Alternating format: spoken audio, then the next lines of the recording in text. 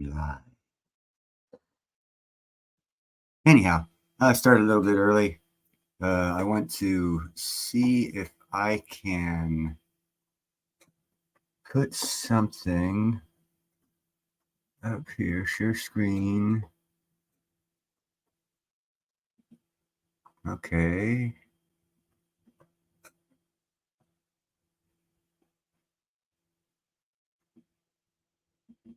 Ooh, that's not it. So what I need to do, I need to, what do I need to do to make this work?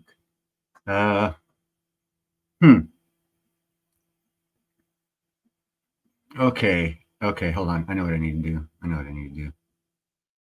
need to go to my channel, playlist, playback. No, that one there. Yep, that one there. Boom, that one there.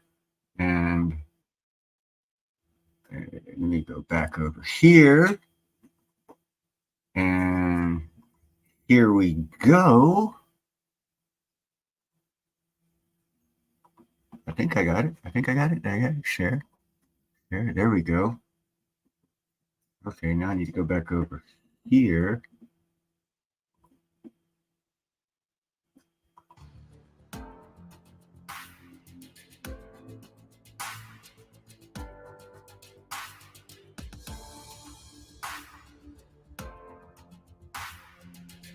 What's up, Matthew? There's a little video on Crystallized Osmium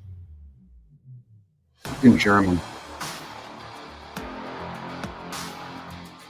You're the only one here, so yeah.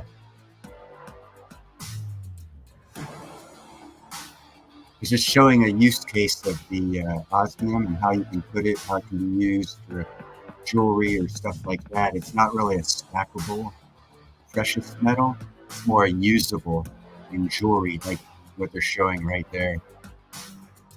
Let's go do it again here. There we go. That's the crystallized osmium right there, and right there. And of course, it's on the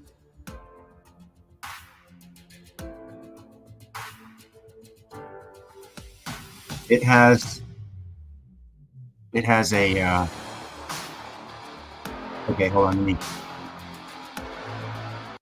okay, right there, that stuff right there, the osmium part of it, they take a picture of it, a high definition picture, and it's got like 10,000 identification points on the size of the tip of a pin in each one of these, and they're not, no two of them are the same.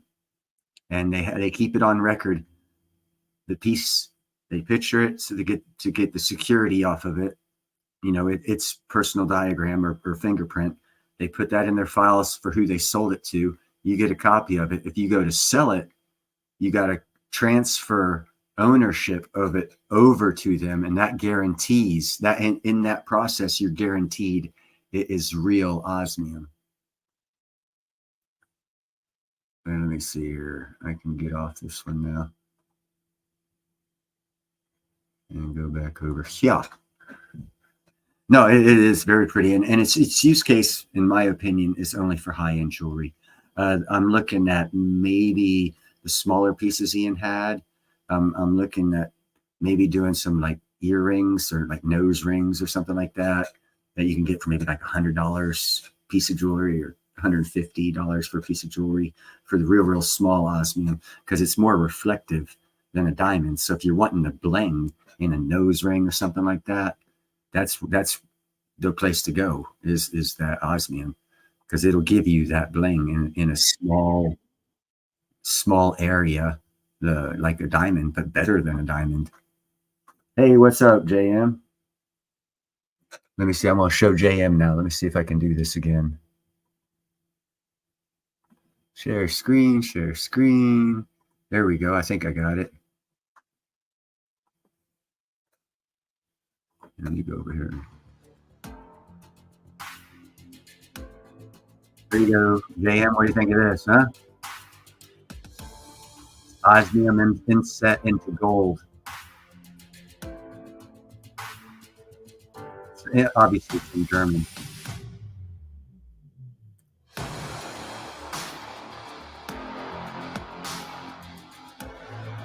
Yeah, that's always a good thing, Matthew. I'm fixing to be buying some here shortly, and some osmium at the same time. Actually, I have a few 10th ounces and my H of osmium. But as I was telling Matthew, I'm almost positive that the use case, look how beautiful that is.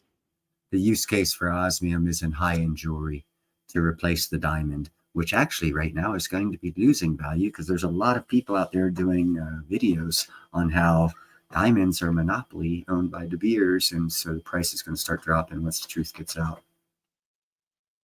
Full screen. Okay, let me try that. Obviously I didn't do that. Let's see here. Full screen. That would be, first let me share screen. Share screen, share screen, share screen, share screen. And how do I see? Nope, that's not it. That's not it. That's not it. That's not it. Oh, how the hell do I do this now?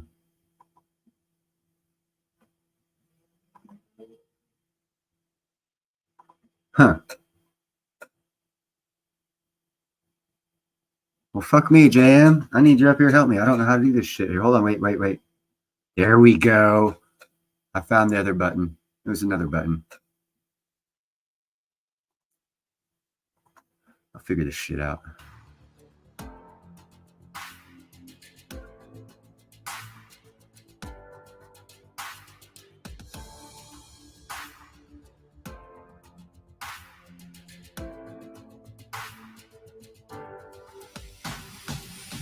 I just think that shit's gorgeous inlaid in gold, or even like on a notebook.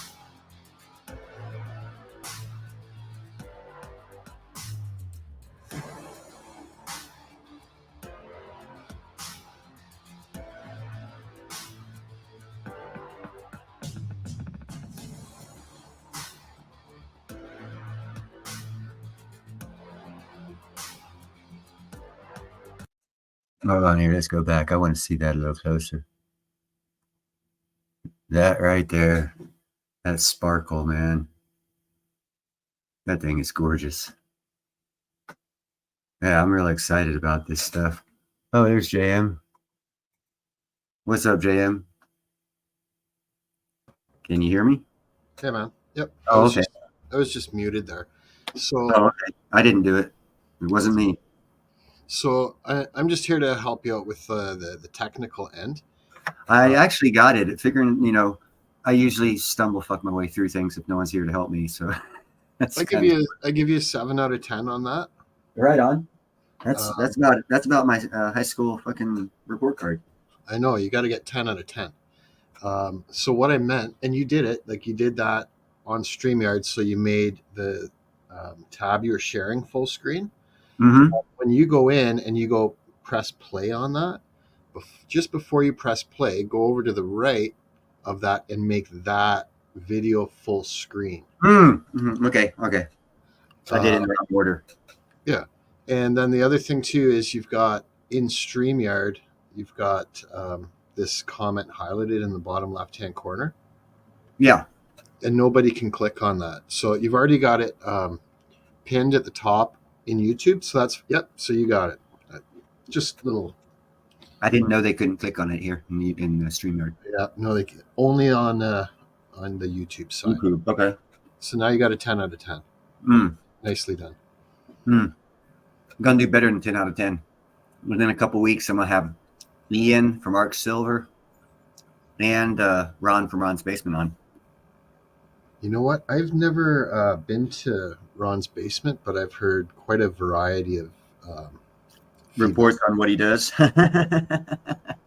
Yeah. So I don't know. It's funny. Like YouTube's never recommended it.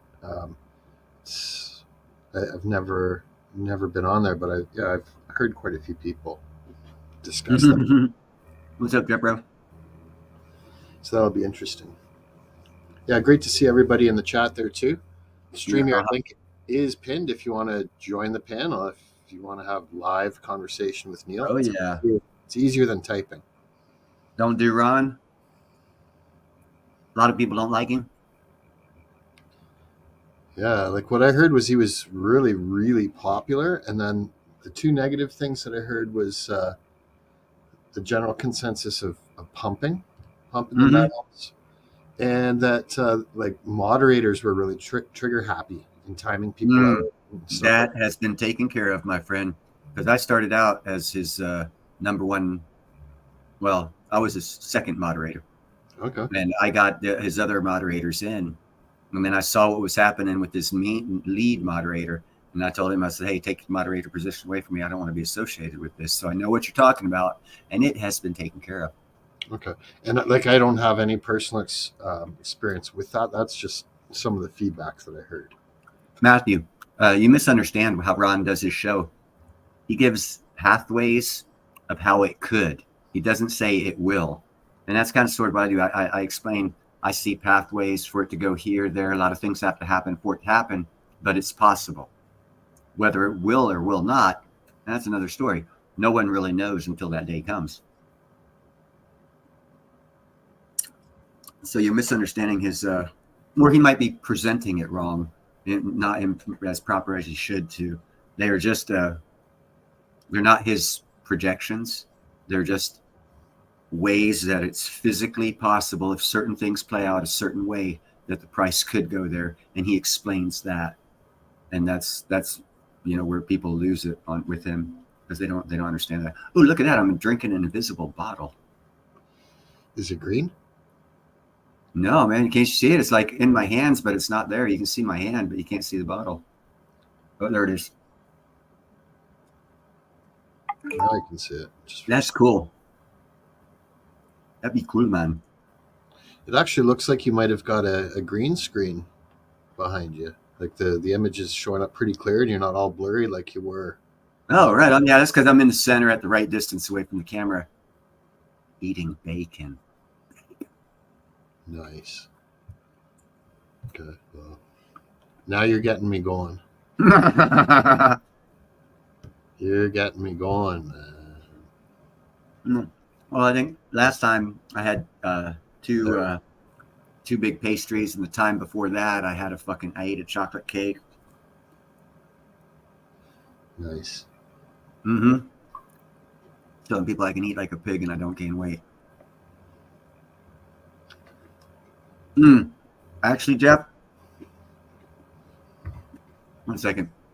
That cheeseburger looks good, by the way. Oh, yeah.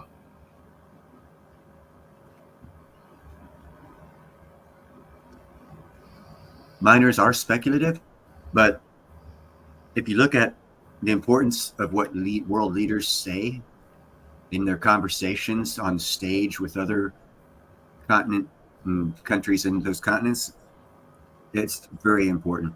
And the South African president, and I did a video on it, got up on the stage in front of all of the African countries at some economic forum they were having with just the continent of Africa and the countries that were involved in African commerce.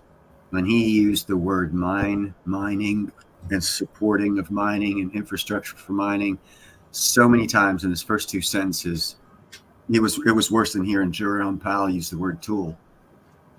And now I know that's not a big deal, but what you got to understand is he's going to be president of the G20 in 2025. And the G20 is the financial arm of the 19 top economic powerhouse countries in the world, for which South Africa is the 20th. They represent all of Africa because no single African country had enough GDP to make it into the G20. So they combined them all and allowed South Africa to be representative of them all. And that's why the South African president went in front of the African committee of all the countries and said, we need to invest in mining and make mining a strong base for our economic future growth and development. And he stated that, and he's going to be he's going to be president of the G20 at the end of this year. So I think Brazil has it right now. India just turned it over. India had the presidency. Now it's Brazil's president has the presidency of the G20, and then next year, at the end of this year, beginning of next year, it's South Africa, and all of them are concentrating on mining. So it's only a matter of time before that catches up with the reality of if you're in mining now, you're early, and that's a good thing. Because once it pops, people are going to FOMO in, and they're not going to make nearly as much money. They're going to be like, man, I wish I would have. Well, the indicator I just gave you is the buy-in now, so you don't say, I wish I would have. Because by the beginning of 2025, there's going to be so many tens and hundreds of millions thrown at mining that it won't help. The market share of mining will probably, whatever percentage it has now in the money funds that go out for investments, it's probably going to 10x with investment. So mining's going to be real big. Actually, let me do another video here. Like, I think that mining and harvesting of natural resources has been a huge driver for most major economies as they were growing, and it's going to need to be for these developing. Like any developing economy that doesn't have a strong warehouse of natural resources is fighting a real uphill battle. Yeah. Another thing I did a report, actually, your country is investing heavily in mining, believe it or not, JM. Oh yeah. Like even though you guys say you don't have no gold. We don't say that. The official gold reserves is 0, but there's lots of gold in the ground. That could change in a month. There's tons of mining and oil here too. Mm-hmm. What we don't have is the refineries. That's what we don't. Because you went to socialists and you won't allow them to be there in your property. They're very non-green friendly. Refineries are. You're not carbon friendly or environmental friendly. Yeah. Well, neither is human population, right? Carbon-based life form, right here. Yeah, that whole subject. That means we consume it. We should get a tax break for it. Yeah, the whole thing is ridiculous, in my opinion. Like, what better way of cleaning and pumping out oxygen and consuming carbon dioxide? What better way than trees? Like they do that naturally, all on their own, in plants. Yeah, and we're cutting them all down by the fucking shitloads. Oh man, when I flew out west, now this was Canada, but still, like if you look at the Rocky Mountains, and they flow north into Canada too. When I was flying out west there, it looked like someone took a giant razor blade to like 2/3 of the mountainsides, and it's all coniferous trees. And that's not wildfires. That's harvesting, clear cutting. Nasty, and it looks disgusting. No argument here, brother. No argument here. But your government's not. Well, our government's not either. Most governments are fucking not working for the people. Yeah. Basically, they're doing this. They're selling out. But I got another video here I want to show. Yeah, let's stay positive. Oh yeah, no, we're going to stay positive. Sweet. This one here. Let's see, share.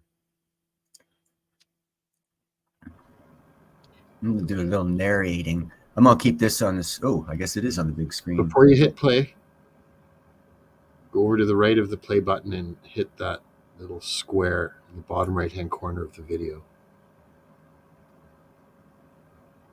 Before you hit play on it. Oh, I don't want it full screen. Why not? Because it's some other guy doing a report, and basically what he's saying, the facts that I know, and everyone else should know about what he's saying, and what he's saying about China. What he's really saying is China's fixing to go belly up, and he's pushing it as they're going to be next world leader. And I just wanted to give my opinion along with his video of exactly with using all his numbers that he gives, all his percentages. Nothing's incorrect about what this gentleman says. What he's telling you is 100% incorrect. Well, it's actually factual, but maybe not tomorrow. factual. In other words, it's changing, and it's a show, in my opinion, of the collapse of the Chinese government, basically. Yeah, Matthew, definitely not coincidence, in my opinion. I would say that is definitely not coincidence. Oh no, dude! And another thing, I didn't do a report on it. I don't think I might have. I kind of recall saying something about it. There's a lot of yachts being burnt down right now, and if you're in Turkey, and the recent one was in Turkey, were 2 yachts that were in for retrofit. These are mega yachts, like 10, 15, 20, $50 million yachts in for retrofit, along with 2 other yachts all being built, all got burnt down. Now over there in Turkey, your insurance adjusters, well, they don't work like they do here. They don't have laws they have to follow, so they can write shit off. So if you look at the world laws, all these mega yachts by 2030 have to get rid of their freaking propulsion system, their engine, because you can't use gas in a recreational vehicle by 2030 anywhere on the planet. It's got to be a hybrid engine. So all these guys who are throwing these 10s, 20, 30, 50 million at these yachts, they changed the law. How are they getting their money back? They're not going to be able to sell those yachts. So all of a sudden, you've got a lot of mega yachts burning the fuck down. And they're collecting their money on insurance because they know they're not going to be able to resell them because they're going to be illegal in 6 years. Yeah, yachts, mega yachts, super yachts. And here's another thing too. The #1 super yacht manufacturer in the world, year before last, in Germany, went bankrupt. The one in Turkey was the second biggest. It's now the first biggest by default because the first biggest went bankrupt. And now the one in Turkey is going to go bankrupt. So most all your mega yacht builders who build the mega yachts are going belly up right now. If that's not an indicator of wealth is not being extravagant with their wealth right now, I think that's a clear sign that they're not throwing their money at stupid shit right now. They're throwing the money at stuff where they want it to be preserved. So if that's just an indicator. But this guy's talking about EV cars and how China's got a vast majority of the market and how they supposedly are going to take over the world. And that's, I kind of wanted to narrate his thing to kind of fill in the gaps for what he didn't tell you about. Gotcha. You know what I'm saying? Because he does tell the truth, but it's from a perspective that's misleading as fuck if you're investing. I'll put it to you that way. Yeah, Collector, good to see you. So I'm going to run this right now. Hopefully I got the volume. I didn't get notification either, Art. I knew that Neil was on, so I had to kind of manually make my way over here. Well, that's why you're supposed to share, guys. When YouTube doesn't do their job, I count on my subscribers to share. Because I shared it out. So, I don't know what YouTube's doing.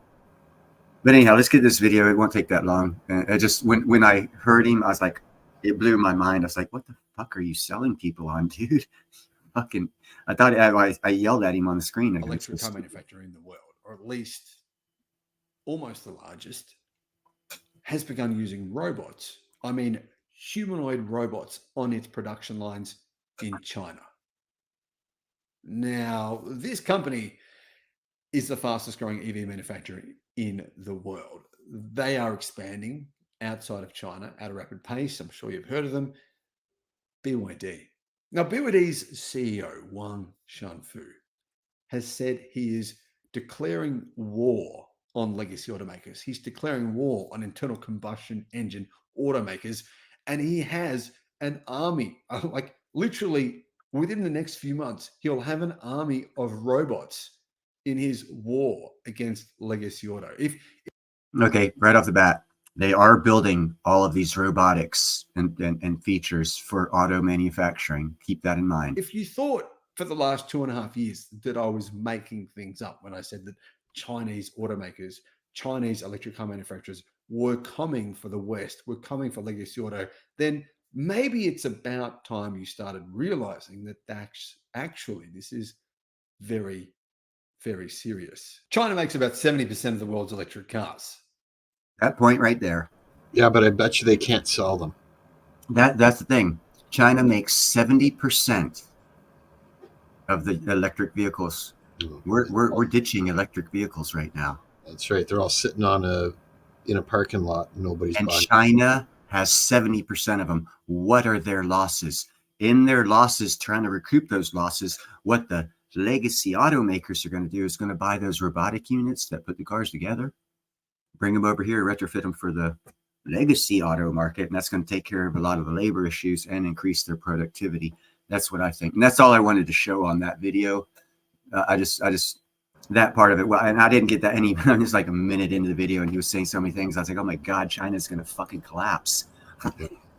Yeah. It's like with all their problems that they're having with their real estate and all this other crap. Now they build 70% of the cars for the world, electric vehicles, and we're rejecting that, the electric vehicle craze right now. You're seeing a lot of people over winter with the bad winters. I couldn't charge my electric vehicle. Well, you know what, buddy? I go to the gas station. I can pump gas at $0. If you can't charge your twice as expensive car. Well, and there's a fine line, I think, too, with temperature, because the batteries, they don't hold their charge as well in the cold. Mhm. But if you're in a warmer climate, your batteries and all those components can overheat a lot easier too. Mhm. So you kind of want a very stable climate of probably around 40 or 50 Fahrenheit for the battery to kind of be in its happy place. Well, for them to control 70% of the EV market, that just tells me not only is their housing going bust, not only is their military going bust, not only is their stock market going bust, but their auto industry is fixing to belly flop. Yeah. I didn't know they controlled that much of the EV market. I didn't. I thought it was 15 or 20%. I didn't realize it was 70, 75%. When I heard that number, it was a game changer. I was like, holy shit, this is a clear and present sign that China's going to collapse, because they're not telling their people that we're moving away from electric vehicles because they're not really that good, and they're still cranking them out. You heard in the next 3-4 months they're going to be replacing all their people for replacing them with robots. So they're throwing shitloads of money at this, and it's a train wreck. Mhm. I am hearing a positive feedback on EVs, or not EVs, sorry, hybrids. Especially I like love hybrids. Toyota hybrids. I don't know what kind. When my mom was alive, it was after my dad's funeral. It was about 14, 15 years ago. I went down to Pensacola for his funeral, and we drove back up here in his truck, and then we rented a hybrid car. And I was getting 65 miles to the gallon. Yep. This is like 15 years ago. That vehicle went away. EV killed that auto manufacturer. We were just talking about that on Sal's channel, because he's looking at replacing his car. And I looked it up. Like, if you look at a Toyota Corolla gas mileage, Mm-hmm. look at the Toyota Corolla hybrid, it's only a couple extra grand for the hybrid, but your gas mileage is almost double, Mm-hmm. city and highway. What's up, Chad? What's up, Anti? Quite Yeah, impressive. no, dude, Fantastic. electric's going out. And then if you look at the cost to the environment to mine the cobalt and other parts that make the lithium that makes that battery, and once that word gets out of how destructive it is to the planet to mine that shit, and we're mining it like crazy because of this EV cars, it's just going to kill that industry. Yep. And China's got 70% of that industry, so they're down the hooks. You know what? I heard even before the whole electric vehicle craze, say like 8-9 years ago, that China was way over manufacturing automobiles, even back then. Mm-hmm. Like, seriously, I've seen people buying, what was the one I saw recently? Roxor, ROXOR, which is made in India. At least trying.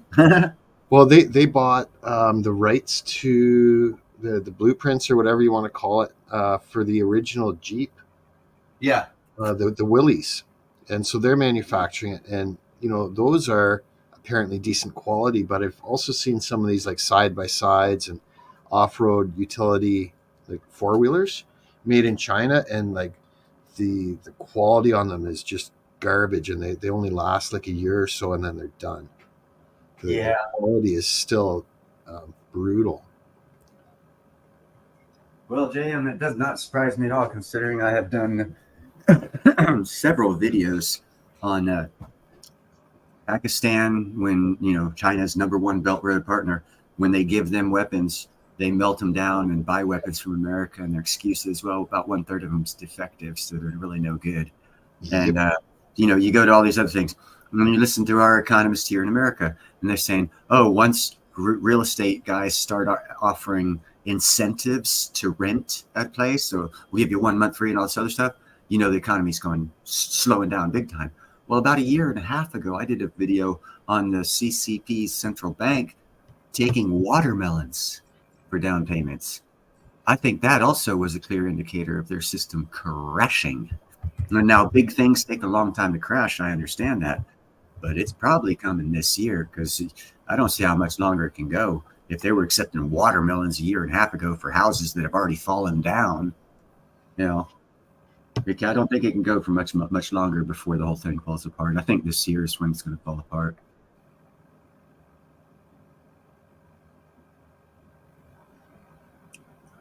Actually, hold on, Anti-Tax.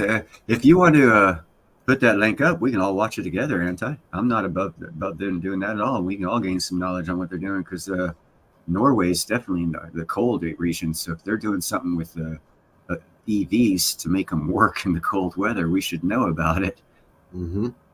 Because right now our technology here in America says it doesn't work in cold weather. So, but we're not pushing EVs anymore. I mean, Tesla already dropped its price by $20,000 a car, so they're hurting on sales. I heard that Volvo just shut down their electric vehicle. Oh yeah, that's because it's going down. That's why that's the only reason I showed you the electric Viking, because his report on confirmed that China does 70% to 75% of all electric vehicles are built in China, and they're looking to lead the world, and the world's shutting down EV vehicles. So China's throwing all this money into something that's going to be shut down when they're number one at it. Now, I know you're not an engineer, Neil, but there is some discussion in the chat here about making hemp-based batteries. And it's very possible. They were using hemp oil a long time before they used fucking other kinds of fossil fuels. How do I get this link up on a video that Anti put up? Okay, so you got to go into YouTube, or I can do it for you if you want, but you may as well learn if you want. Okay. You got to go into your YouTube tab, into the chat, and click on Anti's link, and that should pull up a new tab, and then you can share that. And it's just you can't do it directly in StreamYard. Oh, sure. All right. Okay, let's see here. Okay. Let me see. Let's keep commercial. We can watch that commercial. Okay, I don't need that one. I don't need that one. I need that one. Sorry, guys. I'm fucking working it today, trying to make sure I got this shit down so I can do it. That's right. I'm going to twist up a hemp-based battery. Hey, hold on. Oh, you're a step ahead of me. You're late.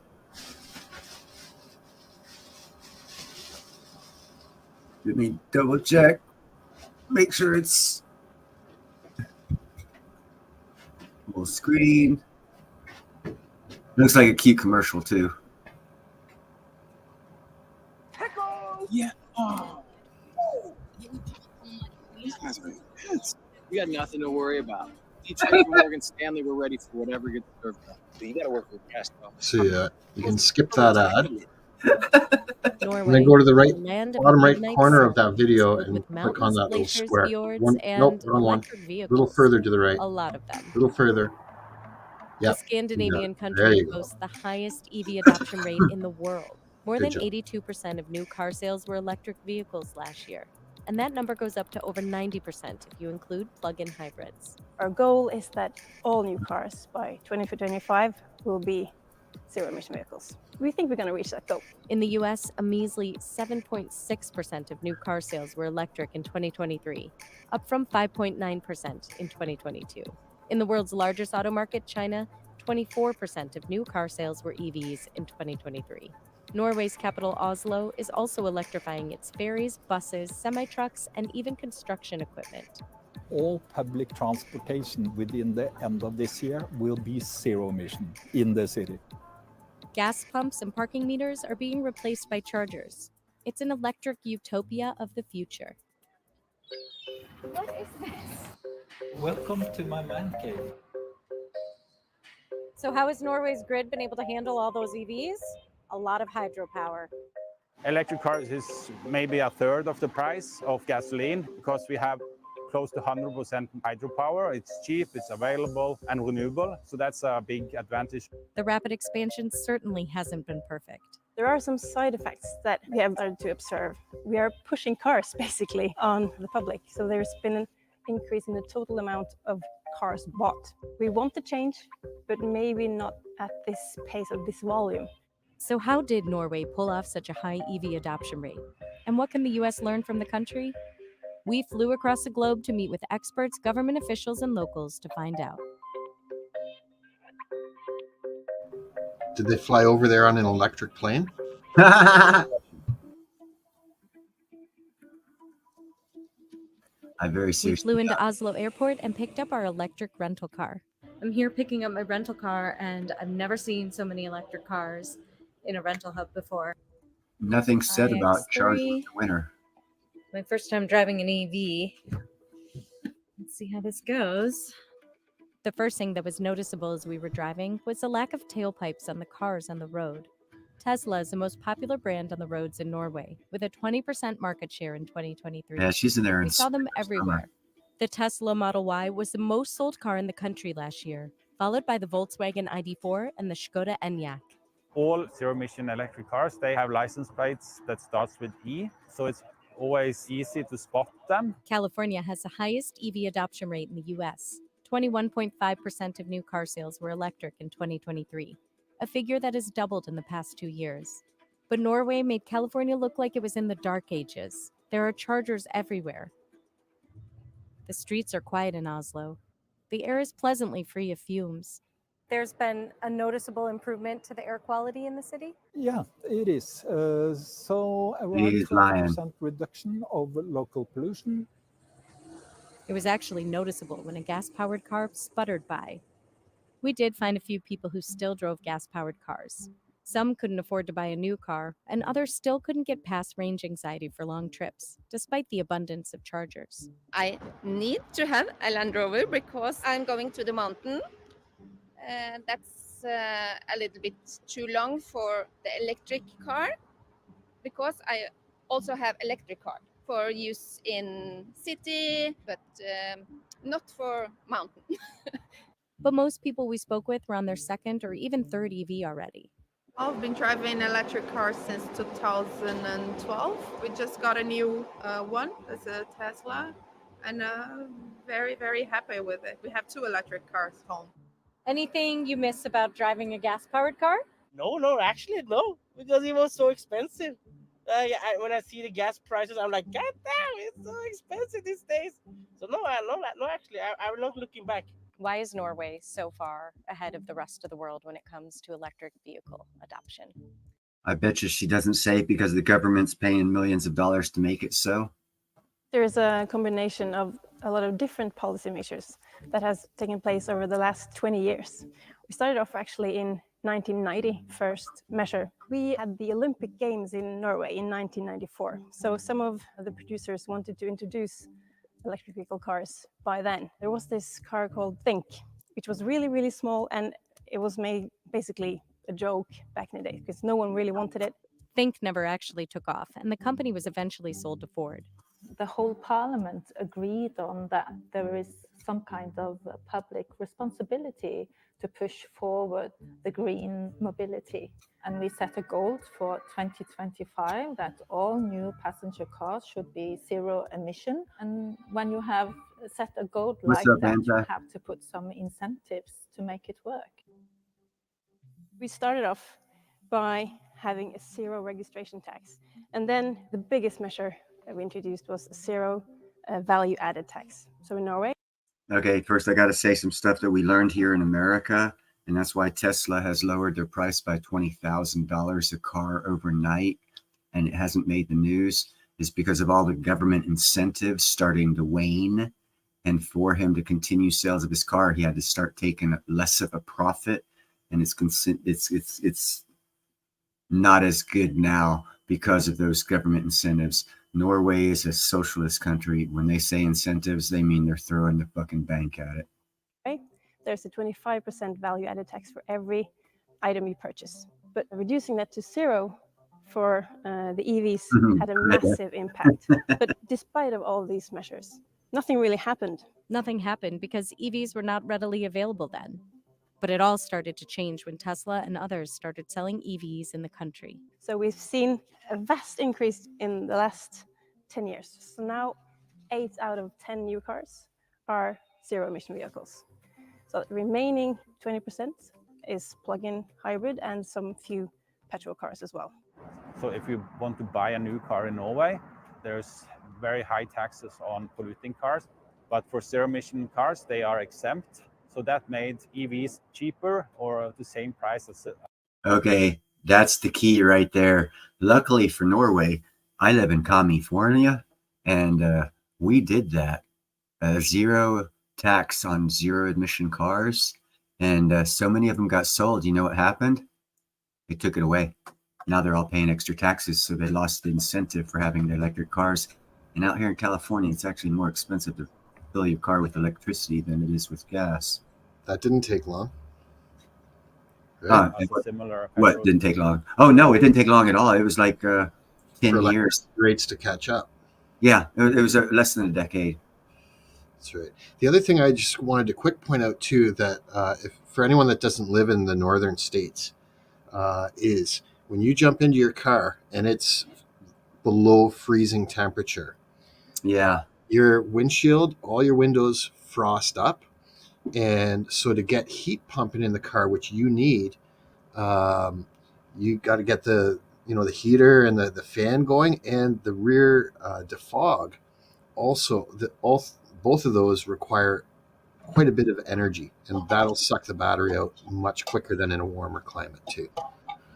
If it even holds its charge, because the sheer physics of battery life in cold weather, they've never overcome that. They made the car without overcoming that obstacle. One of my customers has a Tesla, and he said, "JM, it's a toy. It's okay just to go get groceries and whatnot. It's still fine for that in the winter.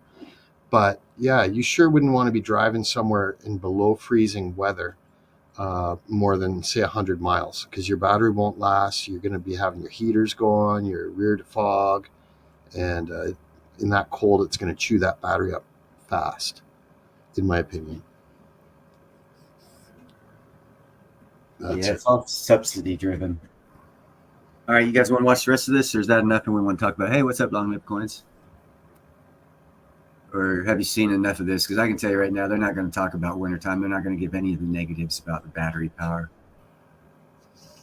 Or how many of them are spontaneously combusting. Or if you get in a fender bender that, previously in a combustion engine vehicle, it's just a fender bender, maybe a couple grand to fix. But not if it's a one-piece chassis. If it damages the battery. And the other thing too is these electric vehicles are significantly heavier because the battery weight, and so you chew your tires up a lot quicker. And that's not even going into, like I said, the mining of lithium is the most environmentally harmful minings on the planet, and we're doing it like crazy for electric vehicles. And I think it's a misnomer to call it zero emission, because what it is it's a transfer of emission from the tailpipe to the power plant. Using that same logic, I think we should go back and see how much dinosaurs consumed carbon in their warmer environment that they lived in, and see if we can't get that as a discount for the oil that they're in now. Yep. I'm being sarcastically funny, I guess. Maybe not. I think they should be encouraging people to have their own gardens, to create their own produce. And what I'm hearing is that cities are telling people you can't have a garden. Yeah, they're making it illegal. And they're saying that the carbon being produced by people doing their own gardening is worse than them going to a grocery. You're always going to be a slave if you're inside the slave camp, bro. I don't believe the numbers. No, of course not. Because if you just look at, and I can tell you right now, this is the first I heard of the story, but I can tell you what, right fucking now, I can go into, several years ago. Oh God, there's so many studies out. My mind's on it, of how concrete is what's warming the planet. Buildings and concrete, because they reflect and maintain the heat, and they don't do the same thing that the plants do. I can see pavement, because pavement's black. And well, not even concrete parking lots, concrete roofs of buildings. Because I can go into San Francisco right now, and they have plants that they intentionally put up on this 30-foot building, growing up the whole fucking side of it. Why did they waste money to do that? Architecture, landscaping, all the shit to go up a 30-foot side of a building to put plants, if it doesn't help cover and reduce global warming. But they're not telling you about that because the companies don't want to pay the tax. They only want to tax us. That's why it's bullshit. Yeah. Hey, Chad, we're being subjugated out just purely for the tax, when it's all the concrete that's out there that's causing it. You want refractive heat. Yeah, walk across the pavement in the summertime barefoot. There you go. Hey, Art, I've not tried hemp milk, but I have had almond milk. And Auntie, I can see that cruising around with a bit of diesel there for heating. Yeah, they actually have diesel heaters in the camping and the off-road world. They manufacture them for the rooftop tents and stuff. Those small portable diesel heaters. They're not gas, they're diesel. It's like, I heard that. I was like, that's the first I've heard of it. Hey there, ND. 22121. Greetings. That's another thing, Auntie, about that. Auntie says the lady in that show we were watching was asking about fires and Tesla charging features and Tesla predatory Tesla only chargers, which is business. It's business. If you're going to come up, if I'm going to waste several $100 million of my money to come up with a product to sell to the public, I don't want some Joe Blow coming along and undercutting me and me losing my $100 million. Before I invest that money, I'm going to want guarantees. And they get those guarantees through our corrupt government. And that's when they get subsidies as well. What's up, ND 221212121122? I think that's BS though, man. Like I don't think a company should be allowed to put up a wall against a product that they're trying to push. We're talking about electric vehicles and saying, oh, it's a Tesla only charger. It's electricity. You know, it takes we're all paying for it. As everything else, and we're all paying for it. Yeah, so someone can, I'm sure, reverse engineer an adapter.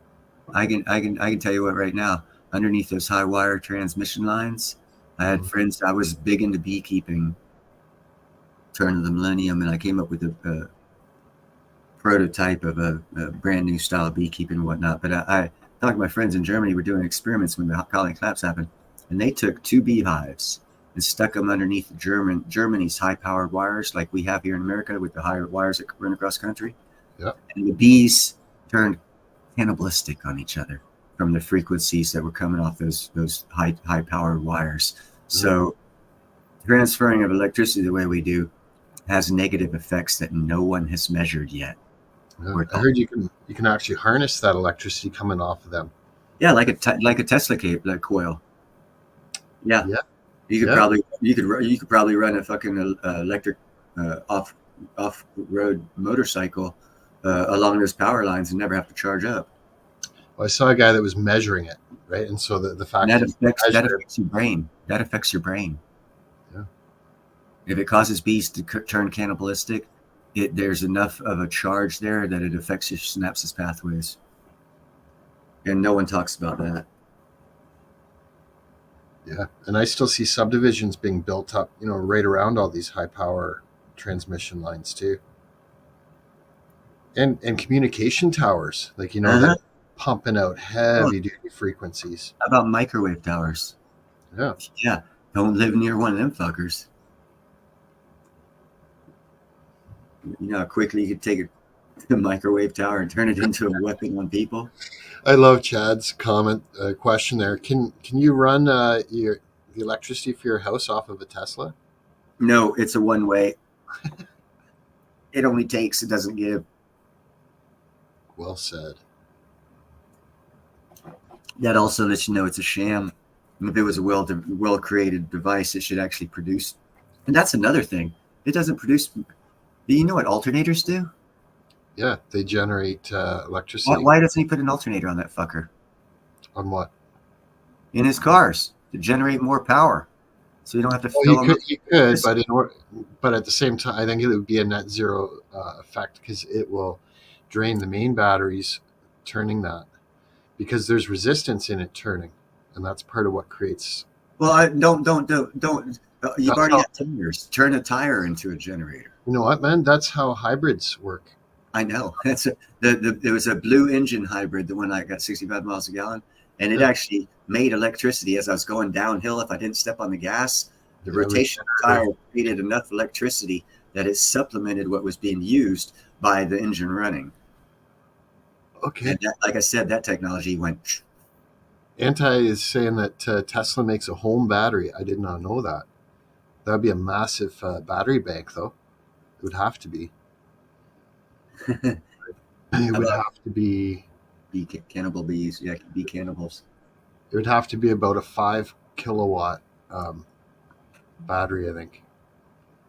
You need to look at the new Archimedes windmills. They're super silent and very small, and they generate up to 1,500 watts per hour with a 2 to 3 mile an hour wind. Nice. One of the best ones out there. And if you get more wind than that, you can generate up to like 5,000 or 6,000 watts an hour. Yeah. Yeah. For off grid, I love the idea of having, solar and wind. Yeah. I think solar is pretty much, and Germany discovered this, and actually America's discovering this too. If you're getting studies on this effectiveness of solar, make sure they didn't get all their studies from California and want to apply them to the whole world. Because California, we're sunnier than the rest of the world, and no one ever takes that into account. But they'll take our numbers and say, "Oh, look, solar works. It works here and here and here, here. Look how much sun, blah, blah, blah." But then you take it to Germany or Norway or something like that, where they're cloudy and foggy, or take it to London, and solar does not work because it's too cloudy, it's too foggy, it's not sunny for long enough time period in the year, and people don't talk about that either because they skew the numbers as to where they get the numbers from. Yep. And actually now they're starting to come out and say, okay, no, solar will only work, but it'll only work in certain areas of the world where it's mostly sunny and it's not mostly cloudy all day. And, so they're starting to break it down by region, which is how it should be. But it should never have been sold as a world savior type thing because it damn sure never was. What's up, Nickel? Here in Canada, I know most of the solar companies that were installing panels on homes. In order for them to do an assessment, even look at it, the house had to have a roof where the slope was facing south, or southeast, and or southwest. They would not consider even a flat roof. They wouldn't consider that. They want it so you've got your maximum potential of that sun shining directly. Because if it's not shining directly on there, that's why they're only about 30% efficient. That's part of the loss of efficiency is they don't collect the light. They only collect the light from a certain angle. And if you're off that angle, it collects less light and it's therefore less efficient.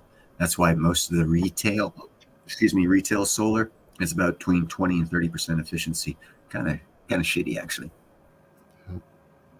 Now, if you go to the satellites, they have a 95% efficiency. Those motherfuckers collect fucking light 24 hours a day. Sunshine, rain, snow, sleet, day, night, stars out, stars not out.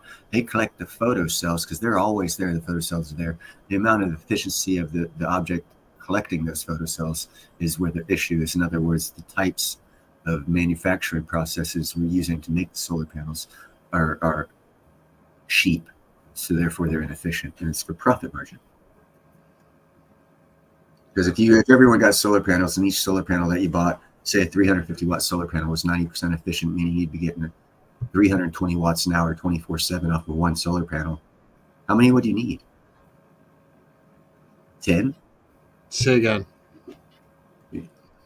If they gave us all the good efficiency models, solar power wouldn't be a thing, because they wouldn't be able to sell them as many as they need to, because you wouldn't need that many if they were efficient. If you produce 3,500 kilowatts a day, an hour, that's all you need per house in the city to go off grid. Yep, that would be enough. That's 24/7. Yeah. Collecting that 24/7. That's more than enough power. That's what a 90% efficient solar panel gets you. Why would they sell those? It's not profitable.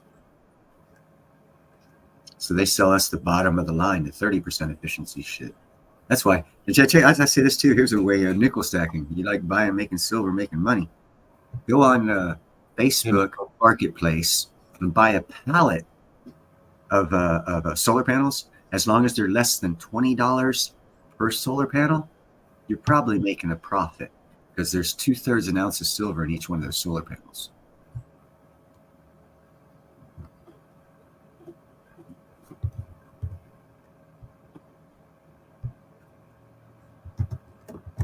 And they're only probably about 30% efficient, so it's no big deal if you take them apart. And you can probably recycle other parts of it to make it even more profitable. I was just looking at the Tesla home battery that Anti was talking about. Is it for their off-grid system, the battery wall? I'm not sure. I just got a picture of it. The battery wall is like 6 foot tall by 2 or 3 foot wide or something like that.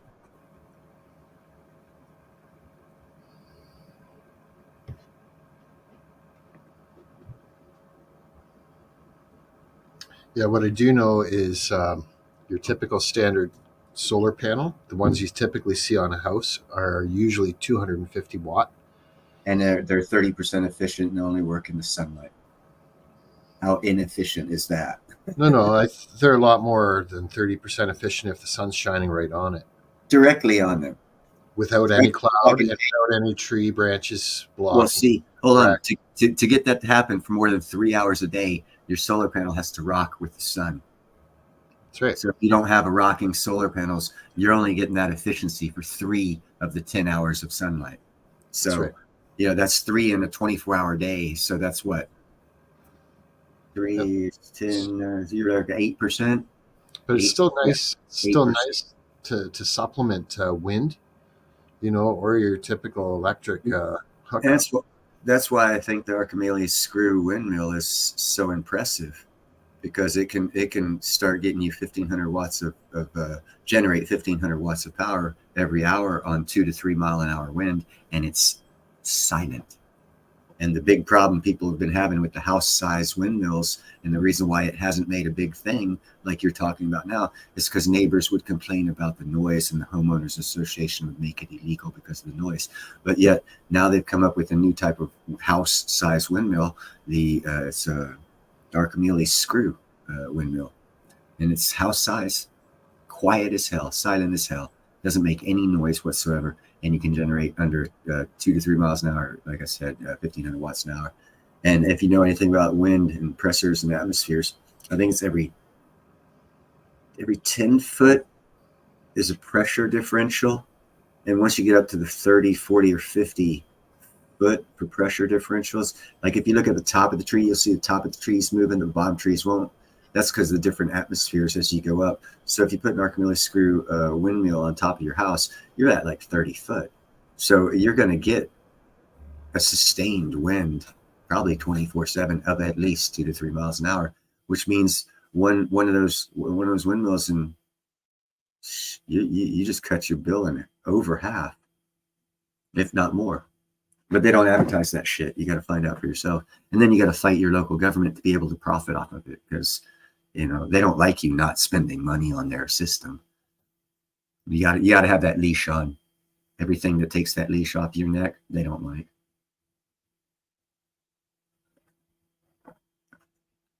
I'd love to get one out here, but it's not legal. That's why I can't wait to go to another state where they allow you to fucking be free, or at least freer than here.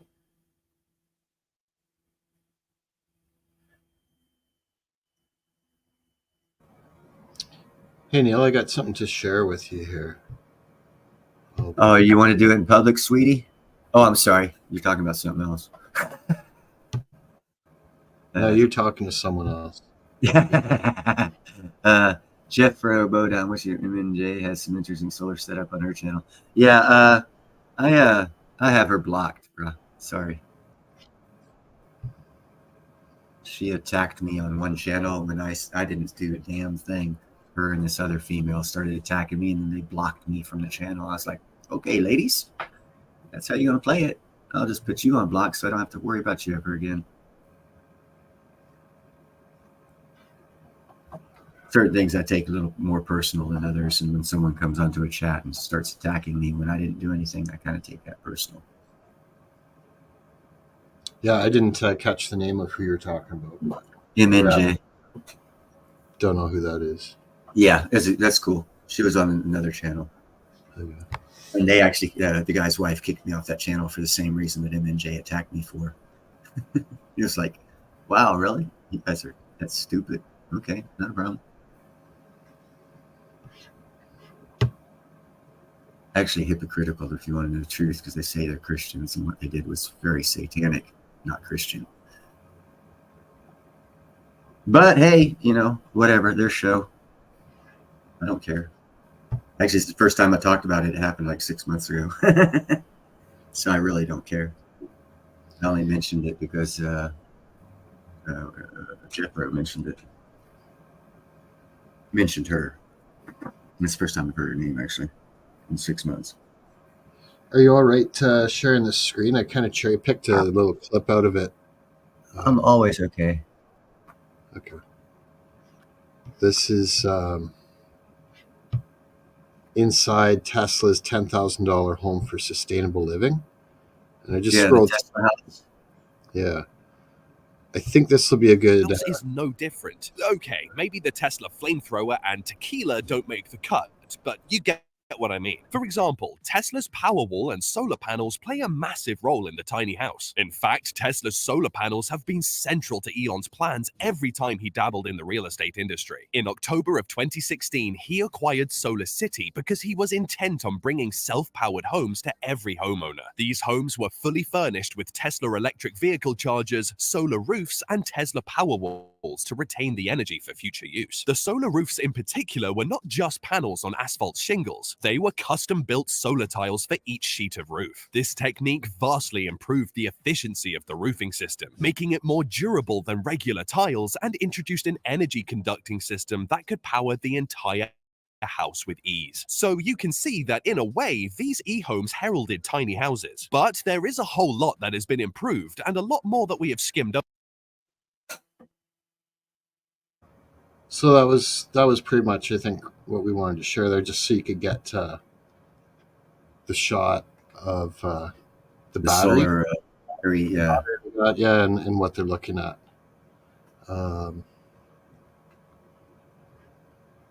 Yeah, Auntie put that in earlier. I'll drop it again, the link for that. People want to check it out later.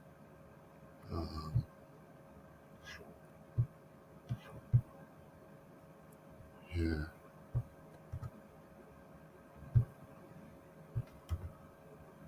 Yeah, there's the link for the video I just shared. I can keep playing it, but I think that was kind of cherry picked the meat out of it. Mm-hmm.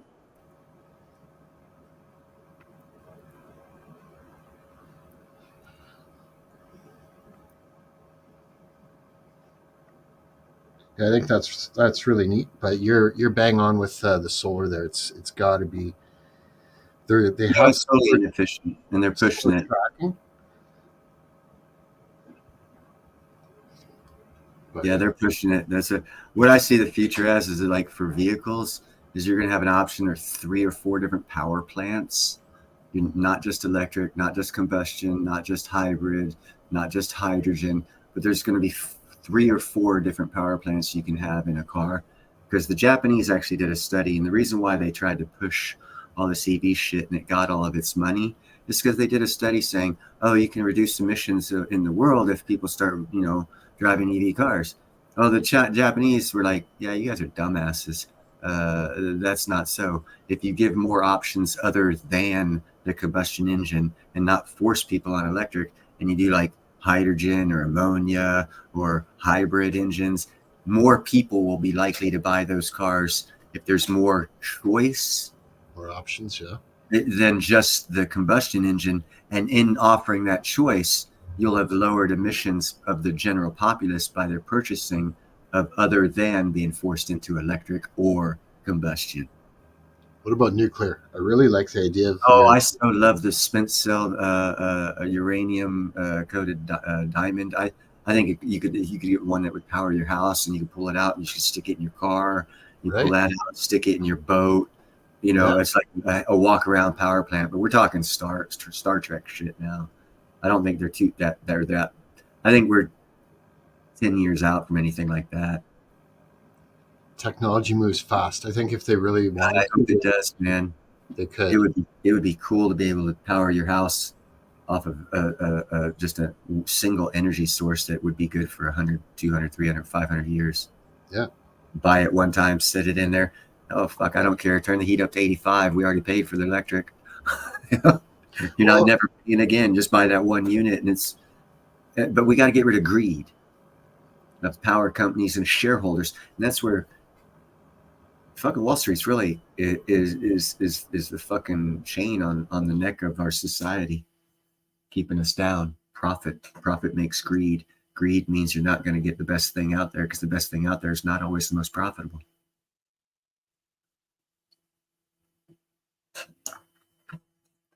But as long as someone's making money, we'll all fall for the stupid shit. Except for this guy. This guy's just going to fall asleep on my shoulder. Get off. I want to lay my arm down. Hold yourself up. Hold yourself up. I heard the electric pickup trucks, the sales on those have almost collapsed as well, because as soon as someone tries to tow, a trailer or a camper or something behind that, they're like, whoa, my range just dropped by like 80%. Yep. The only good thing about the Tesla truck, the only reason I would buy it, it's bulletproof. Is it? I didn't know that. Yeah. That's can take a good selling feed. Who was it? Joe Rogan took his 90-pound test bow at about 30 foot into the door. Little scratch. 38, 45, 9mm. Bulletproof.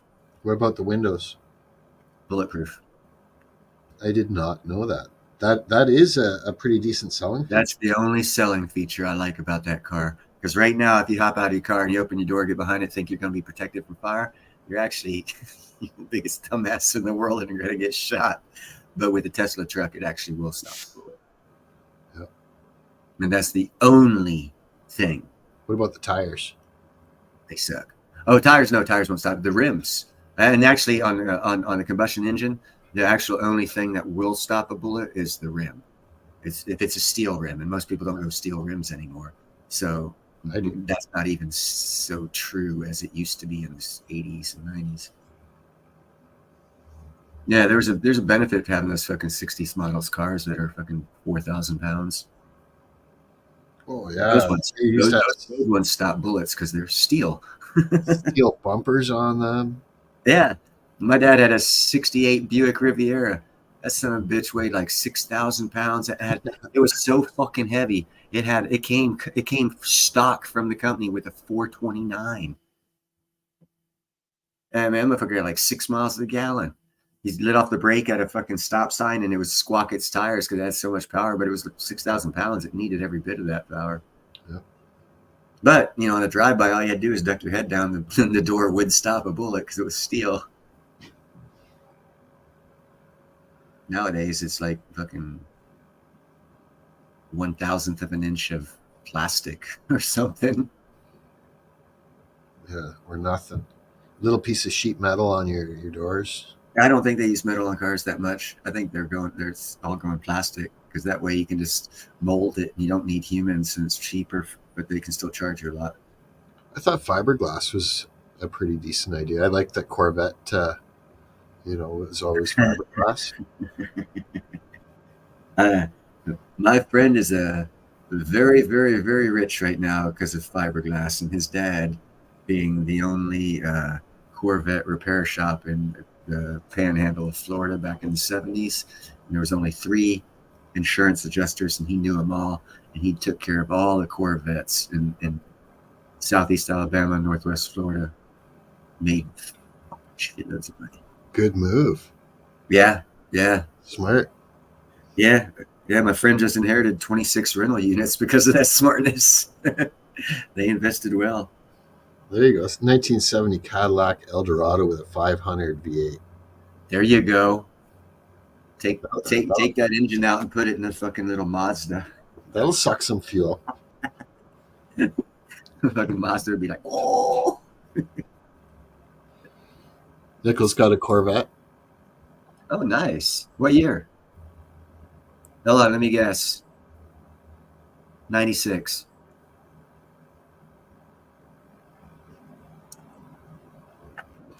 My dad had a Corvette when I was growing up, like a 78. Carbon fiber is worth making, no. Freaking thing. 3/4 of the car was the front hood. Tell us what year your Corvette is, brother. I guess 96. Ah, you're a son of a gun. Now I'm going to have someone fucking spy on you so to find out. I'll get the year. Give me a while.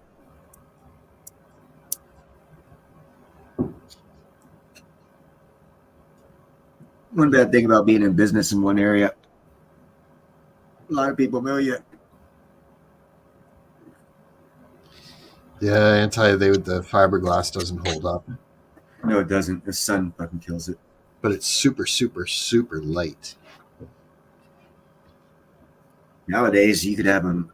You could fucking just mold your Corvette, all the pieces that you, a whole nother body, and just replace it as you need to. Pay for it now and you keep it for like 10 years, 20 years. Ooh. Now that's a Corvette. Actually, my personal favorite is 76 Stingray. But 78's nice. No, any of those that year of the model of the Corvette is nice. T-top.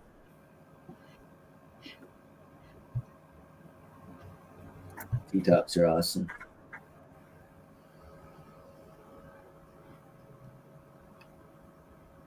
Last year. It was 78 was last year of the Stingray. 78, yeah, 1978.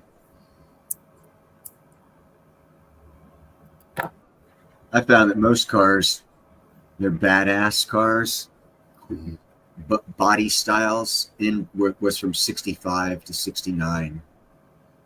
Chevys, Fords, GMs, all those years, a lot of those models and during that year time period are your classic, now called classic muscle cars, that they tried to redo over time and have not been successful in my opinion. One thing that is definitely improved though is the handling, like the technology and the suspensions. Oh my God, yeah. And even the tires, steering components, like all technology of the making of the tire for how it grips the road has really come a long ways.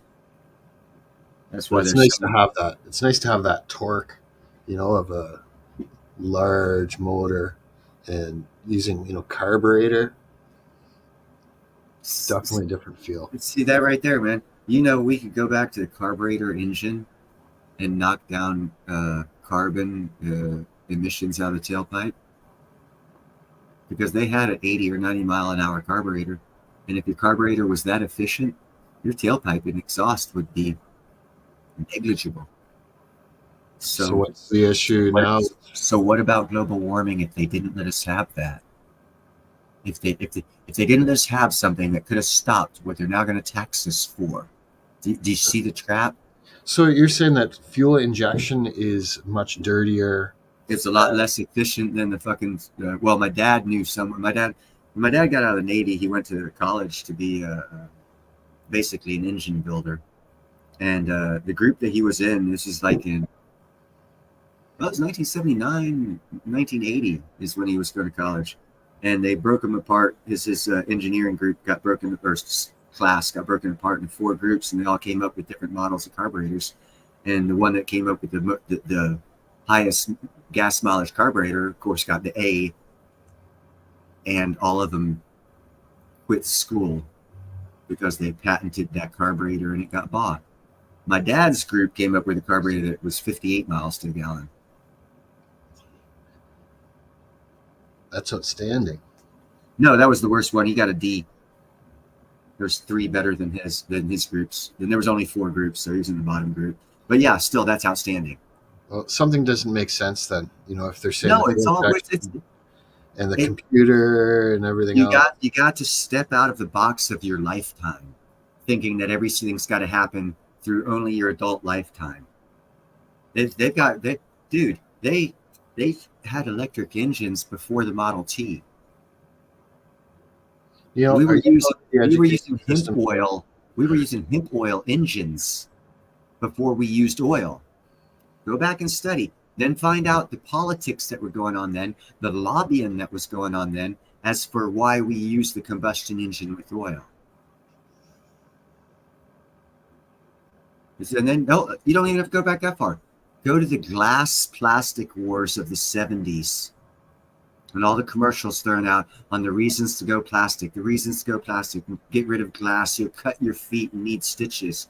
But they didn't tell us in 40 years if we went plastic, we would die because we all have microplastics in our system. Because they wouldn't have been able to sell us on that oil-based thing that's glass is not oil-based product. What do locomotives run on? The old ones run off wood. No, but the newer ones, they're diesel, right? I truly do not know. Okay. When you first said it to me, I'd say I instantly thought, wouldn't it be cool if they just had small modular reactor? That's where I was going with that. That's my first thought was, fuck, wouldn't it be nice to have just a small little unit you could stick in a fucking train and it would go for 1,000 years? Think of the acceleration on that mofo. Well, you don't see that's the thing. It's you got to look at the grip and the tires, and it's steel on steel. It's steel on steel. If you go too fast, it starts spinning. You'll never get grip. So they can't go too fast. And also, if they go too fast, if you look at how their quote unquote tires are, they're shaped with they're like go in and then down, so that they stay on the inside of the actual track. So if they actually start going too fast and hit a bump, they could jump the track easier. They're limited. There's this much I do know, because I built the Amtrak's in Oakland, and it was like 1,000-meter long garage for a train, and at the end of the garage was a big fucking building where they pulled the train in, and instead of when they replaced the engines, there's a thing that underground that comes up, and after they unhook the engine, then they drop the engine and pull the train car out, push the engine back up, and start working on it. And my part of the job was putting that machine in.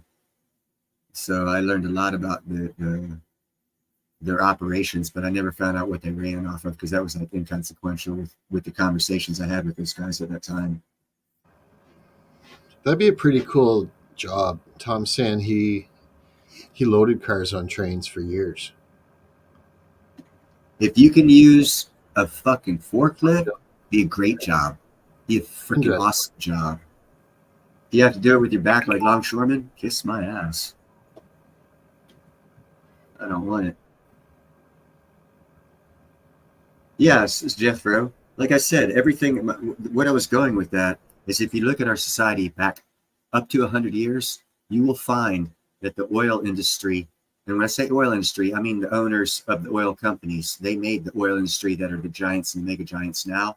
We're pushing real hard to get rid of these other styles of engines and technologies and shit like that, so that they could control for 100 years. Because, and I'll use royalty as an example. The reason why royals stay royals isn't because they're born into that family, because hell, they overthrow those motherfuckers all the time. It's because Queen Elizabeth already has her great-grandson's future planned out for him before she fucking died. And he will follow that plan. How many families do that? The families that do run the world. You get it? And there's families out there been doing that for millennium. I agree with Nickel. You can do it. Put your back into it. Nah, I can't do it, bro. No way in hell. I'll be right back. 30 years ago. Yeah. I mean, nowadays, I still, no, don't get me wrong, I can do it. It's just a matter of, I don't have to. So fuck that. Let the young bucks do it. They're stupid. Because I'll grab three bags of cat food, 75 pounds, and throw them all on my shoulder and bring them up the stairs and through around, place them in where the cat food goes. But I don't want to do it for 8 hours a day. I don't want to do anything hard 8 hours a day. I'm fucking 55, man. That's behind. That's in my rear view, bro. I got forward view going here, and ain't nothing about manual labor in that. A goddamn bit of manual labor in my future, brother. Even when I get another ironworker job, I'm going for foreman positions. I'm gonna be that lazy fucker finally. I'm gonna take that lazy fucker position that just sits back and lets other guys do the shit. Fuck, I'm done with the hard work. It gets you nowhere. Work smart, not hard. No truer statement in the world. That's why I say instead of going wasting time, energy, effort, and money going to college, go to vocational school and fuck high school. When I was going to high school, they had this other school in our county. It was I think it was called George Stone. I think it's what the name of the school was. It was a total vocational school for the guys that, I mean, it was real red. We had some motherfucking crazy motherfucker. They had, I mean, I had nothing on them. They were some lunatics, but I learned from them like crazy. And they didn't work well with school, high school, learning all this shit. So any student from any of the, I think it was like 5 high schools in the county that didn't play well with others got sent to the vocational school, learned carpentry, learned mechanical skills, learned how to weld. While in high school, they still did their math, science, English, but that was it. Math, science, English. After that, you were learning auto mechanics, cutting, grinding, welding, electrical. And when you got out of high school, you were, why the fuck would you want to go to college? You were making top dollar when you got out of that vocational school. And all the kids that went to high school and on to college and got $250,000 in debt, fuck, I don't think to this day they've made as much money as those guys that went to that vocational high school. Just saying. With the amount of debt that those, now, living off of the economic system that we have of debt is wealth, yeah, the ones that went furthest in debt definitely had the nicer houses, but they don't own them, and that's why they're fixing to lose them. So there's a trade-off. Long-term vision. Send your kids to vocational school after you homeschool them, and then we'll have a good America for next generation, in my opinion. And that's why I tell everyone, learn a valuable skill before the system falls apart. Because if you talk about this barter shit, hey, that's all well and good, but what happens when you run out? No one talks about that. Oh, I'm gonna barter this, I'm gonna barter that. Okay. 2 years later, you ran out. What are you bartering with? Oh, you're dead? Cool. You should have learned a valuable skill, that people will pay you in what you barter for your skill. So therefore, you are putting out of your supply nothing other than time and labor, and you are gaining bartership. So you're actually improving and not unimproving your lifestyle. All from learning a valuable skill.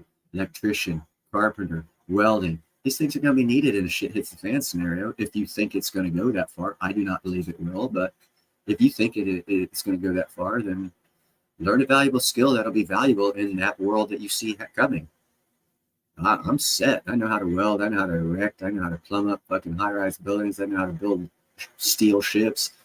And these are all skills that'll be needed in a shit hits the fan scenario, because a lot of people will want to leave.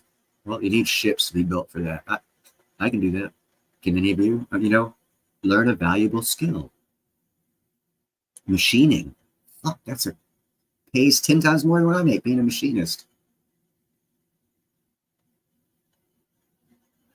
I believe so, actually, Georgetown Technical College. Yes, I believe that's what it's called. And it was when I went to high school back in Escambia County in the early 80s. Well, actually, I dropped out. When did I drop out? Oh, you don't know. 84 is when I dropped out. That was 10th grade. And it was for high school kids that I had a chance to go there or Pensacola Junior College Adult High. And personally, I was like, well, hold on. If I go to Pensacola Junior Adult High, that means everyone's going to have a kick-ass car and we can cut class and go to the beach. So I went to Pensacola Junior College Adult High and did exactly that. I hooked up with Sean Maloney. He had a 1977 Trans Am with a 404 T-tops, and we'd go over to Cordova Lanes, which was right across the street back in the woods a little bit in the bowling alley, and we'd do donuts for about a half hour, and then we'd head off to Pensacola Beach. I never finished one semester. Had a great time, though. A lot of stories. What's up, Indy? Actually, Sean Mahoney's dad was a jump master, a helo jump master for the SEALs. I loved talking with that old man. He actually inspired me to go the direction I went with my military career. But his son was crazy like me, and we had a great old time. And his dad enjoyed it. He paid all the tickets, bought the new tires. That's why we did all the donuts, because we couldn't afford the tires. But yeah, that's what it was called, Georgetown Technical College. I didn't know it was, they had to change it to be a college. It wasn't a college. I guess nowadays, what we learned in high school, they now have to teach you in college because they don't teach you anything in elementary, middle, and high school. But it was available for 9th, 10th, 11th, and 12th graders back then. What's up, Indy? I'm back. Hey, Indy. And Mark, how's it going? Hey, Mark. Oh, hey, hold on. I need to read this. I am all for questioning anything, my man. No offense taken. Oh, okay. I was going to encourage you to question everything I tell you and research it yourself. I encourage that, brother. I want everyone to question everything I say, so that way you can find out on your own if I'm lying or not, or if I'm telling the truth and I'm full of shit. Now, how can I not? My screen's messed up.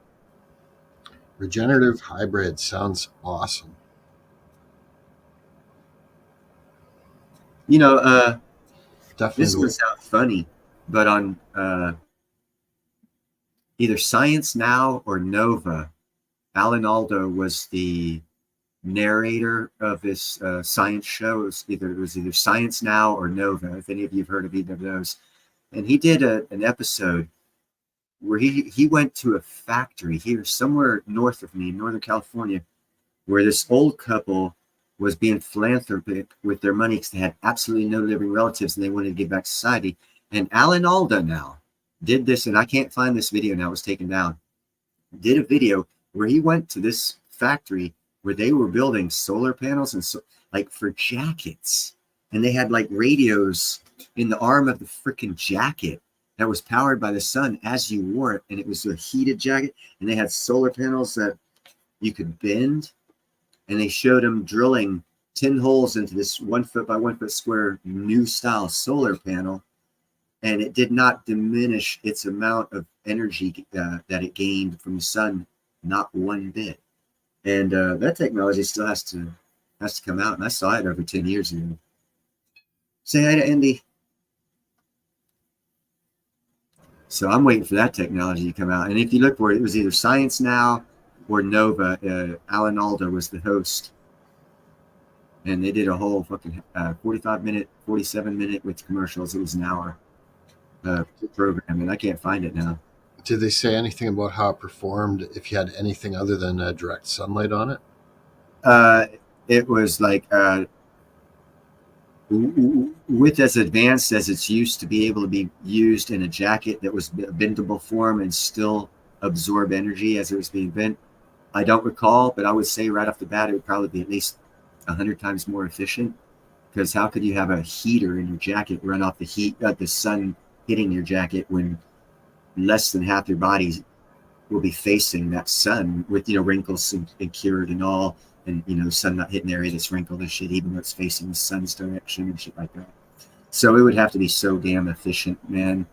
And to be able to drill holes into it, you go up on your roof and drill one hole into one of the solar panels and watch the efficiency drop by 90%.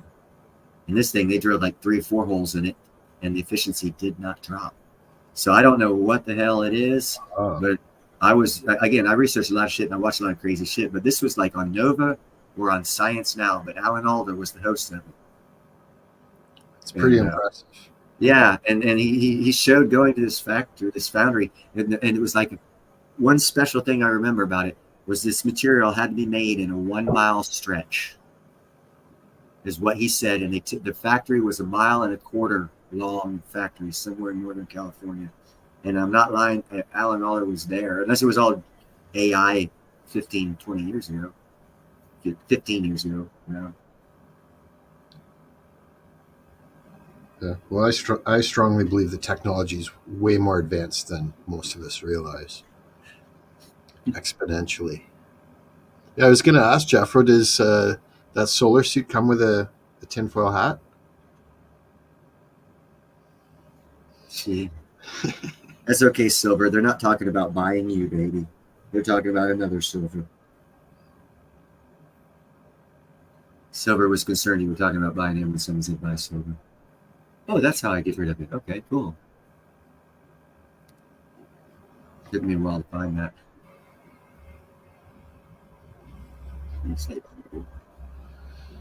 So no one else wants to join the panel? No, everyone's a scaredy cat. They see this lion in the background and they're like, I'm scared to go up there. He's going to eat me. But you can see he's right behind me as he eat me.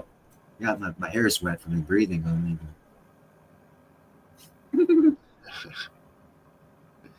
It is a fairly imposing background. I like it though. I wish I had a lion that big that loved me the way my little tigers do. Yeah. Of course, I don't think I'd be holding him like this. Oh, no, that's like that.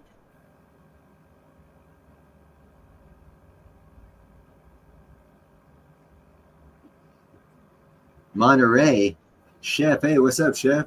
Did you have yourself a good weekend in Monterey? They got some good dining. They got some good restaurants down there. Good dining facilities. Good to see you, Chef.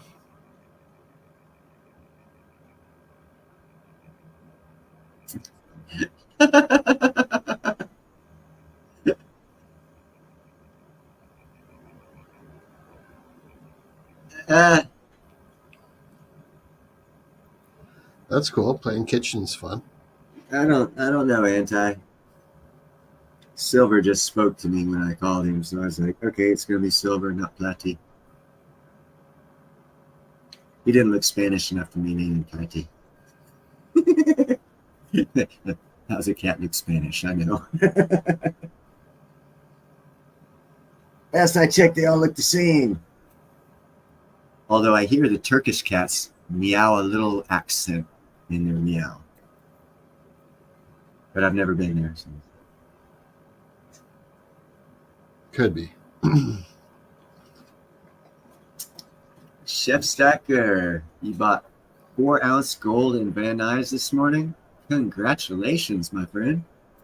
And 2 kilo sterling in Monty. Nice. I do not advocate buying gold, but if you got it, and I know you got it for a good price to be able to buy that. So I obviously encourage the way you buy it, continue to buy gold. Otherwise, people are FOMOing into it if they don't get it for below spot or at least spot or melt, which Chef Stacker always does. Same with nickel. Nickel always gets good deals on that stuff. I can get real good deals. Actually, if you do the whole process the way they do it, you can actually make money, a lot of money. Yeah, I think it's a lot more work. They're shopping around, they're keeping up. Well, with the market. They're astute at what they're doing. Yep. And a lot of people aren't like that. They're not built like that. and you have to be, head on a swivel and very astute about your surroundings when you go in places to find these kick-ass deals, and then learn how, like Nickel, how to do the auctions real well. And I don't know if Chef does the auctions or not. I haven't seen him say so, or let me rephrase that. I might have been too stoned tonight if he did say so, but I don't know if he goes to the auctions and buys on auctions. But I don't see where he wouldn't. Oh, here, Andy, I got something. There you go. He paid $8K for 4 MS61s. That's an awesome fucking deal. That's under spot, especially if they're graded. Your kid's order is up. It's ready. JM, you were a cruel man. I love it.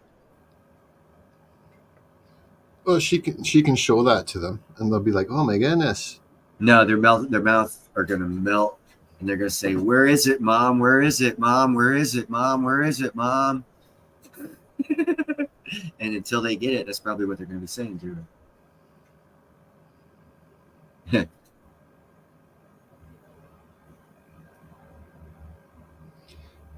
Have you ever had Dale Vallon here, Neil? No. He's a pretty good guy too. I think you've seen him in cells. Anyone's welcome to come up here, man. As long as you don't do crazy shit. I'm on it all inclusive. I'll invite anyone to come up. He usually goes on sometimes goes on Rocky Superstars.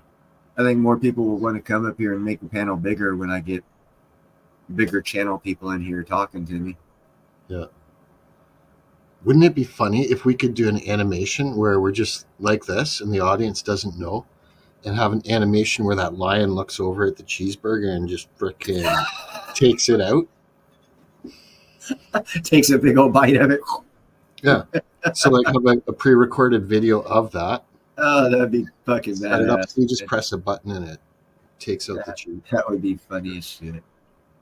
I don't know enough about computers to do that kind of shit. I do know Pete the Sasquatch knows a lot. He actually teaches classes on how to do proper CAD drawings, I think, or CAD drawings on the computer or some crap like that. AutoCAD. But Pete the Sasquatch, his company actually produces engine components for SpaceX. So he's really got to be good at what he does. You're producing engine components for rocket ships. No doubt. Your company's doing good, my friend. Mm-hmm. And he teaches, I think, one night a week or something like that at the junior college near where he lives. He's got my catamaran design. I'm trying to get on the computer.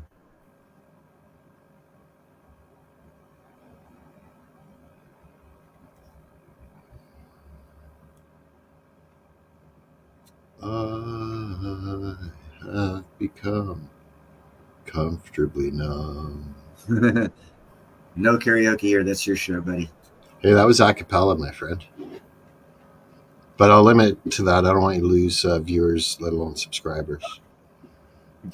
Well, everyone will expect me to sing, and then I will lose subscribers. Mm-hmm. I think I remember you saying that you were going to actually produce a song. Yeah. Your end? I think I did say that, but it's not on my time. It's the guy who owns the music studio, my neighbor. Yep. And he actually has a show coming up, I think in June.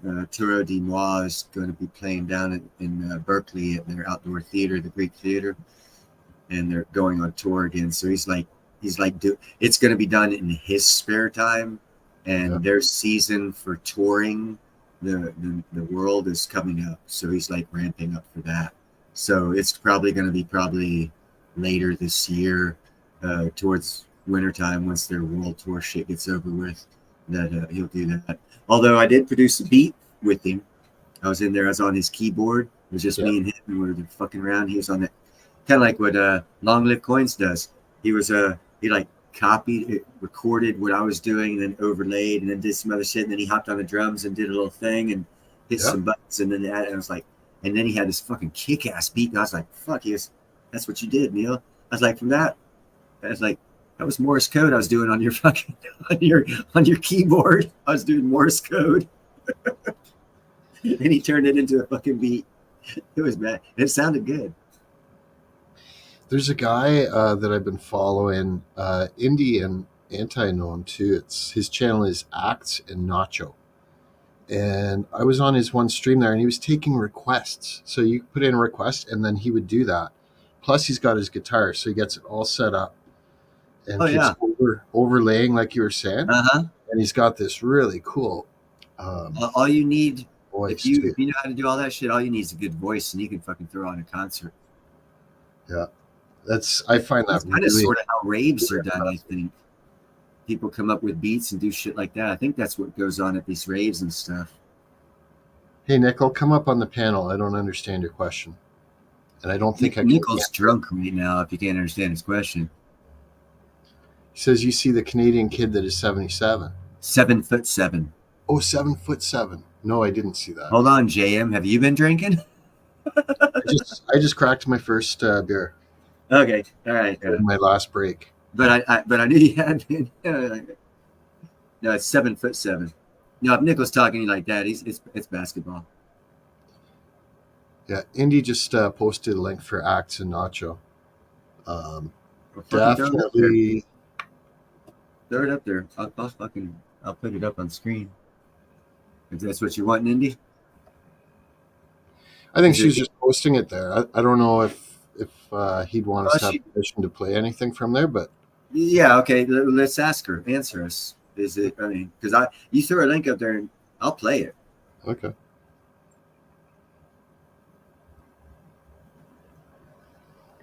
Would you like us to hit that link and have it going up here, Indy?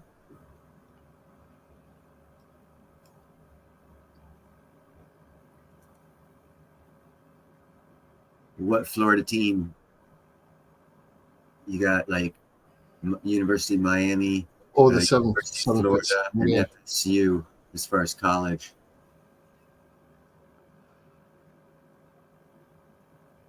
Well, it's not if I want to, Andy. I do what my audience wants, and you are like a head fucking moderator. So if you want to do it, head moderator. I think it would be cool, and that's why I gave you. Even JM's not even a head moderator. I think you're the only one I made as a head moderator. The rest of the guys are just moderators. So go for it, girl. Run your shit. Take care of beeswax. Meow.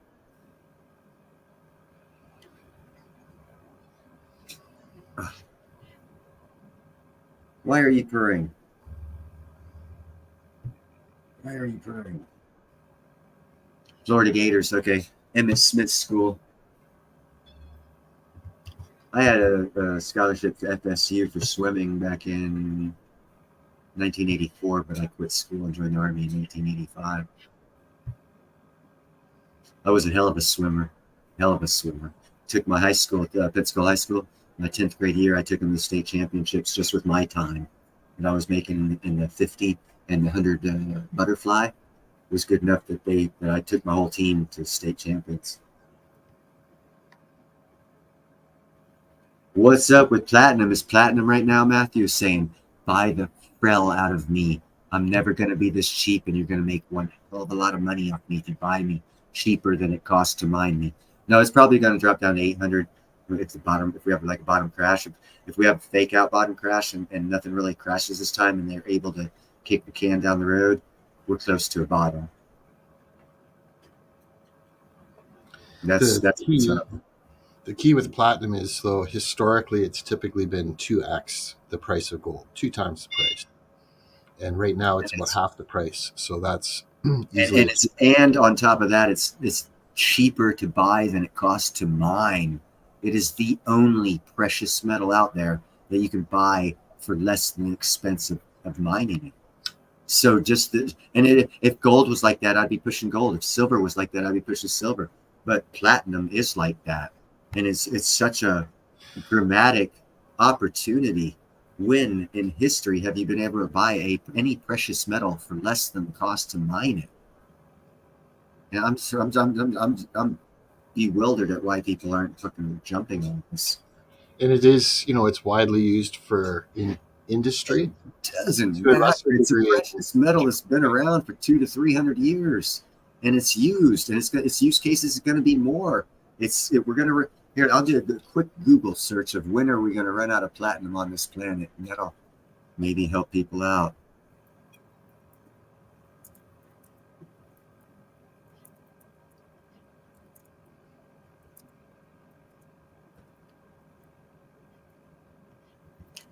Okay. How much platinum is left in the world? Let's see. Blah, blah, blah, blah, it doesn't tell. Worldwide reserves of platinum group metals, 70,000 metric tons. Almost all of it, some 90% is in Earth's crust, South Africa. That's not the answer. That's is there a shortage? No, it's not the answer. Well, fuck. You asked the damn question and it doesn't give you the damn answer. Supply demand. Oh, here we go. Here's a good one. This is from Quora, Quora, I guess. It says, if humans were to run out of palladium and platinum, it would significantly impact. Oh, shit. I don't want to do that one. So Mark is asking you here, would you sell? Sorry, Matthew is at, where was it here? Mark, I will not sell silver. Do you intend sell my metal? Price pops. What would your top 3 avenues to offload it be? Well, Indy, put it up there. You got the right to do that, girl. You know how to do it. You're inept at with this StreamYard shit. Do you want me to pull that up there? I'll add it. Yeah, I thought she could do it from the chat. Can she upload it? No. Oh, okay. You have to be on the panel to do that? Yeah. Oh, I'm sorry. See, I didn't know that. Sorry about that. I thought you could do it from in chat. I just got to pull that up. Just be a second. Just hold on. I've got a disappearing cat on my shoulder. And I'll post. India already posted the link. That's right. Here, I'll turn that off too. I would have already right. If I had any gold right now, I'd be trading it for platinum. But that's just me. If I had 1 ounce of gold, I would have now 2 ounces of platinum and 0 ounces of gold. And then, in about, I don't know, within 5 years, I would take 1 of those ounces of platinum and trade it for 2 ounces of gold, and I'd have twice as much gold and an ounce of platinum for 1 ounce of gold right now. It's just the smartest move to make ever. It's a no-brainer move, actually. If you have long-term vision to see what I just said. Yeah, Indy knows it. I think it's a great intermission, and people in the chat, let us know if you like. Oh shit! I'm sorry. There we go. If you like having a musical intermission like this, this is performed by Axe and Nacho, and Indy posted the link. I think you'll like it. Let us know.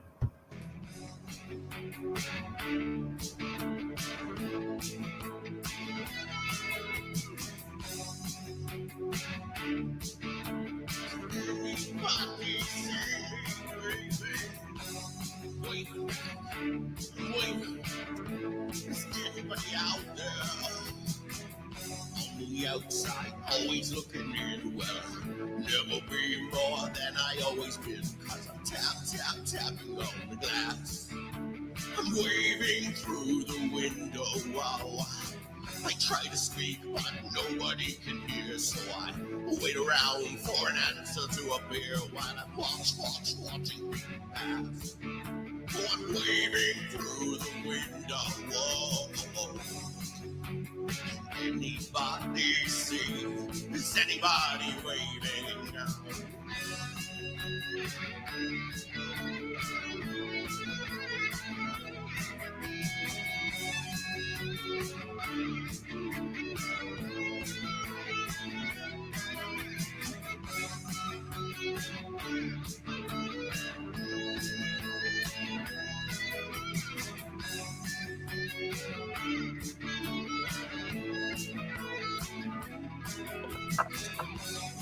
Outside, always looking in. Never be more than I always been. Cause I'm tapping on the glass. I'm waving through the window. I try to speak, but nobody can hear. So I wait around for an answer to appear. And watching people pass. I'm waving through the window. Hello. Can anybody see me now?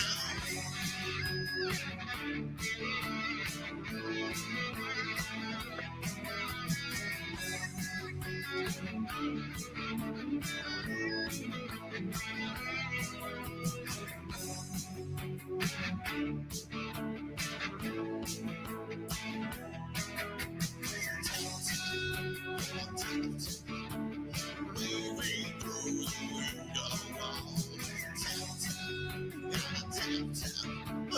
Waving through the window. Waving through the window. Waving through the window. Waving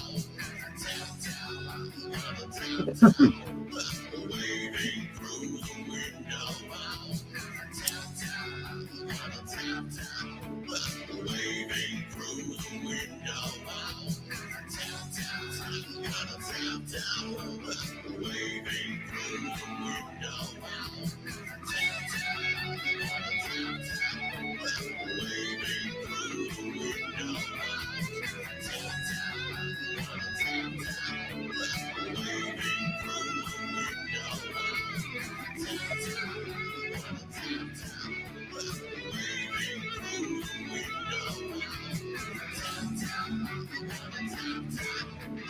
Waving through the window. Waving through the window. Anybody saving? Anybody out there waiting? Oh, I gotta tap. Oh, is anybody waving back at me? Tap. Gotta tap. Oh, waving back at me. Oh. Gotta tap. Waving through the window.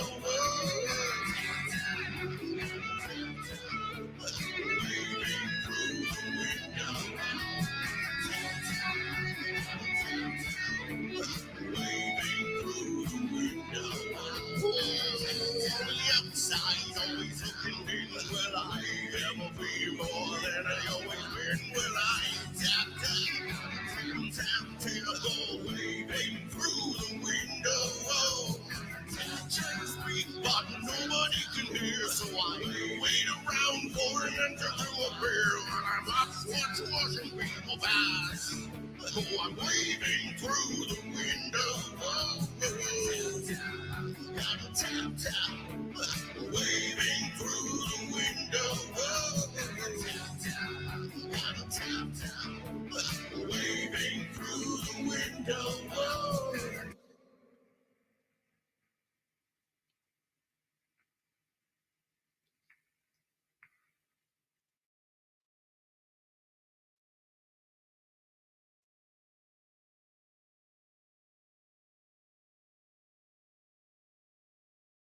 Are you gonna grab that one, Jam, or you want me to give it a shot? I was muted there. I did not mute you. Nope, I muted myself. Okay. I didn't So everyone want- knows I didn't do that because Indy does that to me all the time. Indy always Well, mute me. I know I talk a lot. That's no big deal. I just like fucking with Indy. That's the only reason I do is I like fucking with you. Sorry, you're fun to fuck with, Indy. So yeah, I can pull that up if you want, or I can just kind of have The crowd it. has spoken. The chat said they wanted it, so yeah. Okay. I don't want to like do too much music stuff on my show because both you people have music shows as well, and I don't want to turn into that. But yeah, if your request is made, yes, we play it. Okay. I have no problem with that. Like I said, without you guys, I'm here talking to a dead screen. I can do it. Trust me. I'll do it just to see myself talk to a screen.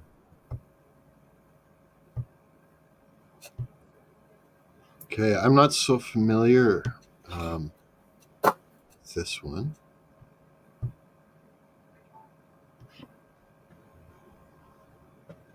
But I've got it shared there now.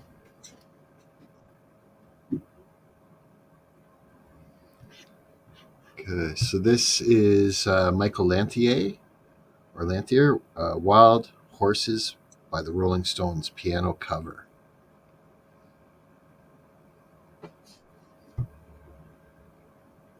I just want to make sure, because you're streaming in 720, so I want to make sure my computer doesn't try to play it in 1080.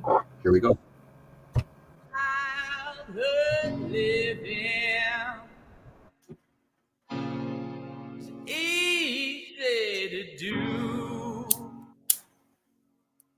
The things that you wanted, I bought them for you. Graceless lady, you know who I am. You know that I can't let you slide through my hands. Wild horses couldn't drag me away. No, wild horses couldn't drag me away. I watched you suffer a dull aching pain. Now that you've decided to show me the same, no sweeping exit or off stage life to make me feel bitter or treat you unkind. Wild horses couldn't drag me away. No, wild horses couldn't drag me away. I know I dreamed you a sad and a lie. I have my freedom, but I don't have much time. Faith has been broken, and tears must be cried. So let's do some living after we die. Wild horses couldn't drag me away.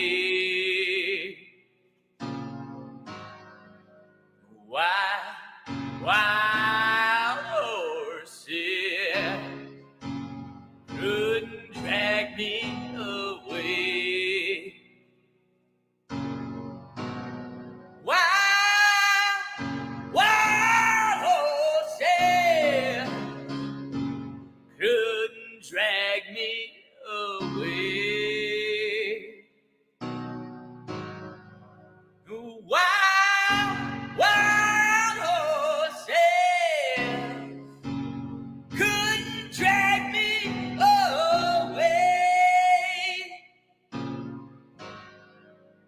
wild horses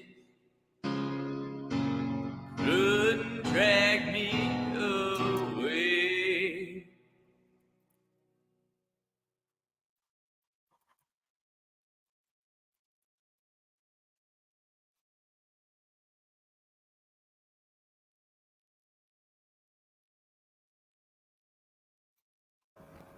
Yeah, that was awesome. Well Got done. the Corvette guy in here.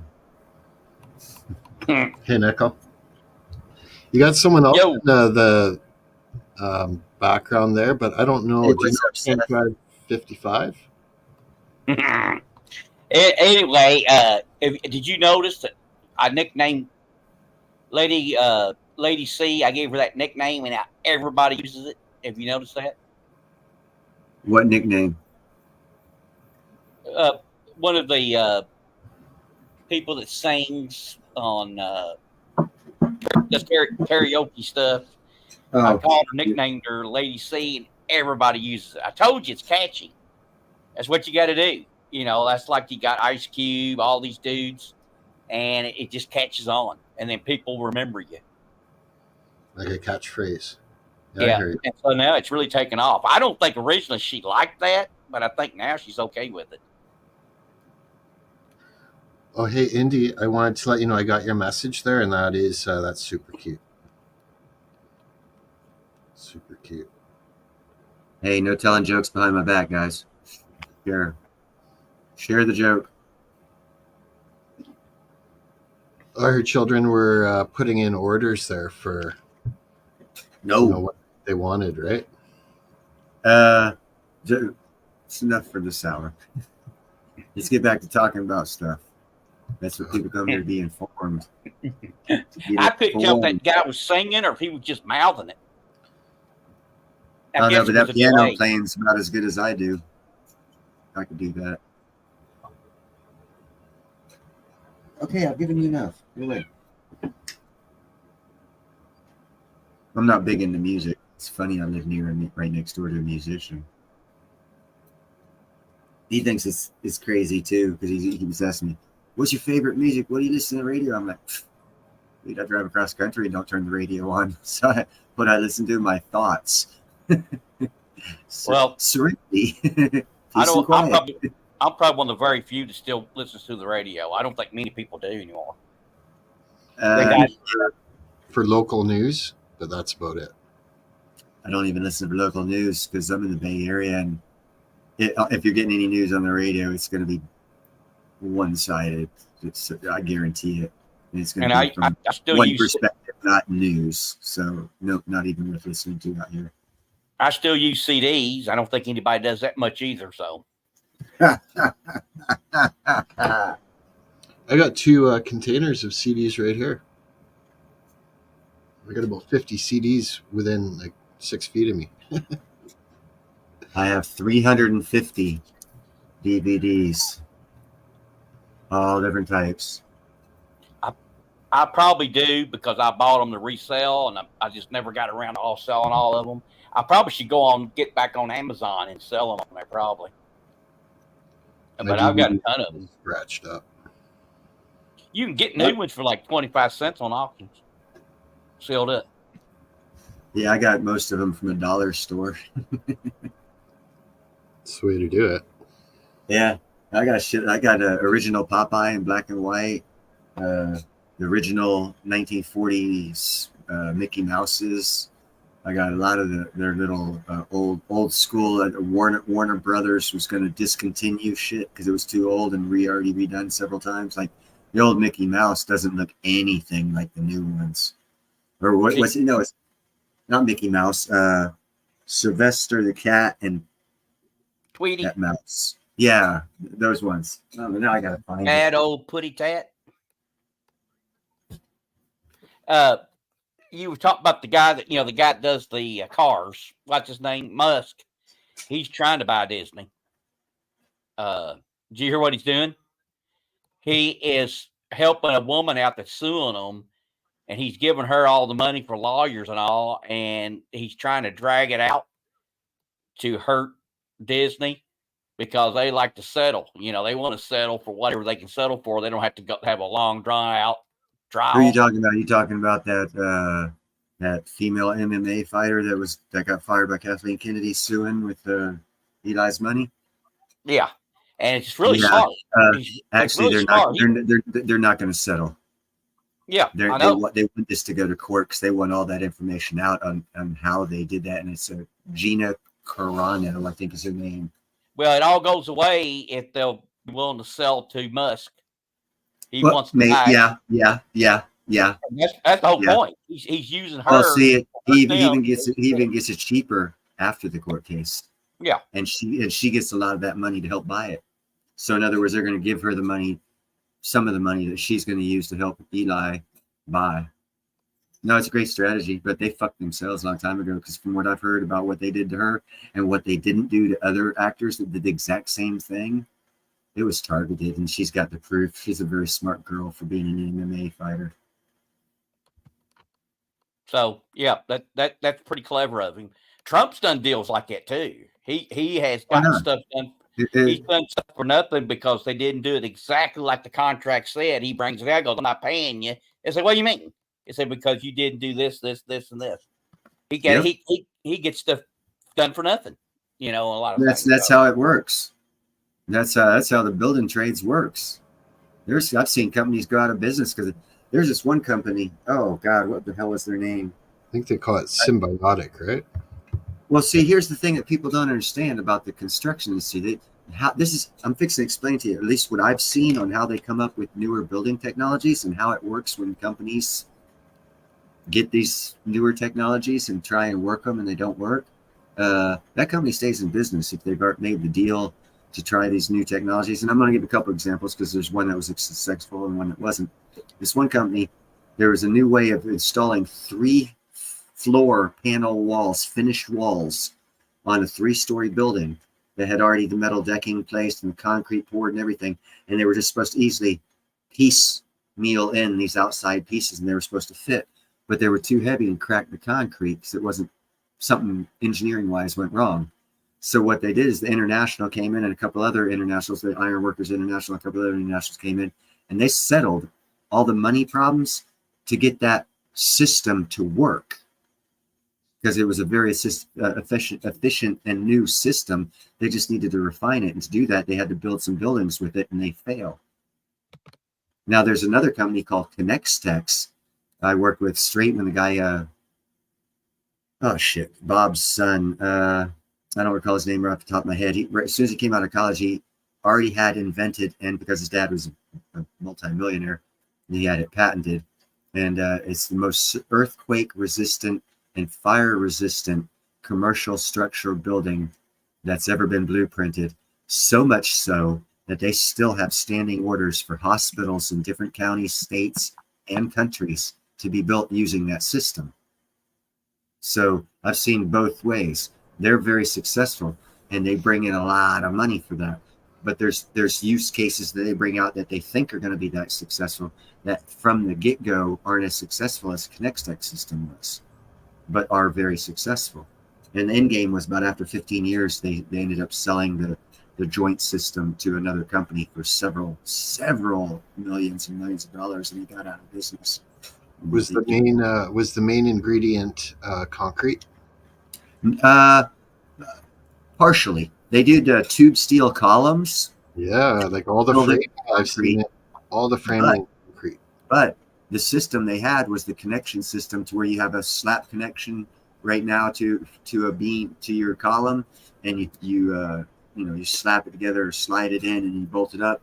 This system totally fucking different. The connection system was like an inverted V that had an angle to it, and the connection system had the exact opposite, to where I by myself connected 5 pieces on floor. Of course, I wasn't supposed to. I slid down the columns to do this, but the crane operator lowered the things down, and with one hand, it was like a 10-foot piece. One hand, all I had to do is partially get it in the other side, because the way it was set, it was like at an angle and a V, to where the piece sat in, it was going to sit properly no matter what. And then I just reached out there, unhooked it, slid down, and the operator just kept coming down with the load, and we did 5 floors. Huh? That's perfect. Yeah, well, sliding down the column they didn't like, but it's a real No, fast that's system, design. earthquake resistant. It's matter of fact, I have a picture of me standing on some of that steel on my Facebook page. I'll tell you something. I'll tell you something else. I'll tell you something else Trump did. There was some property he wanted, but he owned property next to it. So he built these big, tall fences and obstructed the view of the people of the property he wanted. Right. They couldn't get anybody to buy it at that point. So they had to reduce the price and sell it to him. The guy is smart. Now, you can say he's tricky. You can say he's dirty.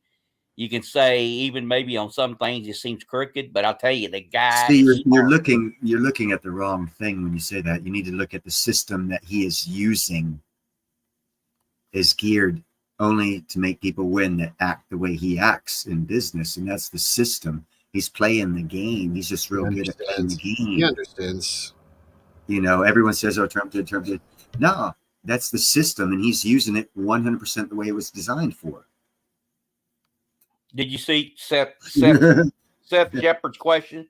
Do you guys talk war politics? Okay, war politics. Let me think. Are you talking about Israel and Ukraine? I mean, I guess we do, but it's kind of been talked to death. Everybody knows Russia's winning.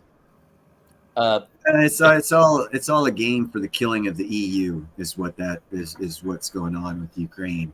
And if you look, the reason why the longer that war gets drawn out, the more the coffer dries up for the Ukrainian people, the more corrupt people have to send them money, and they're all getting exposed, and it's actually collapsing the EU right now.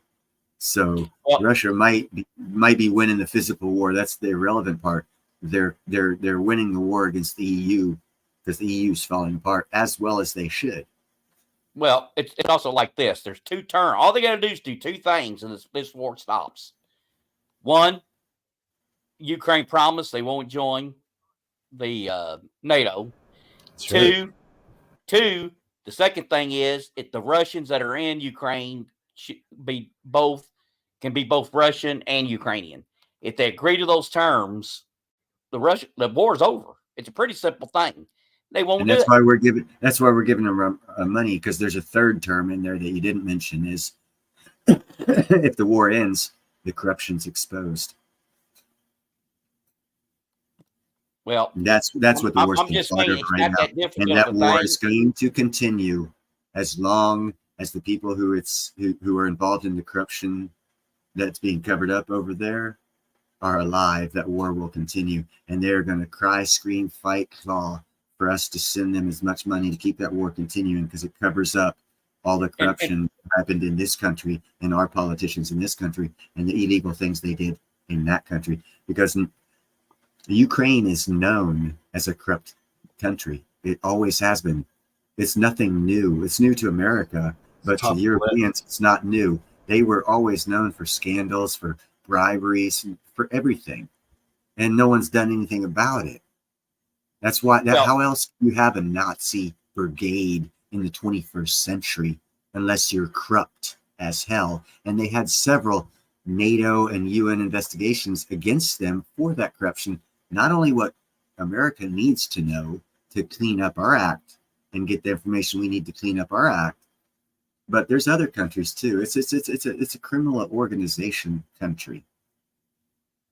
Well, So they use any and every excuse to get whatever, but it's the people. They've already proven they don't. As a matter of fact, that war is not going to end. What's going to happen is the mayor of Kiev or the general are going to throw a coup and take that son of a bitch in power out, and they're going to end the war. And that's probably how it's going to end. Well, And but no one's if Trump gets, no one's seeing the point that they don't like the Ukrainians don't like why they're fighting the war. well, it's like this. If Trump gets in, it's going to stop. And I'll tell you how. I don't know how long it'll take. It'll take maybe 6 months. It's going to stop because Trump is going to say what I just said. He's going to say, here's the terms, agree to it. If you don't, we don't finance you anymore. And how are you going to continue? But that doesn't answer the corruption that he wants. He wants the answers to. he's going to want that too. So that's another term you didn't add to that to end the war, because we're going to want all the paperwork. We're going to want to know why that district attorney was fired that was on the corruption scheme that the Bidens were involved with, and all those tapes and evidence that we have of money getting withheld and purchased. We want all that information because it affects us here in this nation. I don't give a fuck about their war. They can kill each other. It doesn't affect me one bit. The corruption they're covering up for our government is what I care about. And that war is being continued because that corruption just happens to coincide with our leaders. And now we know the United States, throwing our tax dollar paying for their retirements, paying for their cops, paying for their politicians. And we have homeless here in this country. What would cause a leader to do that? Think about it. Well, the United States it's as corrupt as any. I'm American, but I got to be honest. And oh, no doubt. I just said that. And Ukraine, we kill as many people as Putin does. So when they call Putin a murderer, I think they need to look in the mirror. We probably assassinate more people than all the other countries together. In that same mirror, realize that had we not killed those people, so those people to see, because you got to look at good guy, bad guy people. Now, if to do that, you got to have feelings and you have to be judgmental. But if we were not in these areas of the world that we were in, how many more women and children would be dead right now? So was it a bad thing us being there, or did we actually do a good thing? Now, if you just look at war as bad, yeah, we did a bad thing. But if you look at the consequences, well, hell, just look at Afghanistan. What is still happening over there after we pulled out? Murders, rapes, all kinds of fucking cool shit's going on that didn't go on when we were there. So is it better? Is it worse? Well, you decide. Ask the people over there. I think they'll disagree with you. Well, but Pompeo, no one's over there fucking asking their opinion because it's illegal. Well, Pompeo put a hit out on Assange, and so I mean, is that more despicable or less than what? You know what? Hey, check this out. Check this out. That was one person in one organization that's corrupt and was allowed to do something and make the whole of the American government look like shit. No, I don't think so, bro. All we need to do is the same thing as fucking us right now. Get rid of the heads. It's all the same. Get rid of the head of the snakes. Get rid of the CIA. Get rid of the head of the FBI. Those are the motherfuckers that are causing all this shit. The people under them are good people. They're the same people that were allowed to do a good job when they were allowed to do a good job, for which their bosses now are not allowing. It's not all of them. It's the ones that control them. It's a small amount of people we need to get rid of to make this country better. Because these are the same ones that have put it in the spot we're in now. It's not all of them. All of the CIA hasn't gone bad all of a sudden. Not all of the FBI hasn't gone bad all of a sudden. All cops haven't gone bad all of a sudden. But yet, every police chief, every FBI director, and every CIA director is bad. So just get rid of the head of stakes and check this out. The people underneath them will throw a birthday party saying, thank you for letting us do our job again. There's a lot of bad people out there we need to go get that we've not been allowed to go get. And we're being made to look like shit intentionally so that citizens will revolt against us. United we stand, divided we fall. Remember the tactics being used against us before you stand up against us, is my saying. Well, and let's talk about Israel. Israel, there's always going to be a war over there. I mean, until Jesus Christ comes back, that, they'll fight, and then Israel get the better hand, and then they'll say, all right, everything's fine. And then the other side will build back up and they'll be at it again. He's not going to be able to eliminate the groups he's talking about, because not all of them are where they want to get them. Some of them are in Iran. You know how to stop that? They're not going, unless they go inside Iran, you're not going to be able to wipe out this, what's the group? I could wipe them out. Take a couple of years, but I know exactly how to do it. And the NSA did a study back in the 80s that I can use as a reference. They did a study in the Middle East back in the 80s saying how little money would an Arab have to make before they go radical. And they got that number. Now go look at how much they make. Oh, less than that number? But if they made more than that number, they're not radicalized? Huh, okay, cool. You know how to solve the problem? I just gave you the answer. Because they're cheap enough now. They don't have anything, so they're cheap enough to be bought. So just raise their income and they won't be so cheap. And then the people buying them to do the stupid shit they're doing now won't be able to afford to buy them, so they won't do the stupid shit. That's why shit happens in Israel and Palestine.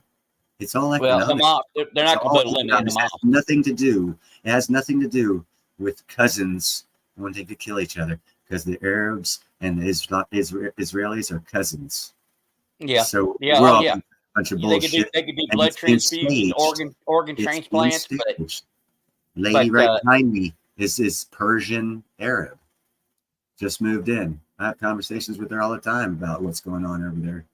I dated a girl named Nassim, total fucking Iranian. Her uncle hired me. He was over there. He was a superintendent back in '79 when the Shah came in and threw him out. He was building 12 16-story buildings for the United States Air Force in Iran in the late '70s. That's how cool they were back then. I don't think we'll get rid of all the Houthis either. So But we they're don't have still to. going to be around. Just throw money at them. Give them a better living, and they won't be radicalized. The NSA study was done is how little money do they have to make to radicalize? How shitty do we have to make their lives before they want to kill? Then that number came to $1,200 back in the late '80s a year. That's not that much money. Give them all $2,000. Give them $1,000 a month, a job, shoveling dirt, but give them $1,000 a month, and the terrorism will go away because the terrorists have to pay them, and they don't have all that kind of money to pay them. So The if we leaders, pay them more, their that's leaders how will it keep works. their leaders will keep all the money. They live Well, like you know, they live like Donald Trump. Then we go back to America's bad for doing assassinations, huh? Now you see why we do assassinations? Because if we don't, we can't change things, can we? You just answered your own question through this whole conversation. Is America bad? No, we're not bad for killing people. We kill people for a good reason. To get shit done. Yeah, and Putin could argue the same Now, thing. we have bad people that cause bad operations that go bad. Hell yeah, we do. We have more now than ever. But they're not the people. They're the people that are leading those people. In other words, they're the head of the The snake. facts are Ukraine's corrupt, Russia's corrupt, United They've States is been corrupt. No, Russia's. So they're all corrupt. I mean, but you can't get on one person. All he dictatorship is be a cold-blooded corrupt? killer when we do the same thing he does, and other countries do the same thing. Yeah. So Yeah. And here's another fact for you, since you're throwing facts out there. You know, Islam's had 437 wars against us, and we've only had 13 against them. Shall we get even? We owe them about 400 wars. So what's the point of all these conversations if you don't change the heads of the snake?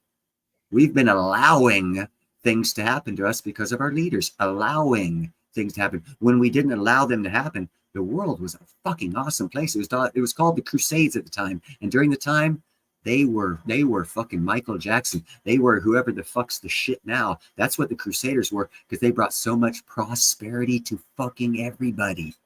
And you want to know how they did it? Read history. You want to know why they're gone? Read history. It's all about the money, baby. Still is to this day. We're just stupid and forgot. Like I said, pay each of those fucking Arabs $1,000 a month to go dig a hole in the ground for a year, and terrorism will go away. Because the NSA did a study. Our sick ass, poor, fucked up government did a study on how to get them that way. Now, yes, every one of us did that. We're bad. America's bad. We all need to die. No, fuck that shit. One dude, two dudes, three dudes out of 300 million are bad. Get rid of them. We're still great. Don't degrade your own self, your own family, your own family's achievements in this nation just because we got a couple assholes. And then you want to turn against us? Fuck, I've got uncles that were fucking heroes in World War II. My brother was in for Green Beret for 22 years. He was in most of these fucking conflicts you're talking about. I was in one of them. I love America, man. I know we're greater than any fucking government out there. Yeah, we're bad. You know what? Go live there. See how worse they are. Now to fix us, all we got to do is take care of the fucking heads of the snakes. And we can be great again. Because we got great motherfuckers in this country willing to stand up and make it great again if we realize our leaders will allow it. So there's the problem. The leaders won't allow it. So how do you change that? Local elections. Go fucking run for local mayor. Go run for local office, because Senate and Congress change when locals change. There you go. Yeah, no, it's hard. It's real hard. It's harder than going and killing someone in a war. There you go. You fixed it. Stand up and do something. Have been for years. That's how you fix it. You don't want to, you can shit, complain, tell us we're all fucking horrible, terrible people sitting on your fucking armchair. You know, and yeah, we'll be all terrible people. Why? Because we're sitting on our armchairs. When we're not terrible people is when we're getting out there and doing something to make it better. What has America lost? The ability to get outside, do something to make it better. It's not that hard to get back. Bottom line. Well, Assange, he should be free. Hey, thank you, Seth. You know, sometimes I get on these soapboxes for when things really touch me to the heart, and I just and mostly it's about platinum. But yeah, that one kind of gets me because I see both sides. I have had family members died for this country. I myself put my life on it. My brother's done it probably 50 times for this country, not for its leaders. We are an imperfect nation. You want to put us up against perfection? Show me the country that's perfect, and you can put us up against it. But as long as you put us up against any country out there, as long as we can change these leaders we have now, up until now, we were actually better than them. So let's just let 4 years, fuck 200 years off and just throw it all away. Yeah, that's their plan to beat us. Don't join them. They're the enemy. Let's be patriotic, man. Patriotic's not the president. President's a bunch of bullshit. He's just a fucking leader. He's just fucking nothing. He's going to be gone in max 8 years. You're still going to be here. Long-term vision. I doubt it. I'll probably die. Well, you know, but you've been here for 50, so there you go. That's at least 10 leaders. So you outlasted them. You know? I go back to Nixon. He's the first president I can remember. This is when I knew I was going to be the type person that I turned out to be. It was in 7th grade. I got sent to a private school because I couldn't handle public schools. And we were, it was, what was it, 79. Ronald Reagan was running for office.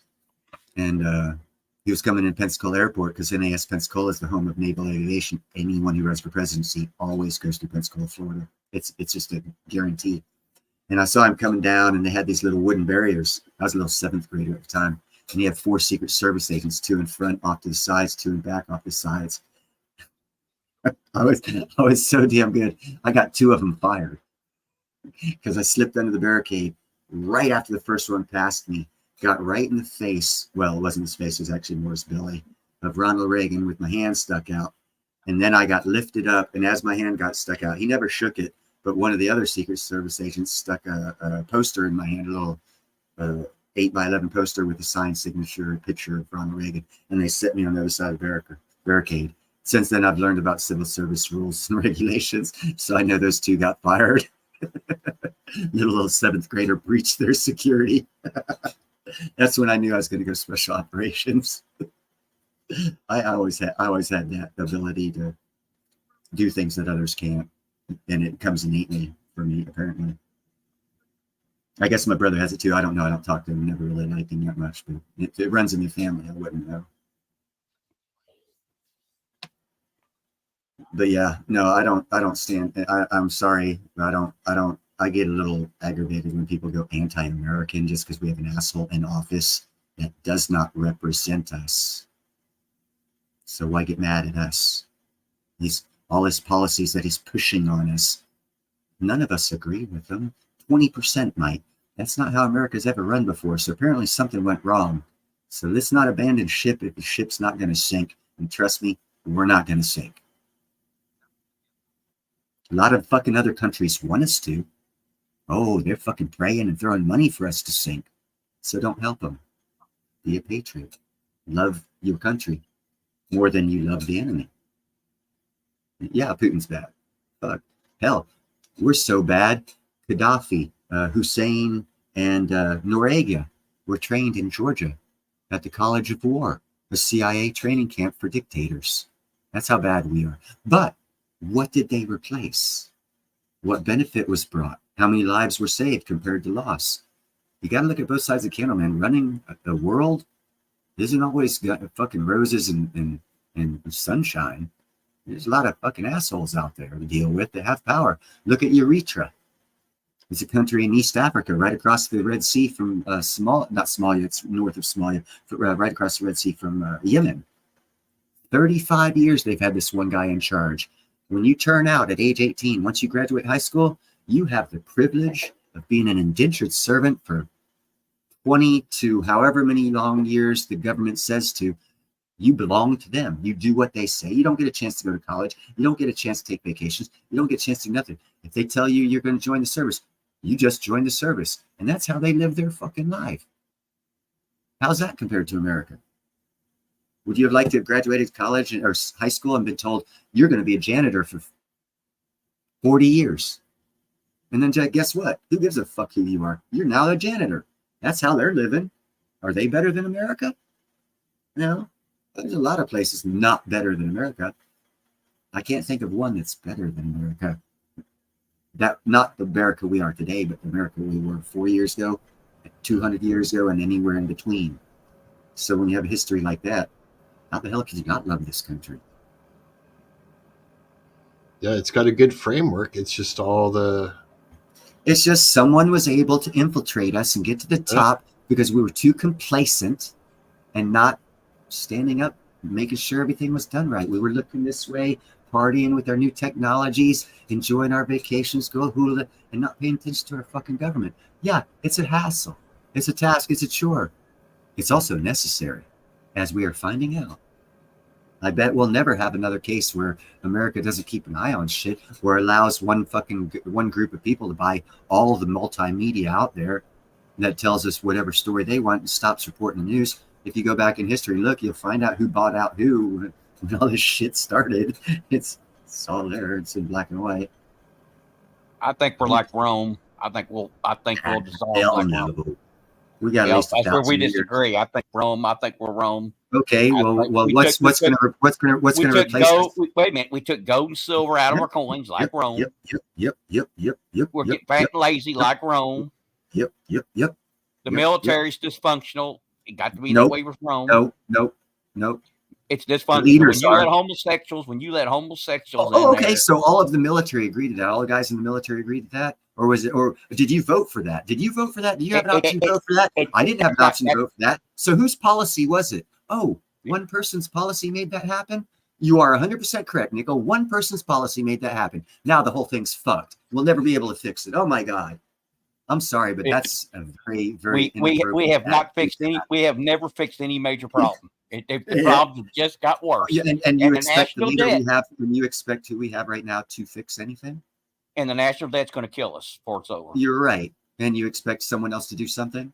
Whenever you want Well, to quit there ain't a whole lot I can expecting do. others to I'm fix only more one. problems, you'll get up and fix your problems. I'm getting up and fixing America as much as I can. I'm just waiting for 300 million other Americans to do the same damn thing, and then we can get our country back.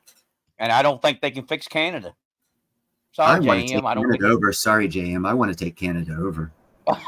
Yeah, I don't think Hey, you're you going know to. what? I think Canada's the same way as the United States. You got certain I think groups we in need there, to and they're have going to about stay 2 in more there. states. You're never going to stop them. You and know they're how going to ruin wealthy. everything. You know how wealthy America would be if Canada and America joined.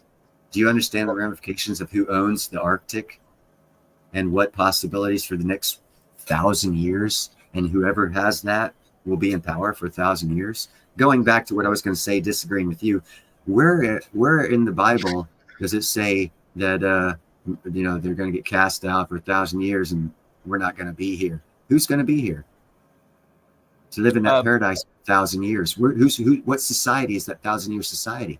It won't be Because America. it hasn't shown itself.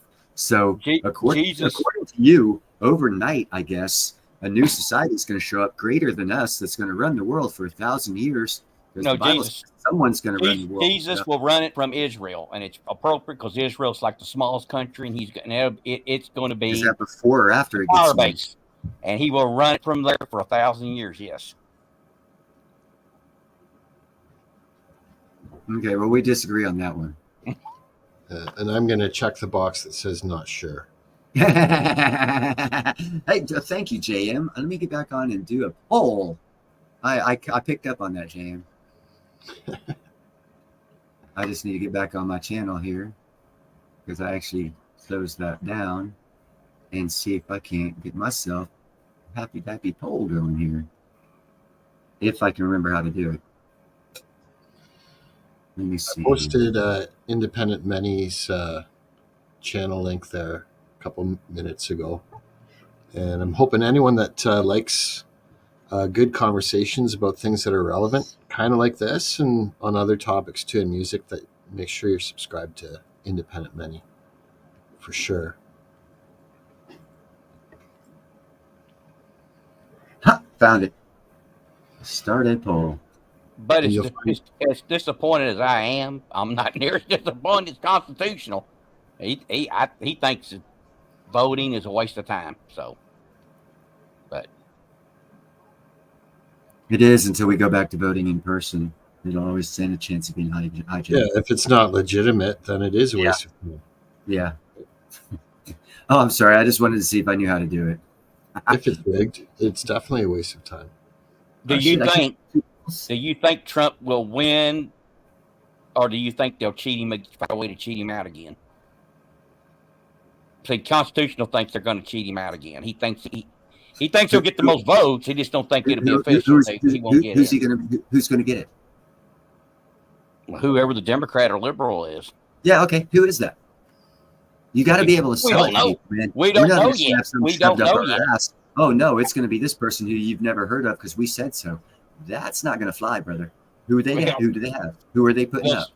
You got to. They're going to start running right now. You got to start running right now. The whole point of they don't have no one running right now. They don't have a candidate, so I don't see how he can't win. The whole J6 point of doing what he's been doing is to guarantee that they don't have a fucking eligible candidate. He's taken all of them out already. Hillary, Bill, Obama, Biden. None of them. Kamala. I heard interesting. None of them want to run against him. So who are they going to have to stop him is my question. I will answer your question with a question. Who are they going to put up to stop him? And if it's going to be someone in the 24th hour of the 23rd and a half hour, and they're going to throw up a name, oh, Jonathan Jacob Myers Smith is our candidate. He's now your president.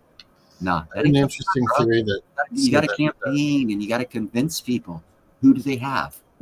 I'll tell you who decided. You want to know who it is? The judges, liberal judges, will decide who's the president. Man, you going, dude? You got to understand the law before you start talking about the law.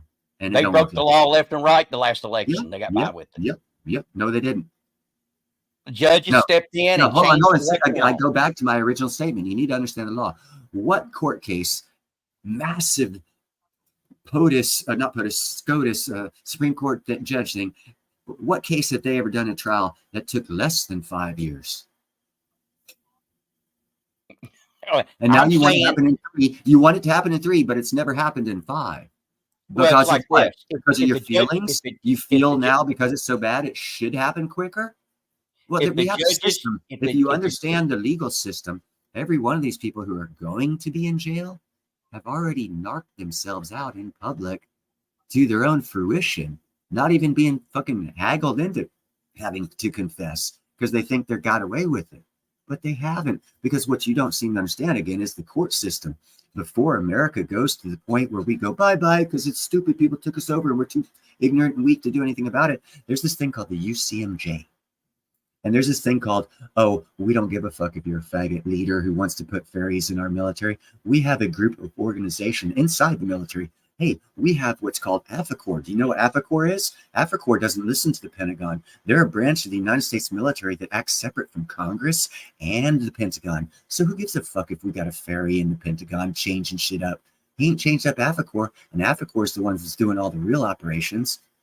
Did you understand that? No one even knows about that. No one even knows about that. It's so fucking funny. We can all go against our country without even fucking knowing what the fuck our country is. Liberal judges changed the election laws during the last election. Yeah. Did you not hear about those court cases? Did you not hear about those state-run? Hold on, here's following the law. This is why it takes more than 5 years.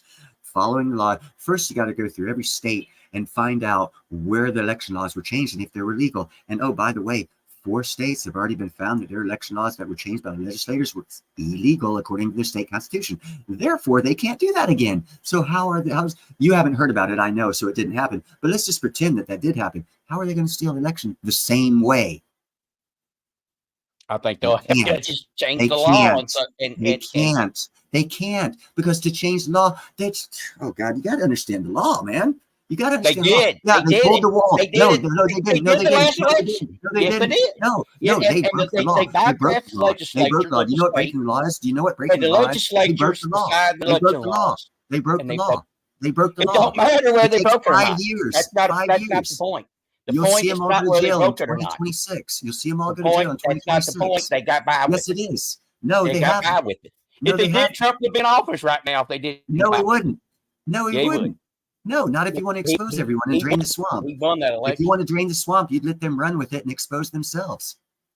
And you'd use the fact that you've got to change state laws before you can change federal law, because that's the law. But the way you're telling me is you want to see federal law change. Fuck state law. And if we don't change federal law before state law, we're fucked again. That's not how it works, is all I'm saying, bro. And if you It's federal understand how it now. works, state laws have already been changed back to the way they were because they were found unconstitutional. And they've already decided they can't replace the politicians that are in because it would be too disruptive to the fucking society we have. So it won't happen again. Trust me. The law has already spoken, but IBC, CBN, ABC, Fox, or whoever the fuck you listen to just didn't report that to you. Yeah, there's been 4 states that have been told they did an illegal thing by putting Joe Biden in as president. Oh my God, did that not make national news? I read about it. Obviously, you didn't. And you're coming up and jumping through conclusions, not understanding everything that's going on. Because to understand everything that goes on, first you got to understand they're not going to tell you. You got to look for it. Because they're not going to let you know the truth. You got to look for it. So if you're not going to take your time to do the research into this and go to these court cases online and find out about this shit, you're never going to know. And you're going to come up here one day and you're going to start spouting stuff that you don't know about. That someone else feels is totally wrong and leading us down the wrong road for America. And you will I know find the out, Supreme Court you didn't will want to find touch it out with a that 20-foot laws take time. It takes time to take a billionaire through court. You know how long it takes to take a billionaire to court? It's not as quick as taking someone who has $5 to court. It takes a lot more time because they got a lot more lawyers. So it takes a little time. Give it time. I know you want it to go be 24 hours, but nah. When you're taking down sources and shit like that, it's gonna take 5-6 years. He just started 3 years ago. Okay, give him time. It's working. It's working. We're in a fucked up position. That tells me it's working. The Supreme Court. And he also said next 4 years is a fine line we have to walk so we don't have civil war. The dude's already told us what's coming. You just got to go back and watch his fucking videos and his speeches and put it together and don't jump the gun. He laid out the plan. He did that last administration. He laid out the plan.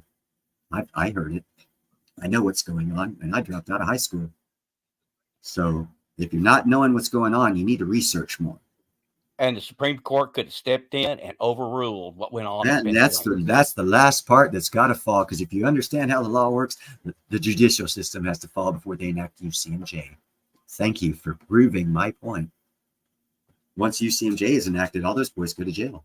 Yeah, we get our country back. Yes, it's all a process. It takes time. People have to expose themselves. And then the Supreme Court didn't expose themselves till just recently, did they? Hot damn. So we had to go through these 3 years of bullshit to get through it all. And we're not through it yet, but we're close.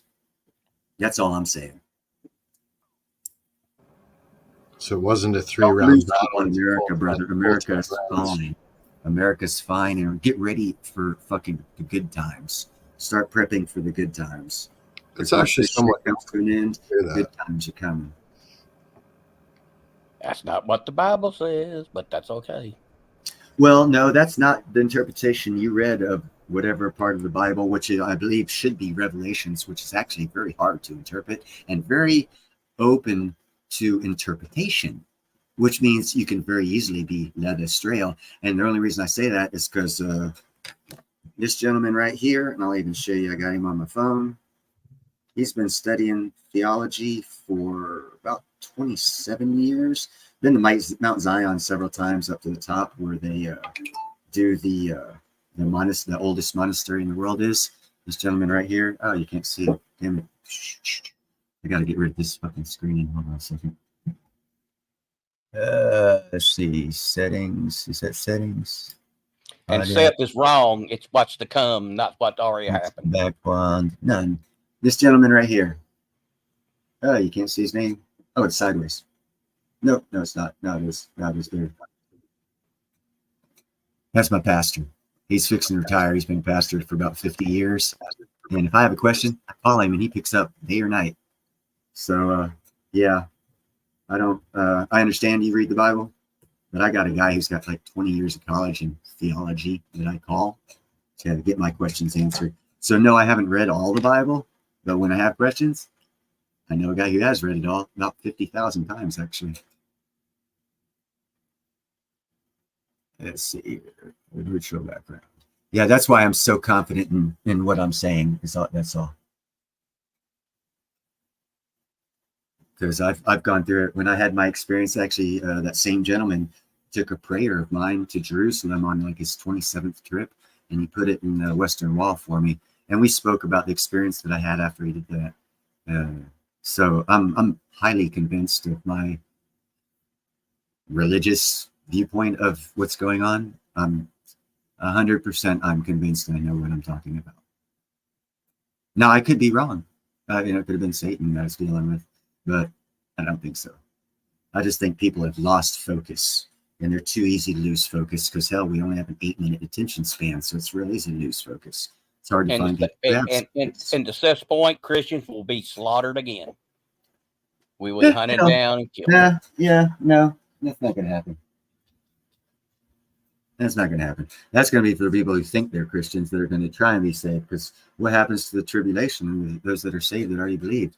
Oh, we're going to be hunted down. So our belief is we're going to be hunted down like murderers and killed, all for believing. That's the end game for us. Really? I didn't read that one. That's for damn sure. Holy spiritual light.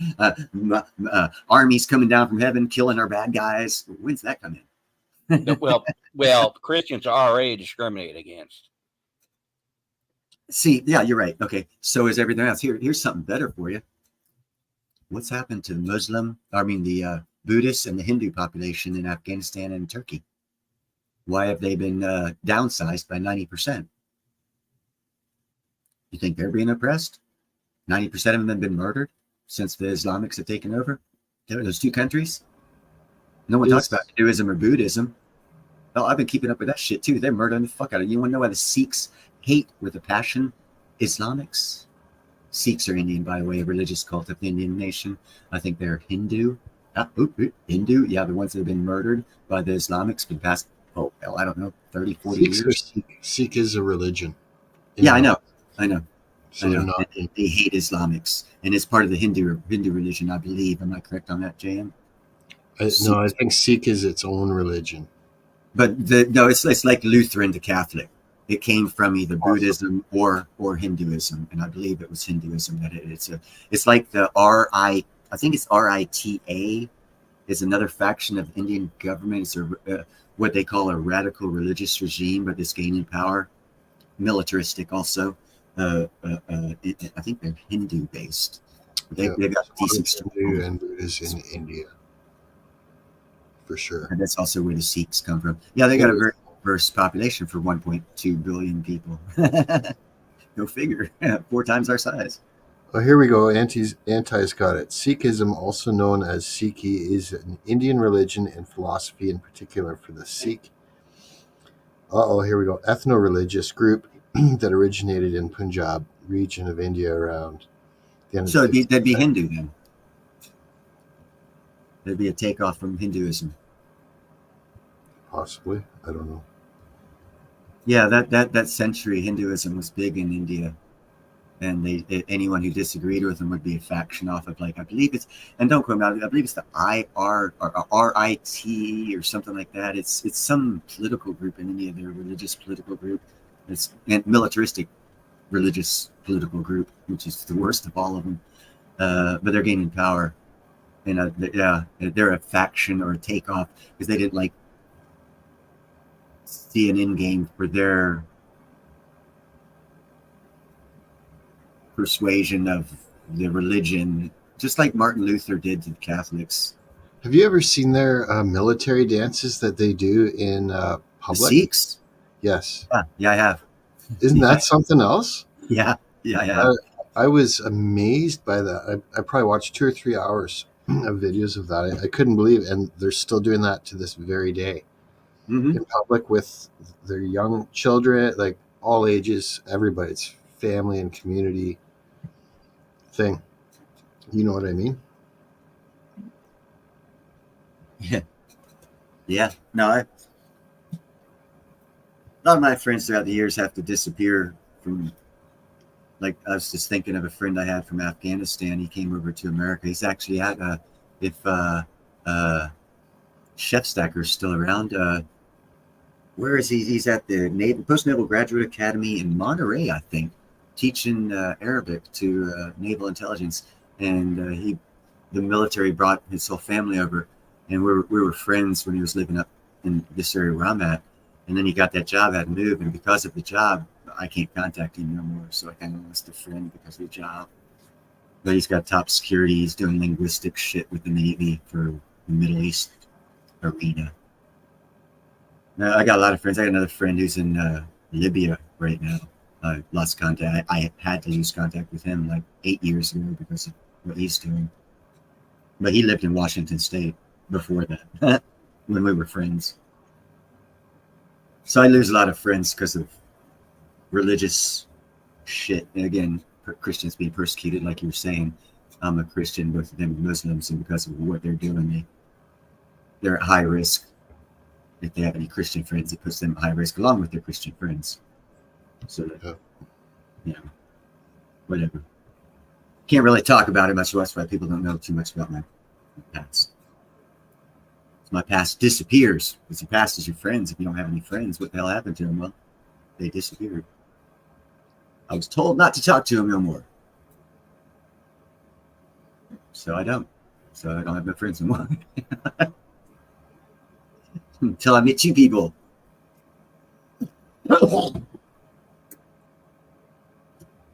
Although I'm sure Nickel probably wants to hit me with a fucking baseball bat every now and then. No.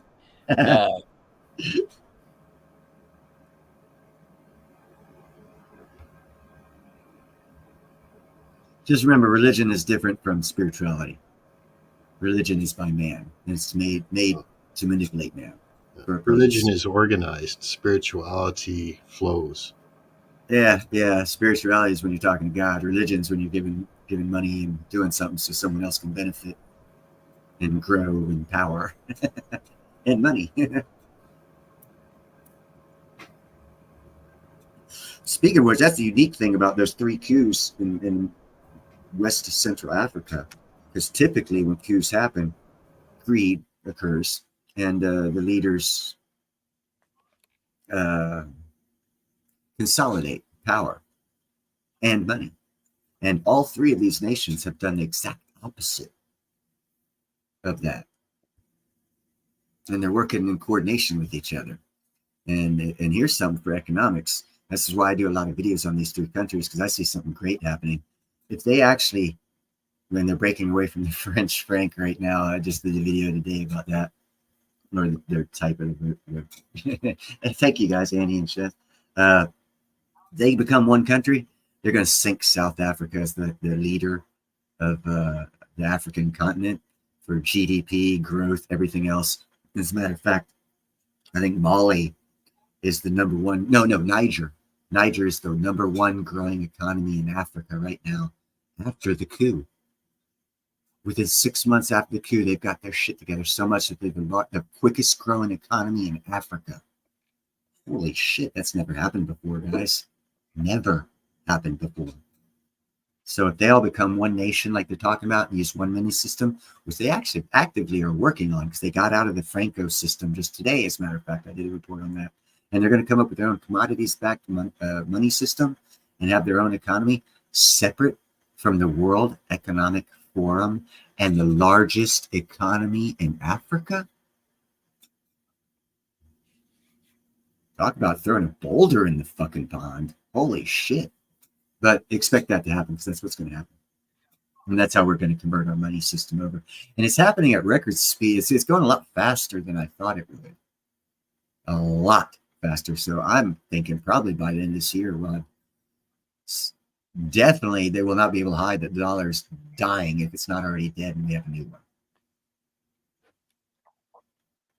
Yeah, thank you, Annie, for watching that.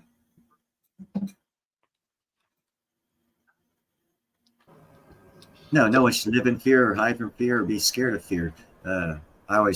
This is what I always say. When someone says something about fear, it's my Scottish family motto, sans peur, be fearless. Sans peur. Sans peur. That actually looks like French. It is French. And my Scottish family back in the 10th century was actually Norwegian. So it's kind of fucking muddish. Huh? My brother had our lineage traced back. We're actually the reason why we're called Sutherlands. They controlled the most northern islands of Scotland, and they're called Sutherlands.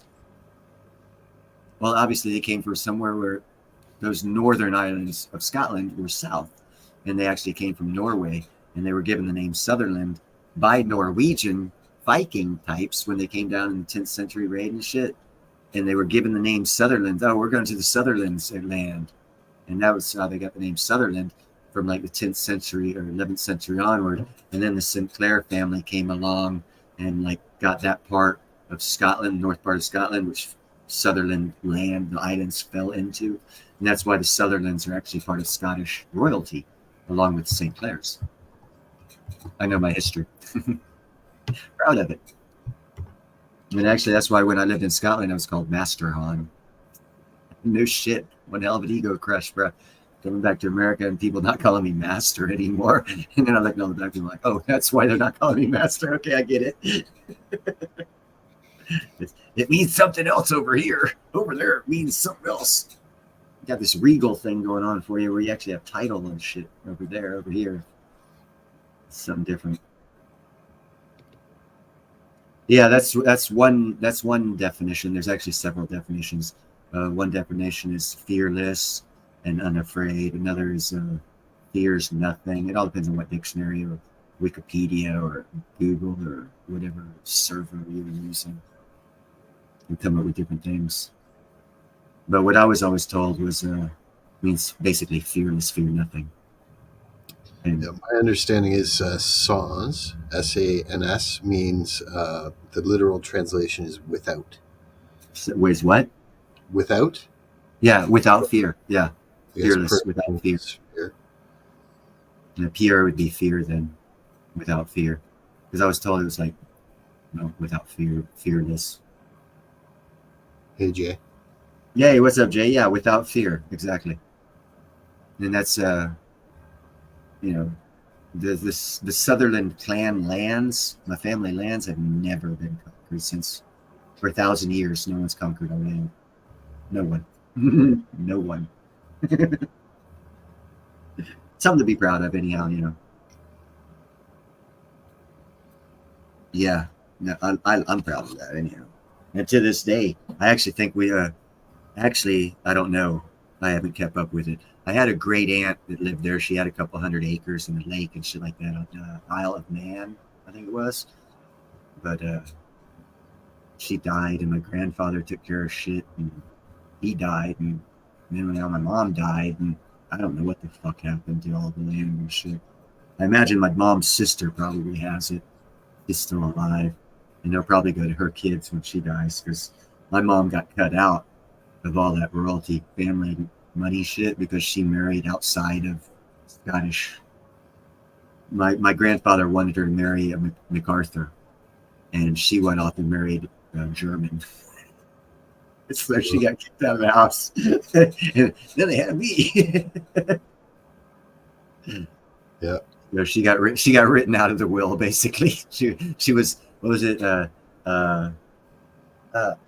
Absconded from the family wealth or something. Not absconded. Abdicated.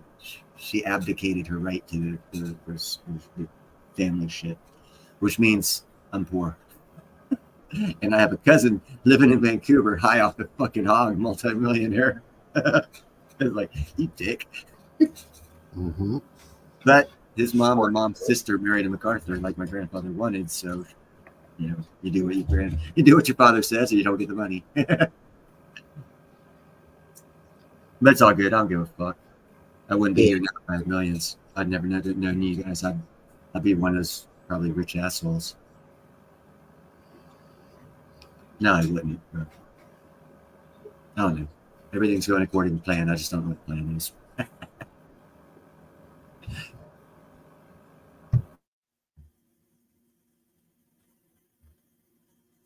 Oh, right on. So anti-attack at Jack uses sans all the time. It does mean without. My older brother's been known to use it from time to time, especially if he's out of a beverage. He'll say like sans beverage, sans boisson, sans pia. Mm-hmm. Yeah, get some bagpipes and some drums, throw me in a kilt, and give me a big fucking sword, paint me blue. See what the fuck happens. All the Romans will be running. There's some crazy fucking long-haired, blonde-haired blue guy with a sword swinging shit at us. Hey man, do you still follow UFC at all? You like that, Sal?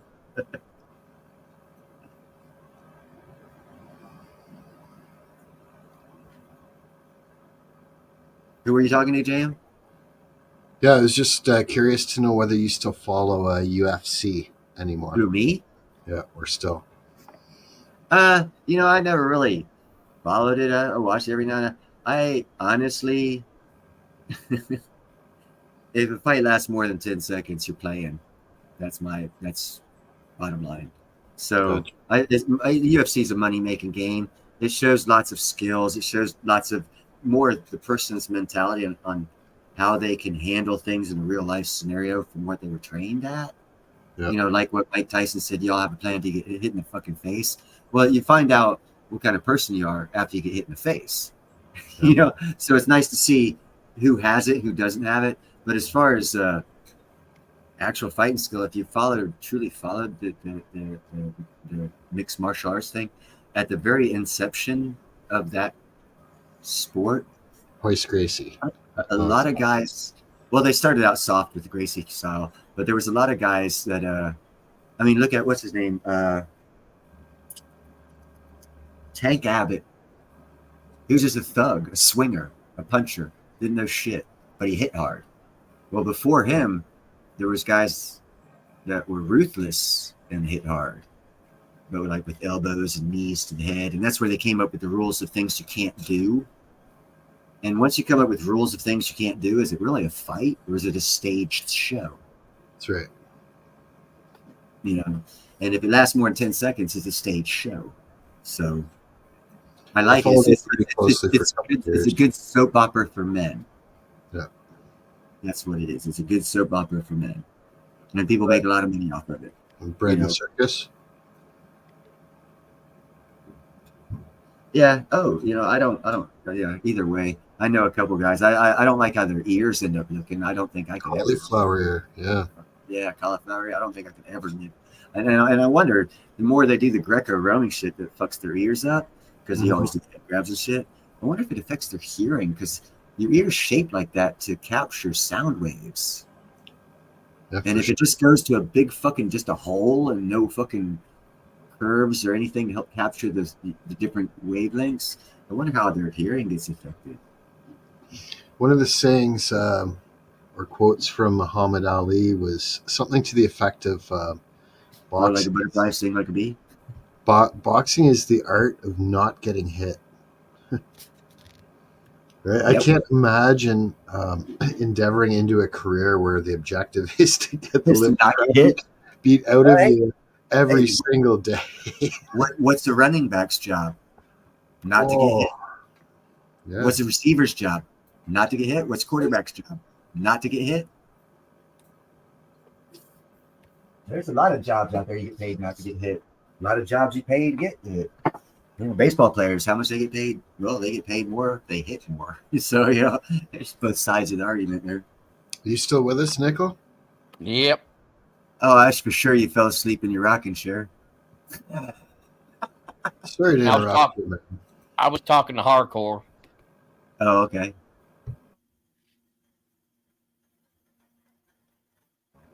Anti-Jag, yes, I can imagine he was 7 foot tall. I have a lot of cousins And it seems like, I don't know, it might be like the food you eat or something. Because my male cousin that I have that I told you about lives in Vancouver, it's got all the money. That motherfucker's short and fat. But the other cousins I have over there that were my mom's cousins, so I guess they'd be like second cousins or something like that. Those motherfuckers are like 6'4", 250 pounds. They go to those games where you throw the fucking telephone pole and shit. And when I'm over there looking at, and I'm standing by these big motherfuckers, man, I'm like, where the fuck did I come from? If this is my heritage, why am I so small?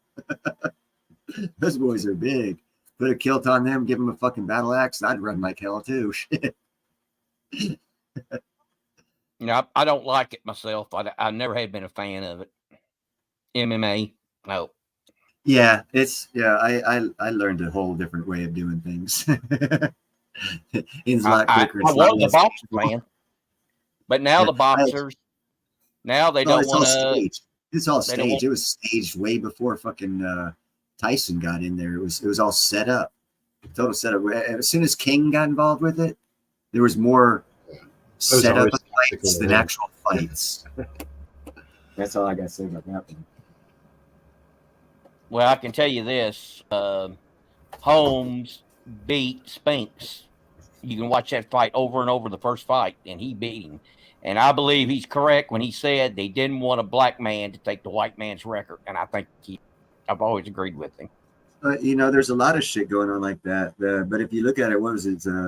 Actually, one of the first fucking heavyweight boxers before they used gloves and they were just doing bare knuckle was a big black man. But, yeah, if you know history of boxing, I do, because my dad was a Golden Gloves boxer back in early 50s up in Pennsylvania area. He actually beat up a couple 50s country stars at a bar one night. It was his claim to fame as a boxer. But he was a Golden Gloves boxer up there and taught me a lot about boxing. Well, I actually was a silver medalist in the Army for boxing. There's something you guys didn't know. The one that Ali beat, the first guy he beat for the heavyweight, he fought him twice. He was so far in debt to the mob that I think he was told to fall, and they bet a lot of money on that. And I mean, he barely touched him when he went down. I'm gonna let you in on a little secret here. You should actually already know this. Anytime you have a sport and money's involved, you no longer have a sport. So enjoy the entertainment, because that's all it is entertainment. Because once you throw money at it and someone's going to bet on it, that means someone's going to bribe someone. It means someone's going to throw the fight, throw the game, miss the ball, make it look good, like whatever. And that shit's going to start happening. As soon as you add money to any sport, it's a guarantee it's going to happen. Because one thing about humans, you can guarantee greed. Well, it's find a way where you can make more money than the next guy. Well, college basketball is pretty legit, especially the women. But the men, I have seen, I knew guys that could hit free throws, and you could tell they were missing them on purpose. And they did figure it out. He did it, and he went to prison for it. But so it does get in all sports. But yeah, no, it's mostly college basketball is legit. So. That was the big fight when fucking college started getting sponsorships and going on TV. They didn't want that to happen, so they made it to where you can't get sponsorships, you can't get money. And then some big basketball fucking college star was starting to complain and took him to court to where he could start getting paid while he was in fucking college. Anytime you add money to a sport, it is no longer a sport. Enjoy your entertainment. It's not a sport; it's entertainment. Seth, I did a video on Caitlin Clark today before I came in here. So, one of the few times here in the States where I was scared for my life, and Nick will probably be able to tell you what year it is. I'm not 100% what year it is. It was either 80. Oh, wait, it was 94, 95-ish. They had the women's college basketball happening in Charlotte, North Carolina over winter time. It was some women's college basketball league or something of the greatest women basketball players was happening there. And I didn't know, because I came from the South and I was an iron worker, and I was just up there. I was building the Trans-American Square on Tryon Street between 1st and 2nd Street, or Avenue Street, I think. And I didn't know they had underground in the wintertime, See, it's fucking cold, dude. That shit freezes. And me and my connecting partner were walking on the streets. We had jackets and shit on. We were freezing. And these 4 fucking Amazons started walking up towards us. And they were new to the town, too, because they weren't going to be there long. I guess they knew where the underground was because they actually turned into the building. We followed them and found out there's a whole underground of fucking Charlotte, North Carolina. I didn't know about till that time. But me and my connecting partner looked at each other because we're like, what are these fucking Amazon women doing out on the street? Are they here to fucking jump her? Because they looked at us with meanness in their eyes. They looked at us with scalding looks. And I was like, damn, are they going to fight us or something? Dude, they're big. And I was actually kind of scared of women at that in particular time. But then they kind of left into this building and we found out there was an escalator going down, led to a food court and a whole kind of mall complex and shit, all heated. I was like, fuck, that's where I'm going after work. They were afraid you were going to get in the way of their next meal. I don't know. I didn't even know that place existed. I just know that they scared me with the look. And they were like fucking huge, man. They were huge. They were like 6'9" and taller. I was like, wow, damn, dude, I'm gonna die. Arms. I feel like Bruce Lee fighting fucking magic. You know, what am I gonna do with these 12-foot long arms of his? And then he fucking kicks. Holy shit! Talk about range attack. Oh, but the kid that's 7'7", yeah, he's I think the tallest Canadian. And the doctors told him he would stop at 7'5". Now he's 7'7". I think he's still growing, so he may end up getting to be 7'9". Yeah, we got to be dabbling with genetics too. No growth hormones involved. Sure. No, it wouldn't. Not for him. This is a gland problem or something. Especially if he's Chinese, and historically they're known to be 5'6", according to historical records. The milk in the cereal is totally natural. Of course it is. Don't worry about that Chinese writing on it's organic. No, but this guy, he legitimately grew. He has one of those problems where you grow too big. You know, Manute Bol, you know, he died not too long after he quit playing basketball, and so this guy probably have a long life.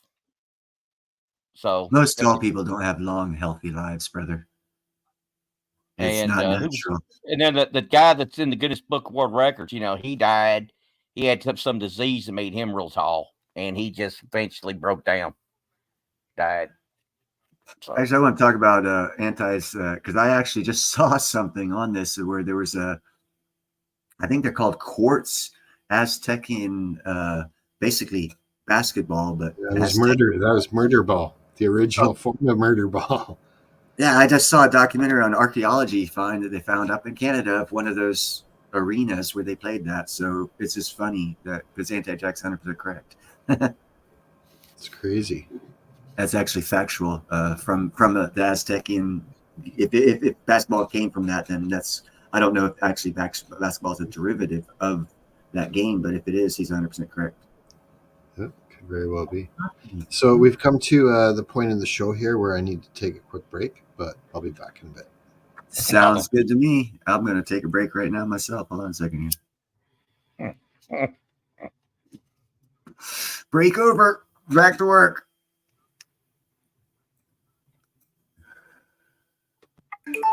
This is hopefully, I don't know. Let me do a poll. That's what I'll do. I'll do a poll. No, you guys are mean. Should I run for president? A majority of you said no. That's fucking funny.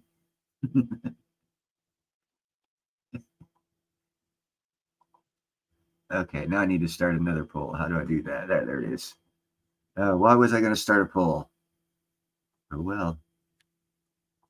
I'll get back to that one. One hit over the line.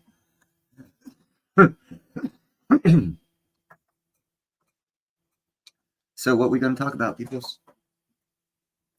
JM leaves and the whole conversation leaves? I'm going to have to blame him for not having an AI bot that he can put on. Shit, I got crazy cat syndrome going on. So he'll be playing for the Florida Gators, which is SEC. I don't know how much he'll play because he's got to learn the system. It'll probably take him a while. But all you got to do is just throw the ball in the air. He can pretty much, his jumping is not, he can dunk it flat footed. So, doesn't have to really jump.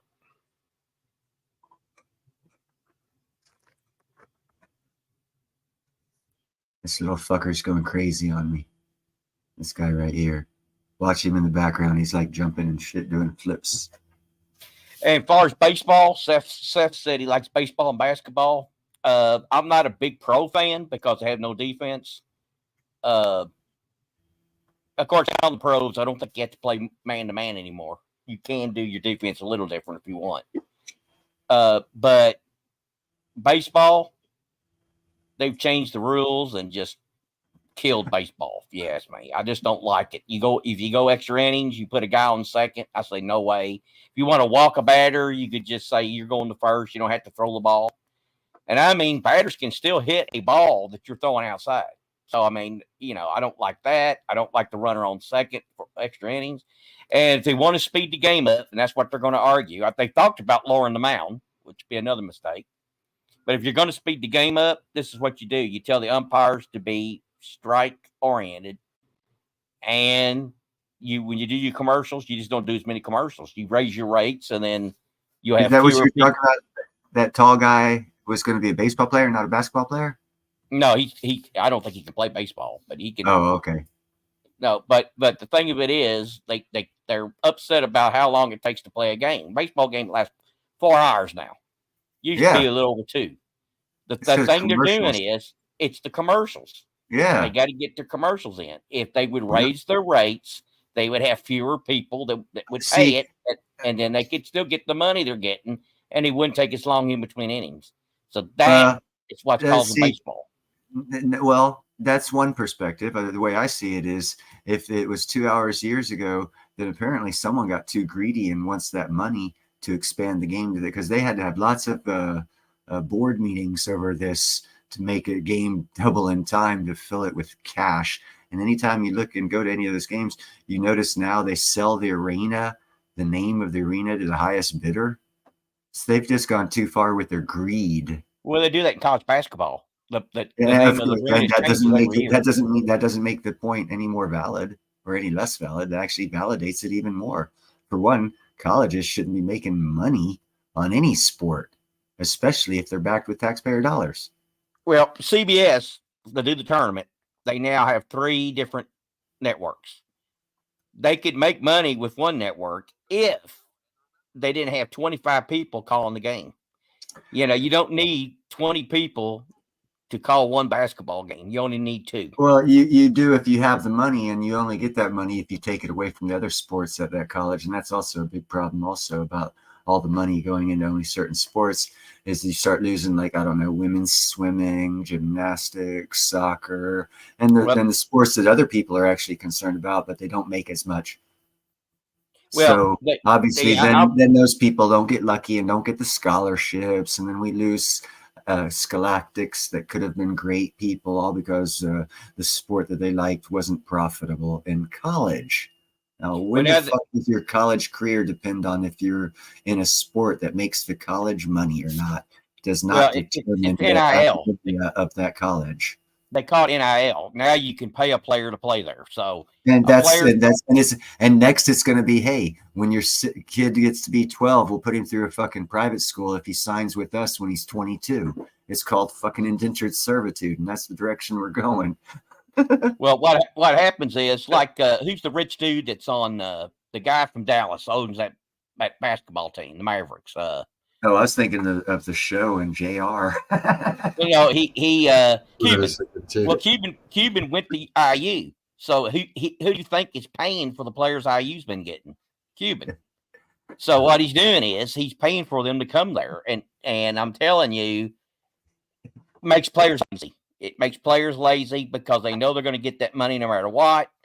So if they score 2 points, they get the money. If they score 20, they get the money. It's going to ruin college basketball. College basketball. They're going to have to put a cap on it. and I don't know what's going to happen. I knew it was a bad idea when they did it. I knew once they opened the box, they couldn't get the stuff back in it.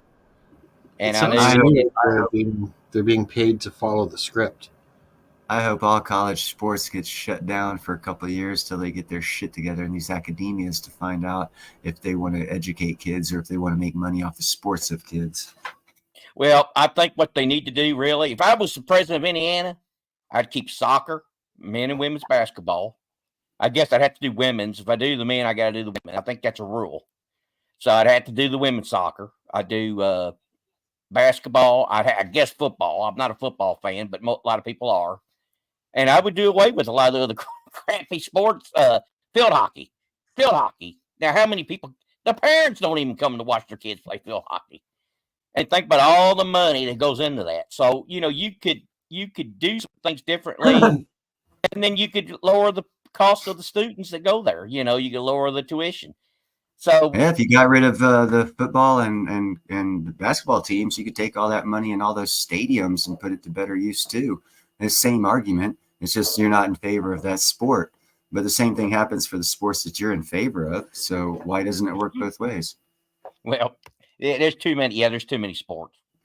Too many cheerleaders. No, there's too much money going into too few sports, because I've already heard the argument and seen it happen to where college football teams get so much money that other sports get closed down because there's just not quite enough students or people involved in it. So, because there's only 5%, fuck them for the 35%. And that's not what schools or scholastic places are for. Football pays for all those crappy sports. And having that mentality is what gets you leaders like what we have today. People who go to college with 150 IQ and get out of college with a 12 IQ. Well, I want to pocket as much money as I can make off the sports. I don't want that money then going to croquet and badminton and all those sports. So, well, then what you need to do is you need to live in Nevada where they legalize gambling. Because last I knew about Can't Drive 55, college was not a place to make money for gambling or for the entertainment of others. It was for scholastic achievement and advancement. So when did it ever come back to, well, if it doesn't make me money, I'm not interested in it? That college is not there. And if the college is there for that, it's no longer a college. Don't send your fucking kid there. Well, it's pro now. It's pro. It's a pro organization. Yeah, I know it is. And it doesn't matter, man. You can legalize murder. It doesn't make it right. Here's a better one. You can legalize slavery. It doesn't make it right until you figure out it's wrong and you legalize it. Then you realize it's wrong. So put money into college sports. Hell, put money in high school sports. Till we're such a fucked society up and we can't change it that easily, we will realize that the love of money is actually the root of all evil. And, we'll actually probably listen to history after it's too late, all because we want money. There's certain things you shouldn't make money off of. You shouldn't make money off of students. You shouldn't allow them to make money off of the skills, God-given skills, to be able to take a spot from a child who has academia skills, but doesn't bring in the money. So you're not going to train the academia. You're going to put your nation's fortunes and future on someone who can run a ball. That's fucking stupid. All they're teaching is hug trees and stuff like that anyway. But that's only because they put all their money into fucking baseball, basketball, and football and all this other stupid shit. They should have none of that in college. Well, my rule is this: if you can't carry your weight, then the sport, you do away with the sport. No anti-attack. I think they broke. Actually, just imagine me being on that bed and they do that at night to me. That's why I got this right here. They were fucking ran across my face a couple nights ago. I'm gonna have to put them back in prison because they get too rowdy. 4-legged alarm clocks. On their time. But my question would be to like the IU coach. This is what I'd ask him. The media don't ask him this. How many of your kids are graduating? He ain't gonna want to answer that. How many of your kids are going to class? He ain't gonna answer that either. How many of your kids can actually pass the fucking qualifications to get a graduation certificate? Well, I bet you some most of them get exempt from taking that. Why? Because they make money for the school. Now they've got a 4-year degree and they don't even speak the language, much less can they fucking read. But they're making money and investing. My God! Most basketball players are not getting degrees. They're not even going to class. All they're doing is there to play basketball because they know they got a better chance in the pros. That's what they're getting paid for. They're not getting paid to go to school. They're getting paid to fucking play. So why bother with the rest of the shit? Thank you for making my point. But Mike, when he was there, by the way, he would not like this NIL. He don't like conference tournaments. So his rule was you went to class, you didn't play, and he didn't care if you averaged 30 points a game. If he caught you not going to class, you did not play, and he did it. He did it. I mean, there's some players he did not let play, and they were good. So, and they would all transfer on night. They could not put up with it because he picks you up and body slams if you don't do what's right, and they would not put up with him today. So he got out the right time. I think sports is all fucked up. I liked it when Tom Landry was running the Dallas Cowboys and he actually wore a suit and made his fucking players act like human beings and professionals. Something we don't know anything about today in sports, being a professional or a human being. But we make money, and that's the best trade-off ever. If you have a fucked up society, it is. And then that leads us to our problems here in America with, corruption in Ukraine. Yeah. See how it all leads back? Once you have one fucking vice in there, they all fuck you. We need to get our moral high grounds back. And for us to do that, we need to get rid of gambling on college sports. Sorry, Nickel, but that's part of the devastation and destruction of America is the love of money on college sports. Because then we're not educating our next generation. We're telling them that money's more important than doing the right thing. And then when they get in there and they do something made for money and not the right thing, and we wonder why. Oh, well, because we made money off of you in college and you decided that was more important than an education. Well, and then you're proving my point. My point, the United States is so corrupt, it will never be corrected. It will only get worse. That's my point. No, it can be corrected. It won't. Can be.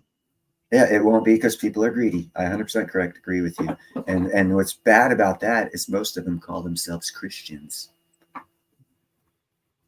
And now you see why they want to kill Christianity. Because I can't use that argument to a fucking person who's not a Christian. Well, the United States, you got the right not to be one. Yep, that's exactly what I'm talking about. And that right there is the destruction of our morality and what keeps America great. Why do you think people came through Ellis Island? What's the saying on Ellis Island? What is the whole premise, the thought behind that? It's irrelevant. It doesn't exist today. Why? Because we're greedy. It's irrelevant. It's now totally irrelevant. The whole purpose of our country has been made irrelevant. Way to go, people. But I'm going to get it back for us, at least my little part of it. Yeah. It works both ways. That's the great thing. You can fuck something up, but people can also bring it back. You just got to, it takes time. Don't live in a 5-minute world. You got more faith than me. Think about things. Hold on. Here's a thought pattern. Think about the things like the Chinese think about it. 40 or 50 years, because that's how long it took them to take away our morality. It'll take that long to get it back. You just have to be smart enough to put the time in.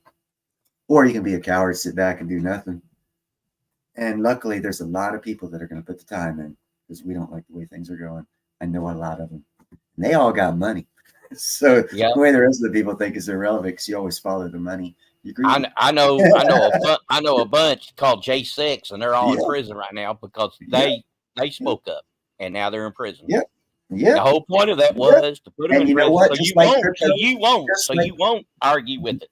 And just like crypto, you want that to change in 24 minutes. I understand. I want just like crypto crypto, to die. that's unrealistic. Yeah. I want crypto to die. I think it's the greatest thing that could happen.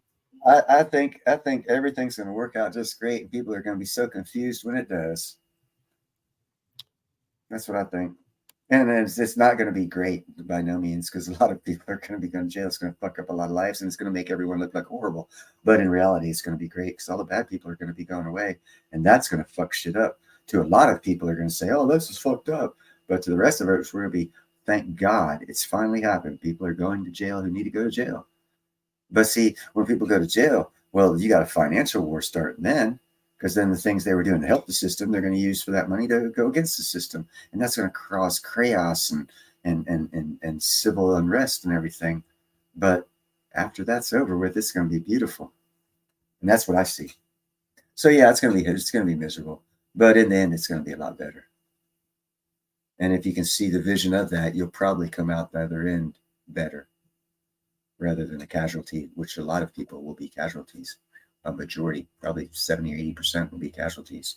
But hey, you read the Bible. End times, a lot of soulless people. You can't help the soulless, so oh well. Yeah. And that spreads like a disease too. Yeah, it does. Unless you're strong of character and have morals. Then you ain't got to worry about it. And that goes right back to a sellout conditioning. Yeah. Or even you can even take it to young the age to sell out. Very young age.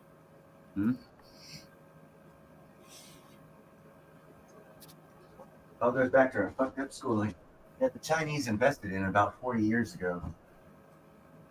Have a good night, Indy. Thank you for showing up, girl. I'll make sure not to hassle you as much on your next live stream.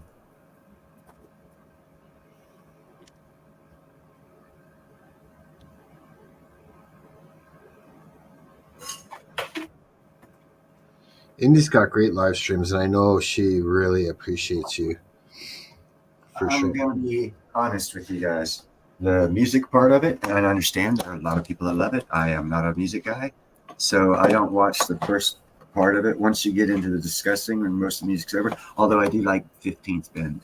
And there's a couple other musicians you got there Frank that are Turzo, awesome. for sure. But I'm not into music, so I don't watch that part of it. But the great part of your show is you have more than that. You got something for everybody. And I come in when the part that I'm interested in is the conversation part. So yeah, her show's awesome. It's got something for everyone. Yep. It's an awesome show.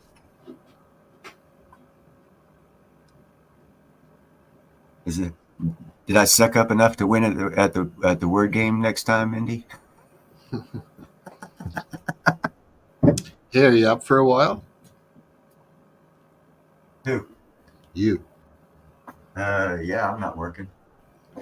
That's great. I'm going to fire up the word game right after you shut this down.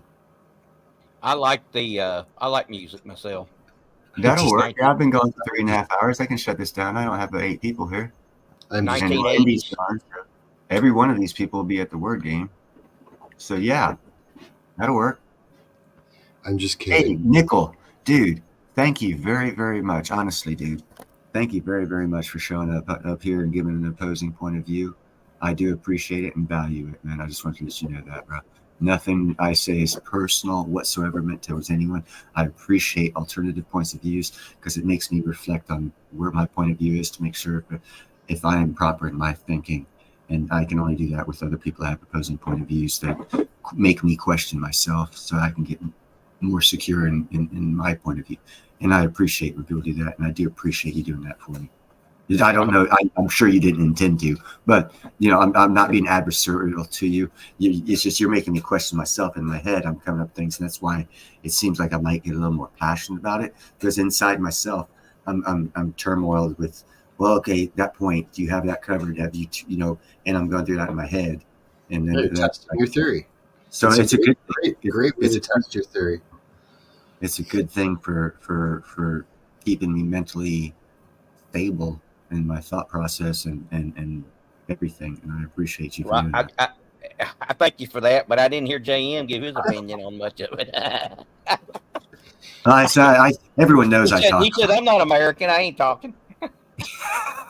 Anti says I killed the live stream, poaching it over to the words game. But I was just kidding, though. I was just kidding. Oh, you were? Yeah. Oh, well, that's okay. I actually gained one person. Now I lost one person, so I'm at the same number. So let's ask JM. Do you think America will get better, or you think it will go the other way and get worse? Honestly, it's got so much worse than I ever thought that it would. And now that I see the momentum that's there, I think it's still going to get a little bit worse. But I like a lot of what Neil was saying there, you can't turn it around on a dime, right? It takes time, but the wheels are in motion. So, yeah, And beyond that, I like to stay positive and try to maintain hope. So, yeah, I always used to look at the U.S. as the bastion of freedom, and what every country should be. But it's really been desecrated the last while. Yes, it has. Yeah. 100% concur. But I still have faith. Like I would never give up faith on America, because they've got the closest model, the best framework through history, in my opinion. And it's strayed so far from that. They've got to go back to the That's where you original, need a hard left. foundation. You need to go hard left or hard right, whatever. I was gonna say hard right. Whatever it is. I'm not. I swear I have not voted for a Democrat or Republican president for like 5 cycles. I vote for myself, so I'm not sure which is which in reality. I know they're both, and I have my own opinions and views, enough so to where I don't vote for either one. But the problem is both sides are so corrupt. Yeah, and that's why I don't vote for either one. So that's what I'm saying. Where's the change going to come from? Because the people do not have no power anymore. That's just how I look at it. They don't. If you try to stand up, they put you in jail. Good night, Annie. That's going to change. It takes time, man. It's going to change. And actually, here's something for you might want to consider. Right now, for at least the J6 people, with some of the things that I think might be going on, the safest spot for them is in jail. Because you can. It all depends on who the guards are, brother. And if you have a billionaire that wants to keep you alive, you got the right guards. So I'm pretty sure there's a chance, maybe 15% chance, that some of those guys are being kept there for their own safety until things change and they can see their day in court. Because they're going to be saying some shit that's going to be very disruptive to the system and the people in the system that could put their lives in risk, or it could go down that road, shall I say. So the safest spot for them right now might be jail. If it goes down the road, I think it might be going down. If not, then, it's going to go down another road, and I'll check that out. But right now I'm thinking, why else would they legally be allowed to be kept there and not have SCOTUS on top of that quicker than fucking horse shit? What? You're fucking with how many Americans' fucking rights? Yeah, no, they'd be all over that, bro. I think they're there for other than what we're being told. And not that they're insurrectionists by any means. I think more for their security, because if you get 18,000 hours of video from an 8-hour demonstration because of all the videos that you picked up, I guarantee fucking goddamn to you, our government knows exactly what the fuck's going on. And here's something else you haven't been told. A couple FBI agents and other people who were supposedly in the Trump crowd that were working in the government at the time have already gone to jail for the January 6th thing. And those are people that weren't jailed on January 6th. Those were actual, what is the word? Agitators placed in that crowd. And they've been able to eyeball them out with 18,000 hours of video. They've got more than enough evidence. Good. The innocent, patriotic people that were jailed should be let free. Oh, they're going to get a lot of money.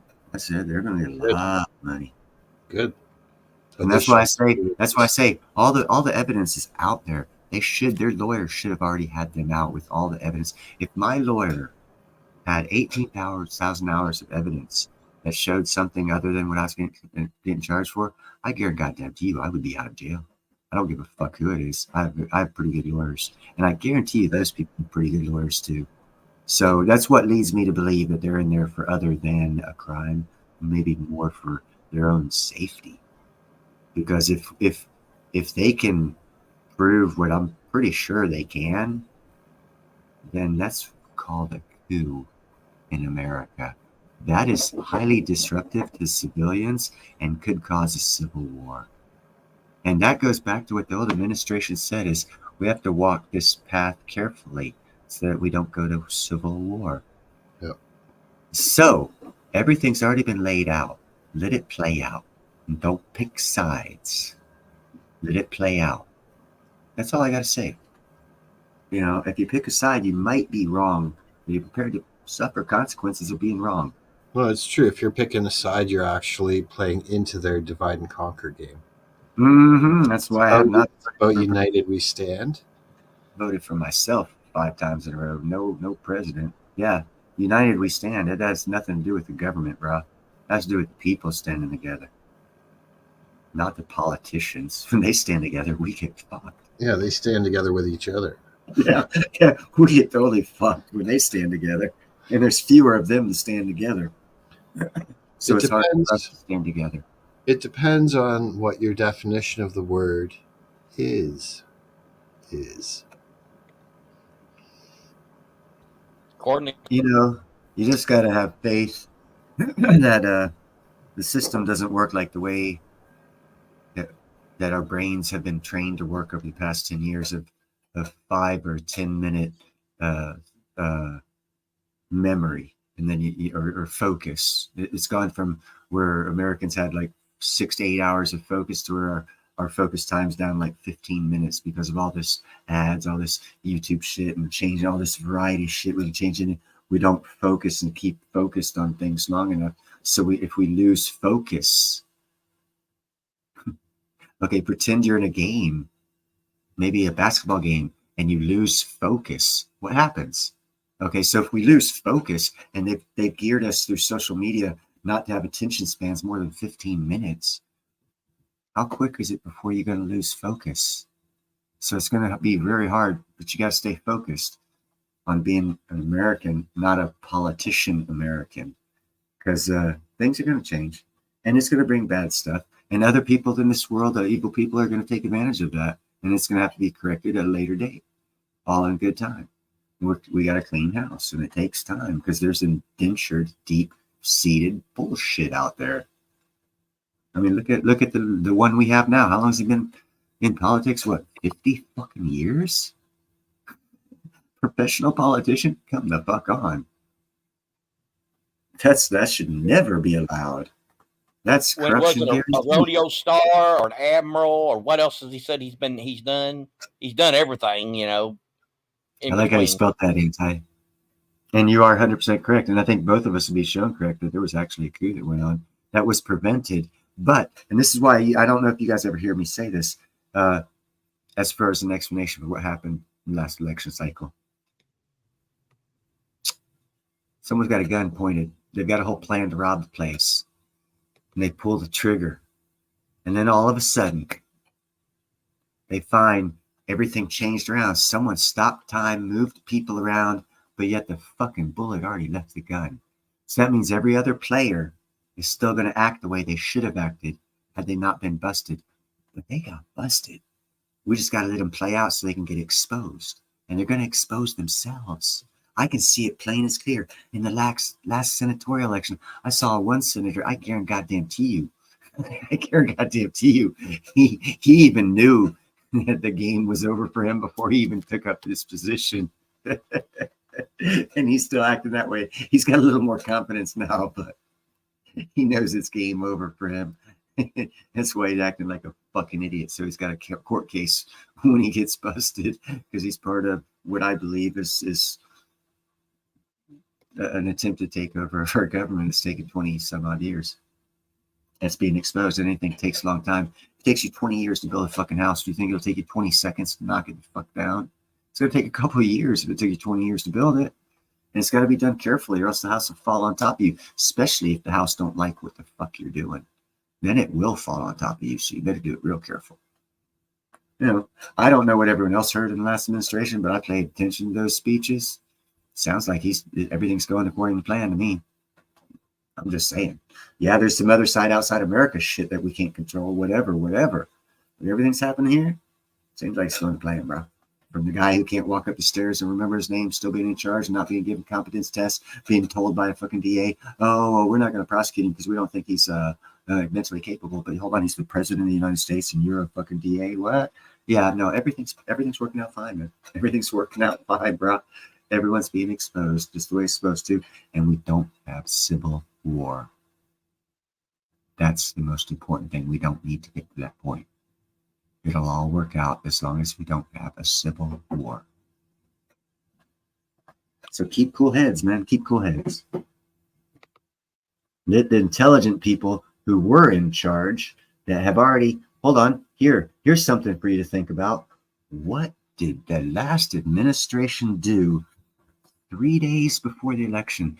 The most ideal time to be out stomping for votes. What was he doing? Oh, I know. Yeah, he spent 24 hours with the leaders of the Pentagon. That's fucking interesting. That's very fucking interesting. Yeah, starts questioning, get some answers now. You'll see things aren't the way they seem, man. And it was all told to us. If you saw it, it was all told to us from the way at the inauguration. Yeah, ask yourself this: when is the only time that the military turned their back on a sitting new president? Did that not strike you as He's not legitimate. If he's not legitimate. Did that not strike you as bizarre? You know Yeah, what I'm saying? a few things Now let me ask you something else. Just because you and your personal household thinks things can happen fast because you only have, 2, 3, 4, 5, 10, 20, 50 people in your household? Yeah, well, he's got 320 million. It takes a while to change shit. And you got to be very careful because a lot of people could go to the other side and pass on if you do it wrong. So be patient. Have faith. You say you read the Bible? You know what about? Have faith. But not in God. Have faith in America because it's inspired by God and it will stand. Look at the Civil War. There's too many freaking examples of the Americans' army running from New Orleans from the English. 3 rivers in a row. Historic lows as this fucking Revolutionary Army runs across back up to Washington, meet up with him. And then when the British come there, 3 rivers in a row. Historic highs, slows them down. By God, just enough for them to make it back to Washington. How the fuck did that happen? It's never happened since. But then again, our military didn't need to get back here as quickly and need a defense and a little bit of time since then. So apparently it's divine, or there's aliens watching over us, whichever you want to call it.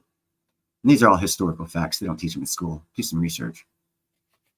There's a lot of crazy shit that's happened to make this country, and trust me, no one man is going to bring it down. It'll take all of us fighting each other. Don't make a civil war.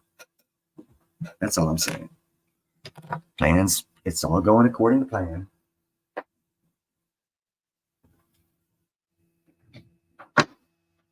Can't do nothing until everything's exposed.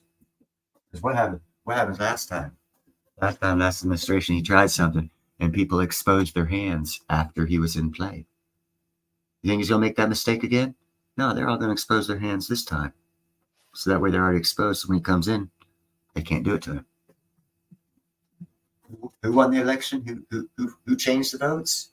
Was it one guy or the other? Think about it. Who's getting played? We're all being told in the media is one person's getting played. I have a conspiracy theory says the other person's getting played.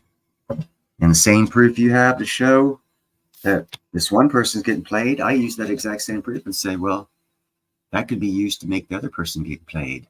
In which case the scenario of the bullet came already out of the end of the tip of the pistol, and then the game board changed. But because the bullet already left the pistol, all the players have to play their role, exposing themselves. And you have to have that if you have a good court case against all of them to drain the swamp. Don't you need evidence? Isn't self-exposing yourself as corrupt evidence good enough for a court case? I know it is for the UCMJ. I don't know about the regular courts. It's all going to come around. I don't know if it'll play out exactly this way.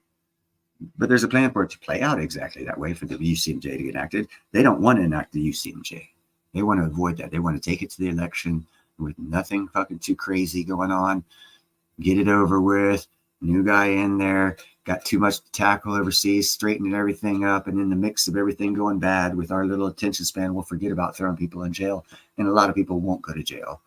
But they'll get out of power and go quietly into the night. And that's happened before in this country. So there's a couple ways, but the end game all ends in a better scenario for the American people, as long as we don't have a civil war. That's the scenario that fucks us all and gives the bad guys the world for a couple hundred years. And then we have to worry at night when we go to bed if we're going to die or not by some crazy overseas. Instead of being the crazy overseas, there's only two sides of the coin. I don't like their side. I'd rather keep our side. That's all I got to say about that.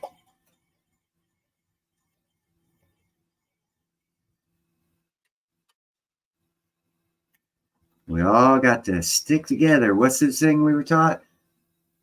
United we stand, divided we fall. Why be divisive? Do you know what divisive? Let's look up divisive. Let's not be that. Let's be united and let's look up united, see what united means.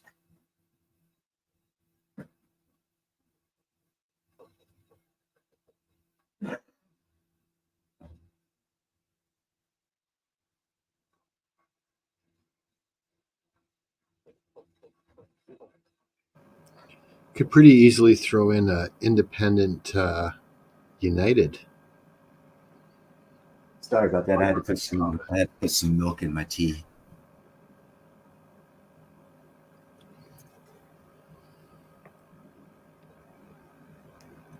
What were you saying, JM? It's just saying you're talking about we don't want to be divided. We wanted to be united. Yes. That's what they said to do in the fucking Constitution, Bill of Rights, all that shit. So if we don't want to give it up, let's follow it. Pretty simple concept, ain't it? Mm-hmm. How can you keep something that you don't follow? By not following it, you gave it away already. It's in the Bill of Rights, it's in the Constitution. Let's keep it. So what you're saying is I don't watch CNN enough?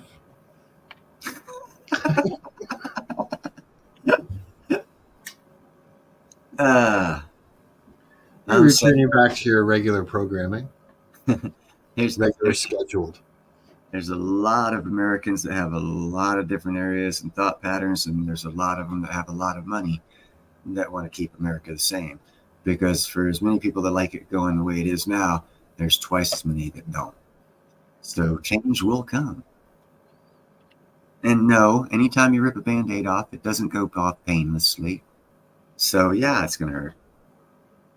It should hurt with that fucking shit we got ourselves into. We were fucking asleep at the wheel. You know what? I heard recently that a lot of these illegal immigrants are actually coming into the States from Canada now. Oh no, they've been flooding in from Canada for a while. They just started to report it. You know, that border is so much bigger. Yeah, they're just like flying into Toronto, yeah, Ottawa, Chinese. Montreal, They're and welcome. walking across. They're welcome in your country. The Chinese are. We had a ban on them for a while. No, but the fact that they're coming in here and doing that says to me that whatever's going on here is complicit in it, right? It's like there should be vetting here too. So they're saying it's wide open here and Okay. over there. Now I go back to taking over Canada. So if it's like that, what's actually happening is Canada's allowing an invasion of America. Therefore, Canada's an enemy. The Canadian government in charge right now is an enemy to America, and we have the right to take them over and make them more legal of a government. And guess what? All those people who they'll vote for. See, that's what they're. That's what it is. They want voters. So they're putting them in. Alberta voted to be American. Yep, I would too. I mean, which party do you think all these illegals will vote for? They'll vote to go become American. They'll vote It's to a lot be. better, They'll vote for it's a lot better than Trudeau. Biden is a lot better than Trudeau. Imagine that. And they don't know America, so they don't know what the history of America is. They'll just come in and vote for Biden and the Biden likes and all that. Who doesn't? Who are you talking about? All the foreigners that's coming across the border. Oh yeah, the ones that are, yeah. No, I'm still talking about if we make Canada part of America. I guarantee you, more Canadians know American history than Americans do. I think our education gives us a little more global perspective, whereas a lot of American education, it's really focused on America. So certain parts of it. Only certain I'm parts. always, I'm always impressed speaking with Americans how well read they are on the Constitution and their history and everything like that. Like Canadians probably know almost as much about America as they do about Canada, as they do about any other country. You name any country, and it's a pretty level knowledge, including Canada. Yeah. But you go to the States, and it's like 95% of the global knowledge is American. Yeah. History. We don't know anything about anything else. Generally speaking. Yeah. Right? That Not for makes you stupid in reality. But that's the public education system. And I Mhm. always use the two words public, It was paid government, for by China. interchangeably. Right? Anyone says it's a public this or it's a public that means it's government.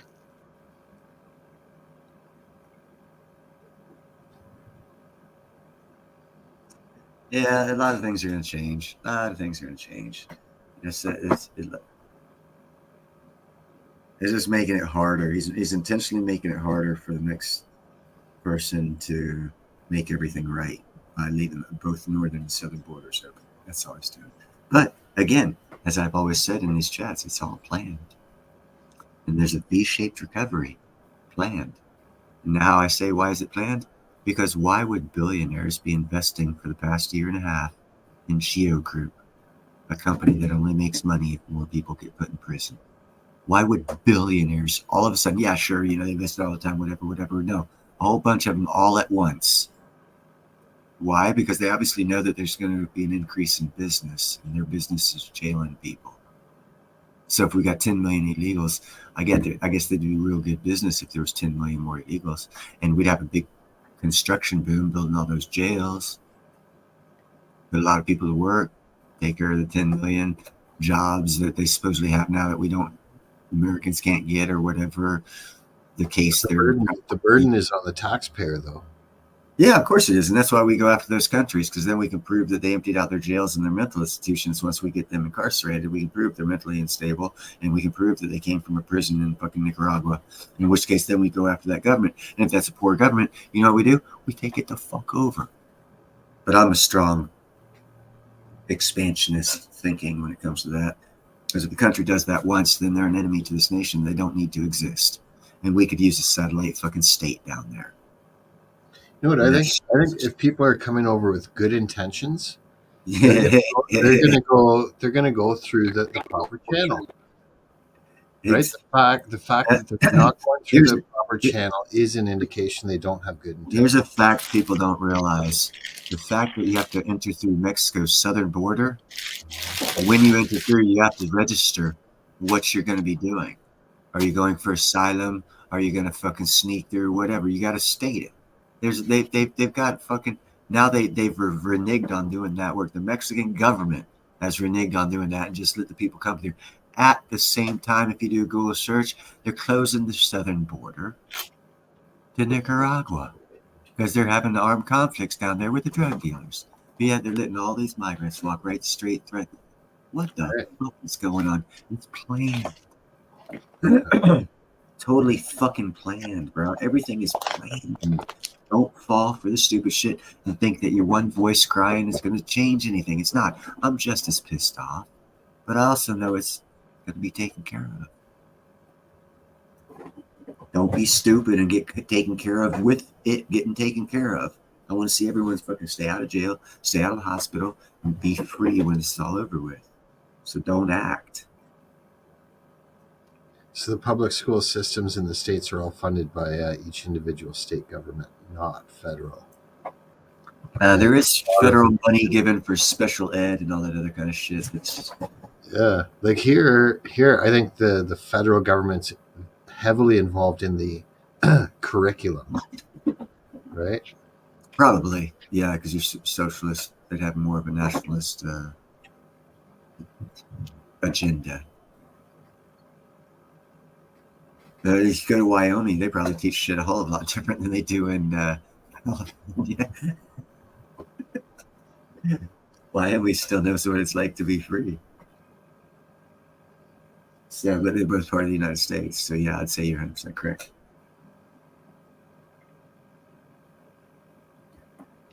I'm hoping these little fuckers run out of energy soon. I agreed with you earlier on that chat you were talking about with how highly academic potential students shouldn't be blocked out because of financial restraint. And it reminded me of a documentary I watched that was talking about how 50 years ago, people would work a summer job to go to college or university, and they made enough in those 2 months, or say stretch it out 3 months, to cover their tuition and their books. Yes.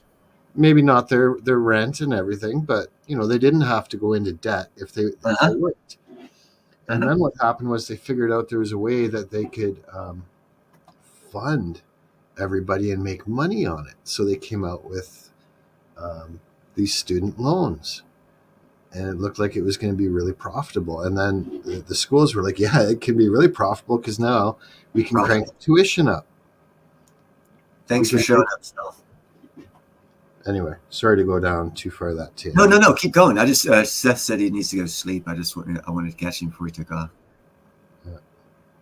Keep going. I like where you're going. Keep going. I think it was actually Robert Kiyosaki, like him or not, that was talking about that and saying that the whole student debt thing is completely unnecessary.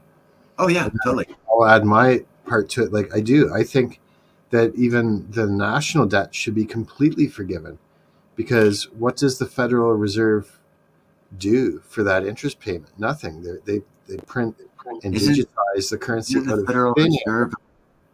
Federal Reserve a private corporation? And get repaid in interest for doing what? Nothing at all. Is it not a corporation? The Fed, the Federal Reserve. It's a central bank. It's a central bank, just like every other country's central bank. It's a corporation. They set it up. They can go bankrupt. I think it's part of the government. They not only say it's not, but it is. And it has no assets, because the way it did business, so if it goes bankrupt, technically they would forgive all debts. Do they not have gold? Like I thought the central banks are holding the gold. I don't know if they are holding it or if the Federal Reserve is holding it on their behalf, in which case they could say, no, because we're not going to give it to you, because when we take you to court after you go bankruptcy, we'll just take this as pay anyhow, so we'll just keep it. Kind of like what we did with the Germans in gold. They'll do that, and I could very easily see that happening. Yeah, they do have gold, but I could see it very easily being snatched from them by the federal government, federal treasury. The real federal government's treasury, not the company called the Federal Reserve that has no assets nearly worth the debt they have. They have on the books, but they don't legally have it on the books because they don't legally own it, because they're not allowed to. As a private bank, they're not allowed to print money. But at least I don't know. Congress might have given them the authority. I don't recall. I don't recall it to not work if they did. It's all basically a big Ponzi. What year is that Corvette, Nickel? I was going to say an 85. No, what was it, 78? Nope. 76. No. 78. Is it 90s? Nope. Oh, no, that's the Stingray. You wanted the Stingray. It was a 7. Okay. Yeah, that was the 78 we were talking about. No, that body style there looks... This is much newer than a 78, though. 89. It's coupe. The last year they made the coupe was 1987. 87? Looks good. I like that color. After that, you had two choices. You had to get the convertible or you had to get the hardtop. I actually like the look of the new Vet. It looks sporty as hell. Oh man, they were starting to look like Ferraris. Like they are. They really are. Actually, more Ferrari than Ferrari, to be honest with you. Yeah. They're gorgeous. You went past me and I see it from the rear. I'm like, oh man, that's a sweet looking car. If the car looks nice from the rear, That's a badass car. I And actually had a Pontiac those nice. Firebird that I think was that exact same color. Certainly looks like it. I had a 67 Mustang that was about that color. That's maroon, right? I was going to say burgundy, but Burgundy. Yeah, burgundy. Yeah, I had a maroon or burgundy and white 67 Mustang.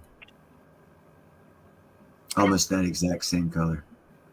those were the good old days. Yeah, I wrapped it around an oak tree. Oh, Had a nice engine. Yeah, you know, it rains a lot in Florida. Fast engines, rains, a car usually end up with oak tree in the story somewhere. the Firebird that I had was just a 2.8 liter. It's just a little guy. But I was pretty young too. Like I was like 20, so. Yeah, I fucked up a lot when I was that old. God, did I fuck up a lot. Learned a lot from it though too, I bet. Yeah, I got the fuck out of town. That's what I did. I learned that the town of Pensacola, Florida is a dead end, retire only. Don't have kids there. I mean, it's a great place to raise kids, but there's no future. As soon as they're out of fucking school, send them to another fucking city that has opportunity. That place is dead for opportunity.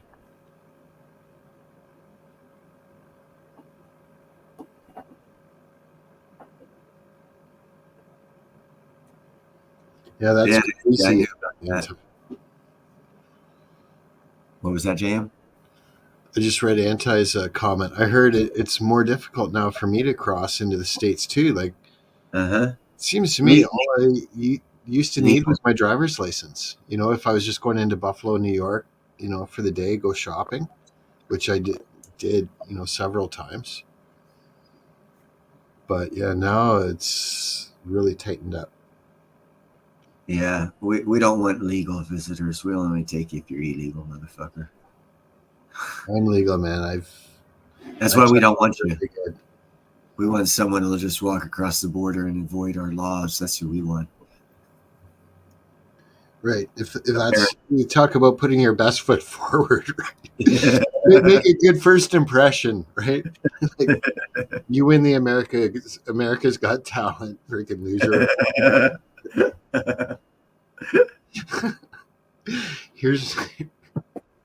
Here's my first impression breaking through your freaking wall.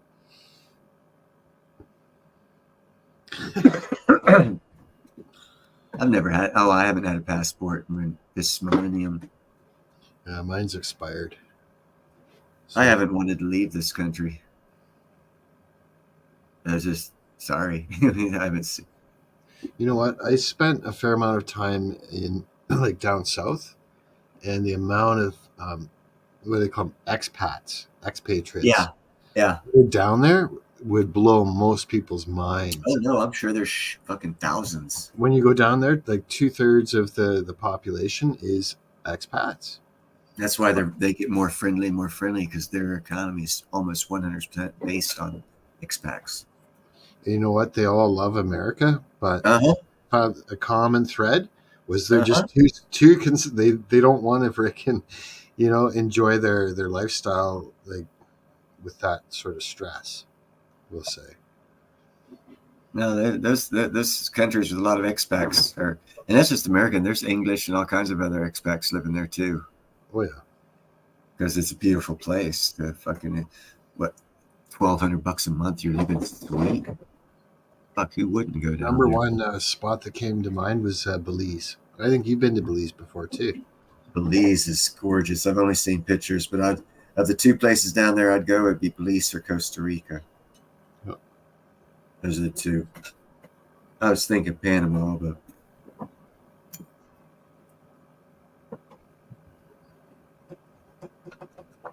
I'm thinking, was it Belize? Belize is on the Pacific, and Costa Rica's got both. Belize is on the east side, so Atlantic. Belize has access to both, and then Costa Rica only has access to the Gulf of Mexico. I need to get on the map real quick. That's the other way around, man. Belize Yeah, on the east side, so it's got that, and Costa Rica has both. Costa Rica is the narrowest little section of, I think. Yeah, Belize is Gulf of Mexico. Yeah. And Costa Rica has both. You're 100%. It's right above Panama. Yeah, I keep mixing those two up. Yeah. I like actually Belize the best of both of them, personally. Because you can stay in the American islands, man. Look at the other islands. You got the Cayman Islands, Jamaica, Puerto Rico, British Virgin Islands, Montserrat, Dominica, San Luis, Barbados, Grenada, all those fucking islands right there. The nice thing with another nice thing about Belize is it's under, well, not so much that it's under British common law, but is that something like 90% of the population speaks fluent English, and their schools, they're taught in English. If you go to Costa Rica, it's still pretty good, but like in Belize, you can go anywhere and everyone speaks fluent English, pretty much.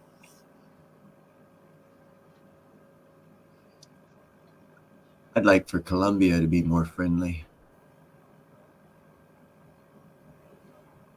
I don't know. Hey man, if Trump was back in office, I'd be more than happy to move to Florida. I wouldn't move to Florida. Too many motherfuckers. Too crowded. No, I'm not talking Miami. I'd go off on one of the little islands just off the west coast, the Gulf. Oh yeah. No, because if you think about retirement it, areas, right? Think about a hurricane and how long it would take you to get out if there's 12 million people in front of you. Yeah, that's the risk. So you just got to be aware of the weather. Yeah, and yeah, no. Mm-mm. The house I grew up in, Pensacola, Florida, is not there because of a 20-foot storm surge. I love Florida. The times that I had there were awesome. I would go like for Defuniak Springs. It's inland by about 20 to 30 miles. You still probably have to have hurricane insurance, but you're high enough where you don't have to have flood insurance. Hey man, the energy that you feel when you're barefoot in the sand, looking out over the water, and the moon's coming up, cannot be duplicated if you're living in the city. You get serious energy download from that. Just imagine, what are those little things in there that as the water moves, they lighten up? Oh, jellyfish? No, they're not jellyfish. There's something that there's little sand ticks or something. Nope. It's bioluminescent. It's not algae. It's a little organism. It's bioluminescent. And every time you fucking move in the water, it like glows green. Huh. What the hell is that shit called? Well, that kind of ruined my whole fantasy. Oh no, it's beautiful, man. If you're swimming in it. Yeah. Oh, like this shot I just got. Kind of like that. That's interesting rocks. Yeah. They're not real. Phosphorescent. What the hell is? It bothers me. I can't think of the name of that shit. Yeah.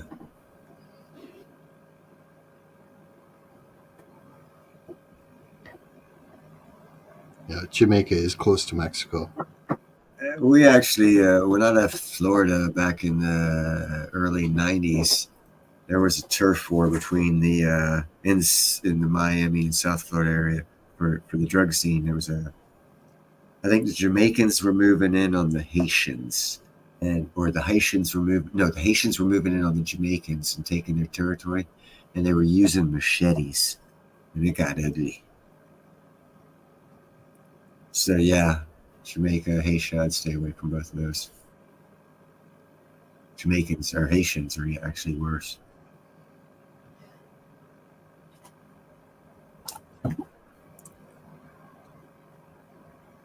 Jellyfish? Nope, not jellyfish. Not jellyfish. Damn, let me see if I can't do a Google search, find it.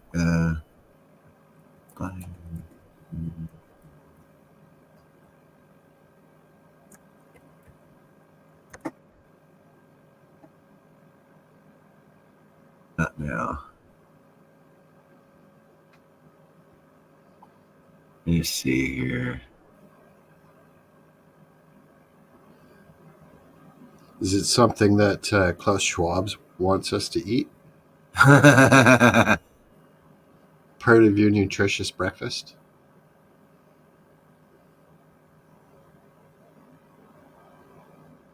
It's an algae. Okay. Here it is. Is it safe to swim in bioluminescent water? Some bioluminescent algae produce toxins that are harmful to the marine wildlife and humans and anything that comes in contact with them. So it may not be safe to touch. It might not be safe to touch the algae or swim in bioluminescent. So that might not be the actual particular type, but it's an algae. But there's a specific name for it. It happens in Florida because it used to happen in the bayou that I lived in. So you're saying if I'm going to go to Florida, kick my shoes off, stand in the sand right by the water, stare at the not on the Atlantic, on the Gulf Coast. On the Gulf side, I've got to watch out for these bioluminescent algae. No, you don't have to, because the ones that we used to swim with and swim around and play with were not toxic at all. Okay. Well, that's cool. I'm okay with that, though. San Diego Night Beach. Algae blooms. Yeah, it's different types of algae. Here's another one that happens in San Diego, and it says nothing about it being toxic. But I used to swim in, and it says it turns neon blue, not green, which is rather interesting. But yeah, no, you don't have to worry about it. You just run your feet through it, and wherever there was a stream, like where your foot was, how the water separates, it would like be colored. It would like be turning on a light of green color. It was pretty badass.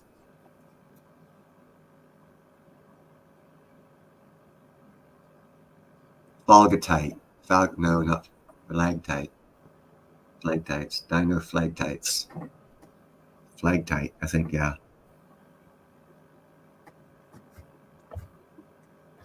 Have either of you played any video games like Gran Turismo or Need for Speed? Mm-mm. No. I don't. Nichols. Okay. I will play baseball or something like that, but I don't play regular games. Nichols' profile pictures just reminding me of the one video game I used to play. Corvette was one of my favorite cars to select. It was race Gran Turismo. Oh yeah. But where's that one where you'd have to steal the cars? That's Grand Theft Auto. Oh, that was Gran Turismo. Okay. I also used to play NASCAR. Like NASCAR had a really good. I think it was EA Sports or one of those. Freaking fun, but man, you got to have some time on your hands to get good at it.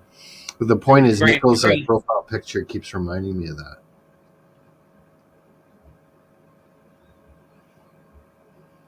Sorry to interrupt you. No. I really don't watch car races either. I never understood why people like that. I did like the Detroit Grand Prix. That was the best race they had. I don't even think they have that anymore. I used to watch Dale Jarrett and Earnhardt on the 500, not the 500, the stock car. But then it got fucked up after it came like everything else. Too much money got into it, and it was no longer a real race. Just like boxing, boxing. Well, Indianapolis 500 is still big here. Then of course there's the Daytona. I guess the biggest NASCAR race is Daytona. The biggest Formula One is 500. Sears Point Raceway is right down here, right on Highway 37. You got this little swampy waterway, and then we get to Sears Point Raceway. That's supposed to be a big one for the stock car racing. I've never been to Indianapolis 500, and I've never been to Kentucky Derby. I've seen them on TV. I've never been to them. They had beginning of October last year. They had an Indy 500 style race through the streets of Las Vegas. Actually, I think it was the Indianapolis 5. No, it wasn't. It was the Grand Prix. What's that one they usually run through streets with those slicker cars that are down to the ground? I guess it'd be Grand Prix. I don't know. I only watch the stock car. I don't care about the rest of that shit. Don't even care about the stock car anymore.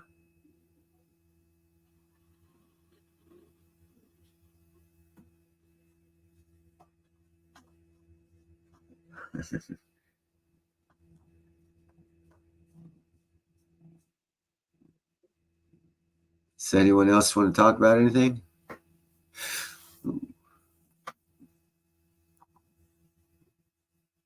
Let's see. Content. Yeah, if I was going to watch cars going around circles like NASCAR and the other, I'd just get me to a race car set and have 2 cars on it. Just watch them go around in circles. So I used to go to a quarter mile track in Pensacola, Florida. It was a real small circle. Real steep though. Real steep. If the guys Cats fucked like up, they'd end up Cats like it. Get you to these little cars that you put on a track, put it together, and you put the cat right in the center of the tracks, and that cat will love those cars going around in circles. He'll knock them off.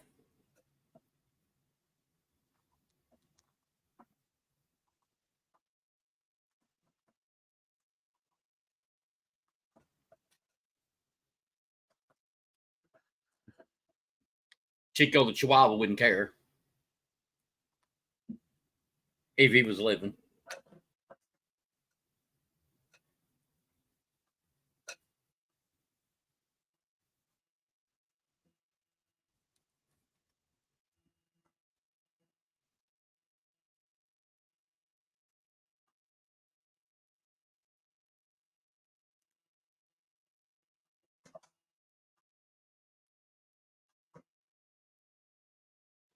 Right on, Seth. Good night, brother.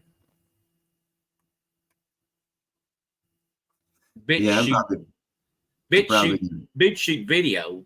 That's that. That is the crypto stuff, right? No clue.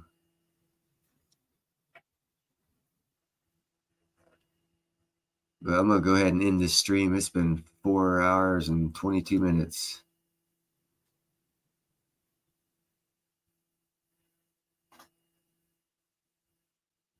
I think JM went to sleep. Well, hopefully his computer will shut off.